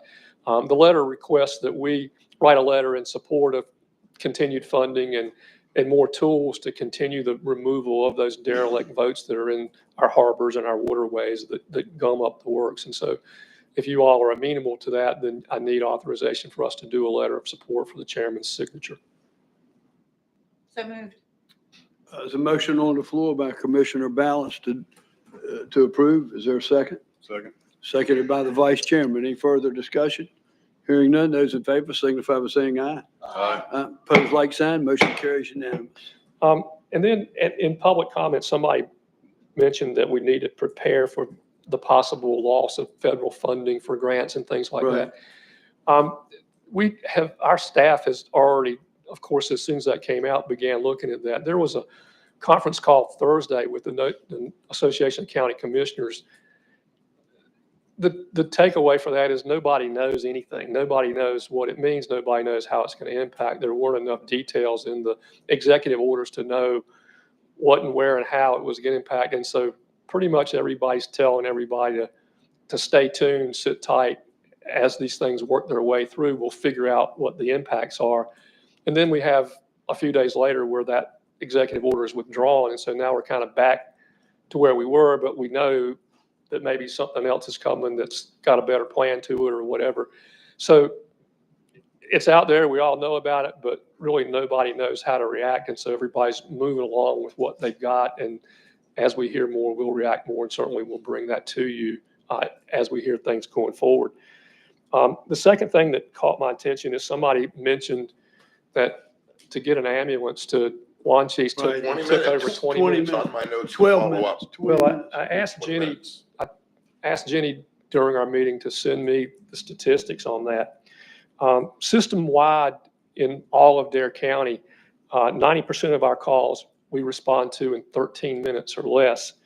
In Wanchese, 80% of our calls we respond to in 12 minutes or less, and 90% of our calls we respond to in 13 minutes or less. So at the 90th percentile, we're right on track in Wanchese with what we do throughout the county. Now, that's an average. There's some places that are faster and some places that may be a little slower, but in Wanchese, that's what we get. And that's based on 2022 numbers, and that's 138 calls that we get down there in a year. So those are actual numbers. Those- You're not making those up. Those are true numbers. You didn't correct. invent those for the meeting. Right. Thank you. So just so you're aware that there's nothing unusual going on in Wanchese with EMS responses. And that's all I have, Mr. Chairman. Thank you, County Manager. I'll go to our Public Information Office. Ms. Hester, do you have anything for us? I have a few items. I'll try to go quickly. I had attended the parent information session that Ms. Helen had asked me to kind of report out on that. It was for the parents of eighth graders that have an interest in going to the early college next year. And it was a great meeting. Denise Fallon, who's the Director of Secondary Education, presented. She has a great deal of experience as the former principal at Knapp and Currituck. I was very impressed. It was well attended. They had these meetings at the other middle schools in Hatteras and of course on the beach. And every question was answered, everything you would want to know. I mean, I talked to Steve about it and it looks like they're going to be full with their first 50. yeah, Great. because it opened today. So parents and students, on the application, parents and students have to Right. fill out. And so 50 is the first year and then eventually it'll grow. But it was very well done. Super. And I was impressed. And 2 upcoming events, the State of the County tickets went on sale. When I last checked, there were 2 tickets left. So it's about sold out. We have like 225 seats that sold out in less than 48 hours. I'm scalping my If I were you, I'd bring that comedy routine. That thing is starting to catch on, I'm telling you. Oh, man. Just saying like it is. But we will video, record it. Right. And then make it available for people who can We've attend. started working on it. Dorothy and I spent 2 or 3 hours the other day. And so we've got the format out and we're working on the slides now. And then once we get all that together, we'll start putting it all together, tweaking it, and we're trying to allow more room this year to allow for some questions from the audience. And I'm just gonna, instead of telling how many trash cans we sold or bought, and how many EMS calls we've made, all that's on our website. I'm gonna focus on 5 key areas this year. And next week, we have the ribbon cutting for the Roanoke Island Youth Center on Thursday, 3:30. And I'm happy that the students will participate, the after-school students, so that's exciting. And then just last, I want to give a shout out because some of the town communicators reminded us, and I wanted to mention it to you, that Friday, February 21st is National Government Communicators Day. It's a day that's set aside to recognize the contributions of public communicators. And here in Dare County, that includes, of course, those of us in your PR department. I want to give a shout out to Caitlin and Stephanie and the guys back in Current TV, Chad and Casey, but also to our public information group, which is, these aren't full-time communicators, but they're personnel in each department that serve as the person who coordinates with us in the PR department to help tell their stories and stay up to date on what's going on. So they're an important part of what we do. And then also the other group I wanted to mention are our OBX PIOs. We have about 25 public information officers or government communicators who work together. So quite often we're talking behind the scenes for consistency, and we reinforce each other's messages, ask for advice. And of course, during crisis situations, we come together to work together from emergency management. So I just wanted to make sure that I acknowledged all those people that are so important, that are working behind the scenes to Absolutely. Good deal. let people stay informed. And You got that right. One, two, three.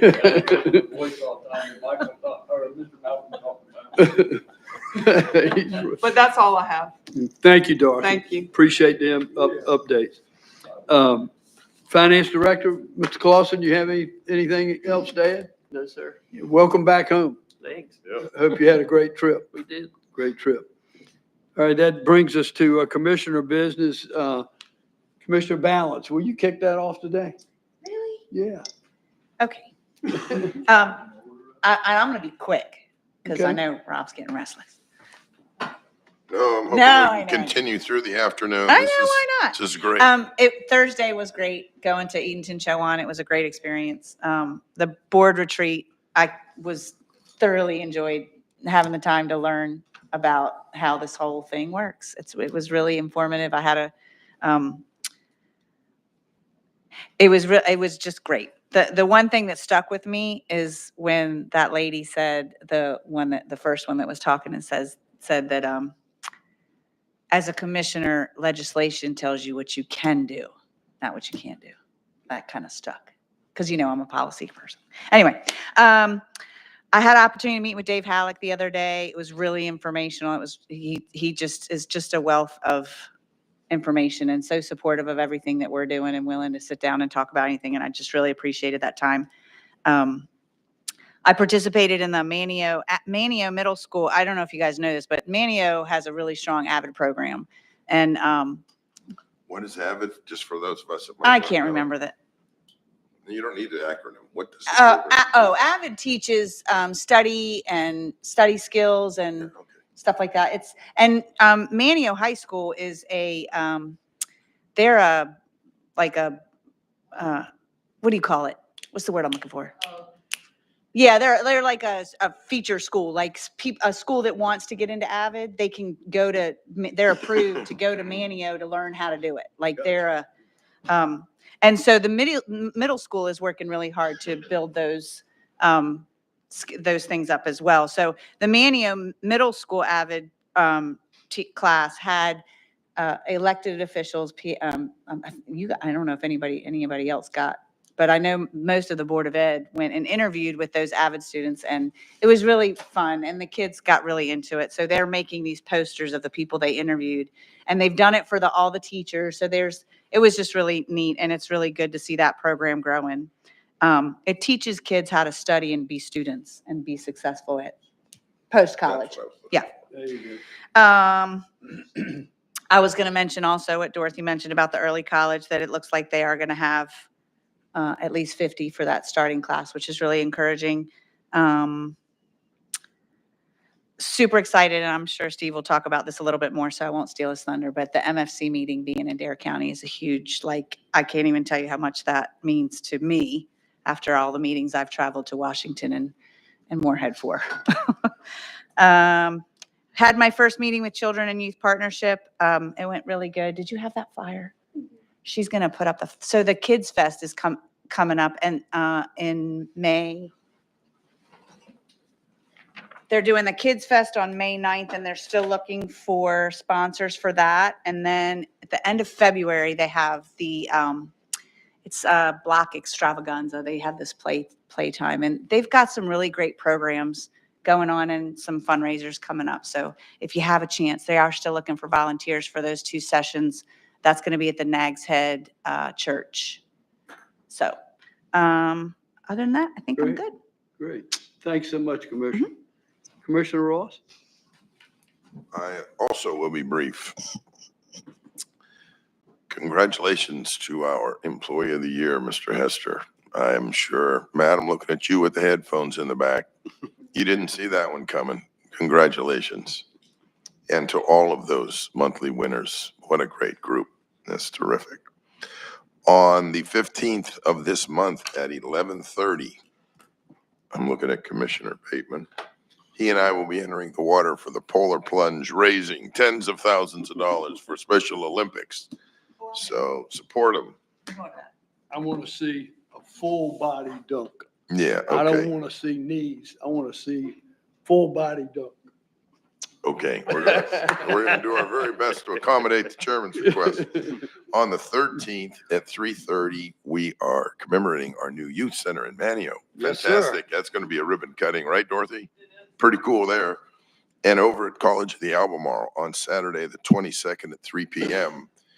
in light of and in tune with Black History Month, they're presenting some incredible videos of the early Life Station staffing and achievements and accomplishments, which I think are going to be fascinating. So I'm heading over there on the 22nd, College of the Albemarle, 3 o'clock, and that's going to be cool stuff. And just a small message. Sheriff Dowdy had a very big health issue with one of his grandchildren that has resolved well. And our congratulations and best wishes to the sheriff and his family. That's all I have, sir. Yeah, thanks for bringing that up, Rob. That was really an incredible one. Little Eli was 6.5 months old, Yeah. but he has come out the other side. Prayers get answered. Yes, Amen. Fantastic. Vice Chairman? Yes, the county manager and myself have already discussed this and about the mooring with Miss Katie at the Oregon Outlet Fishing Center. And it's something that we've kind of started working with.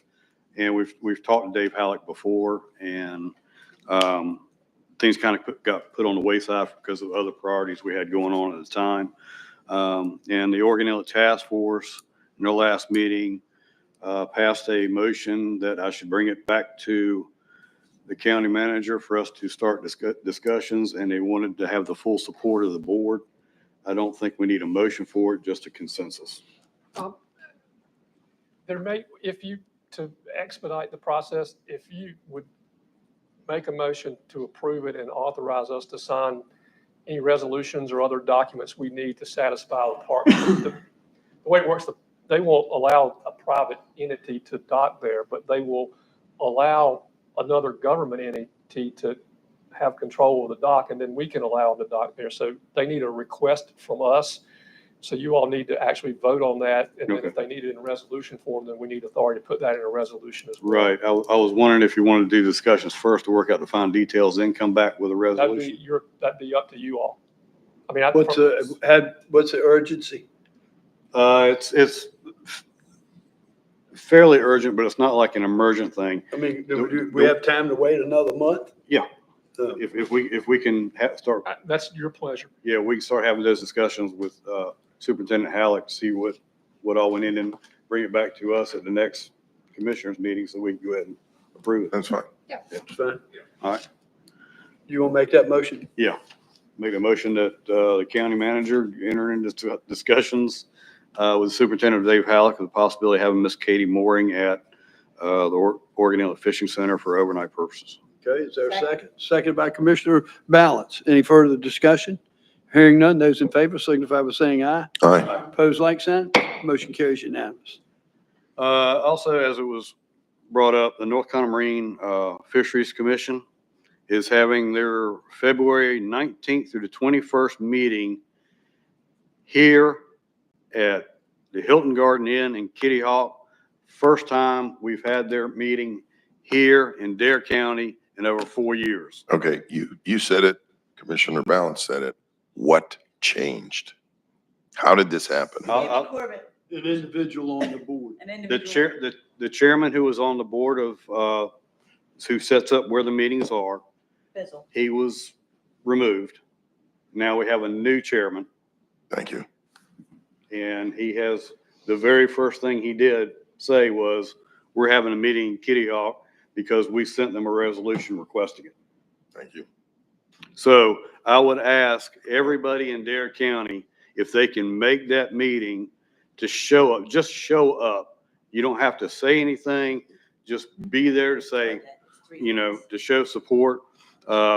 If you do want to comment, public comment starts at February 19th at 6 p.m.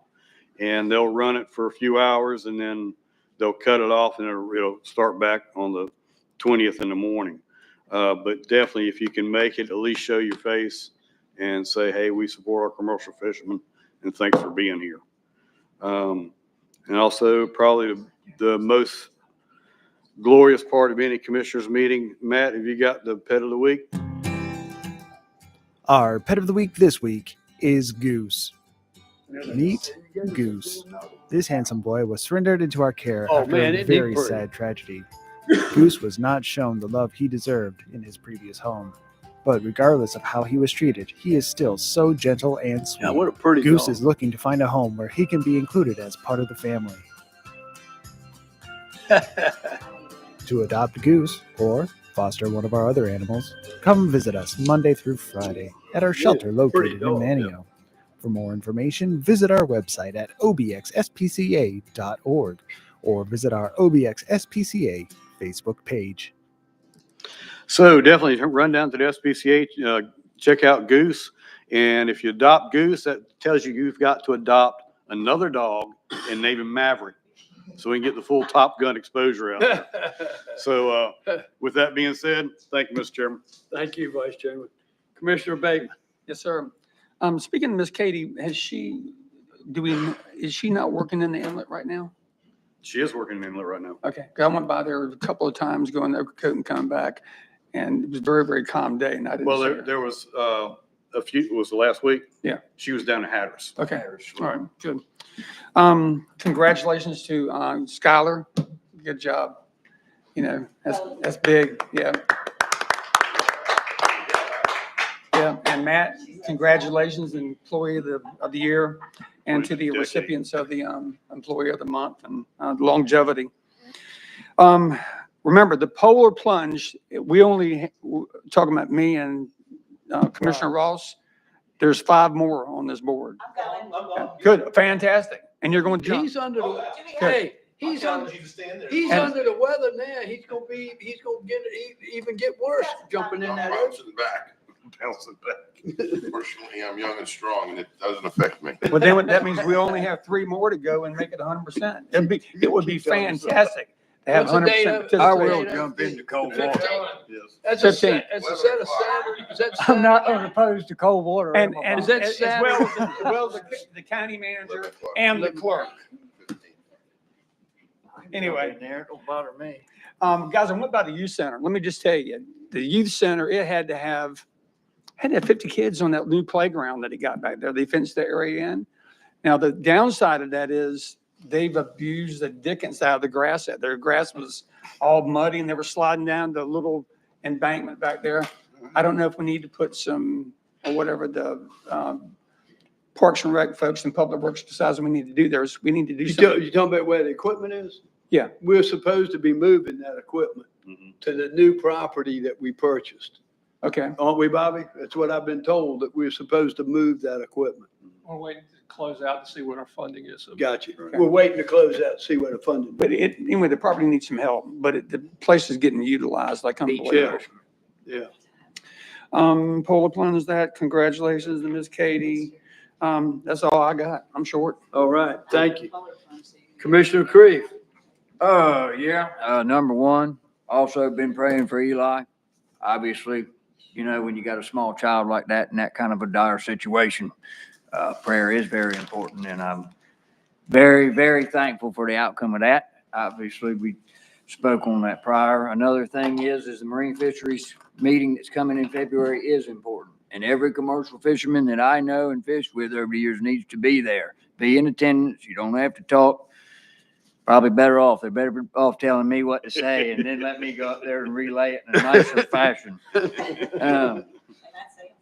Another thing, nobody's touched on it. Dorothy, I just want to double check this is at 4:00 today, we are at Manio High School. They're naming the gymnasium after Mr. Steve today. Yeah, it's Yeah. 4:30. All right. 4:30. Yes. Well, it's not anymore. It's not a secret anymore. Oh, yeah, good point, good point. That's a good 4:30. point. Mr. Steve was very special to me. I didn't take his position at Keller's because that's impossible to do. I simply created a new role there. That man was an incredible person, and I am so honored to have the opportunity to be there while they named the gymnasium at Manual High School after him. So that's a big deal. Other than that, I like the direction our country's moving. I like the direction our county's moving in our trip to New Bern. The one thing that I got out of it the best was I know I'm working with a bunch of good people. We had fun while we were down there, got to know each other a little bit. There might have been some bad meatloaf, but but the rest of it was pretty darn cool. So Never gonna forget the meatloaf. never gonna forget the meatloaf. The No, meat- it was an the- absolute pleasure. The meatloaf community is pushing back on this criticism. No, I just want the public to know that I work with one of the greatest boards in North Carolina with some of the greatest people, and we all bring a unique and different perspective to doing this job, but that's what makes us great. Thank you for all the staff in here today. It's been a long meeting, and time to cut the lights out. Thanks, Commissioner. Appreciate it. Commissioner Burris. I was forgetting the microphone. I'll be brief too. Dare Arts Council, 50th year. So they're doing a 50 for 50 where they want you to donate $50. So all of you get your checkbooks out and you can go online. They'll take a credit card online for that. 50 and 50, that's great. They're also going to be doing the Frank Stick art show starting this month. Of course, I echo your sentiments on Mr. Steve Bass Knight, one of the finest gentlemen you'd ever meet. So that's a great honor up there. I'd be excited to go to that later today. Polar plunge will be fun. I think we'll have a good time for a great cause. Love those folks. And other than that, that's, just for being brief sake, we'll call it a day. Great. Thanks, Commissioner. I appreciate it. That brings us to, I'd like to make a motion to a closed session in accordance with NCGS 143-318.11A3 to consult with the attorney in order to preserve the attorney-client privilege relative to the Lutz matter and to approve the minutes of the last closed session. Is there a second? Mr. Chairman, could you add to that motion, also to give the position to be taken by on behalf of an agent for the county to purchase of real estate for the Stan White property, and let's see, and also to just review the qualifications, competence, performance, character, fitness, employment, or conditions of initial employment of a public officer or prospective public officer employee. Yeah, y'all heard what I said. Add that to the motion. Second. Is there a second? Second. All right, motion on the floor, seconded by the vice chair. All in favor, signify by saying aye. Opposed, like sign. Motion Mr. carries. Chairman, one last thing before we leave for closed Yeah. session. I meant to do it when I was up before, update you on the water project across the sounds. Matt, can you put that picture up? Are we still in session? Yeah, we're still in All right, session. You okay. can recess us to the closed session in just a second. If you look at that picture, that's the water line that has to be buried under the sound. Ooh, that is a diameter, isn't it? That's a big one. Woo. We entered the contracts, and they started work on that project on Monday. They tell us they'll be finished with it by April 30th. We don't get into trouble until school gets out in mid-July, so we've got some lead time in case weather or something slows them down. There's no issues. They're gonna bury that thing. They're gonna Yeah, bury it. gonna bury it. They bury it in sections, and what they do is they'll take what you saw there, they'll put that, each section is the length of a 18-wheel truck. They'll take metal and do it down till they get it at the right angle and get it going, and then they'll run and it's not PVC, it's some other kind of material that you use for water through that metal pipe that guides it through, and then it's roughly the same diameter, but they run that through under the sound. They start on both ends and work to the middle and then attach it in the middle. Exactly. How do they seal those steel drums there? Are they welded together? What they do is when they go through, they're Or welded, duct tape? yes, they're welded together when they put them down, and they act as the sort of the guide for the Gotcha. plastic pipe that goes through there, and then they run those through there. We have all the materials here. Like I say, they were out there. I saw them Monday, beginning that work and doing their probing and doing the things they got to do. So I'll let you know that because we don't anticipate any problems. We don't anticipate any concerns.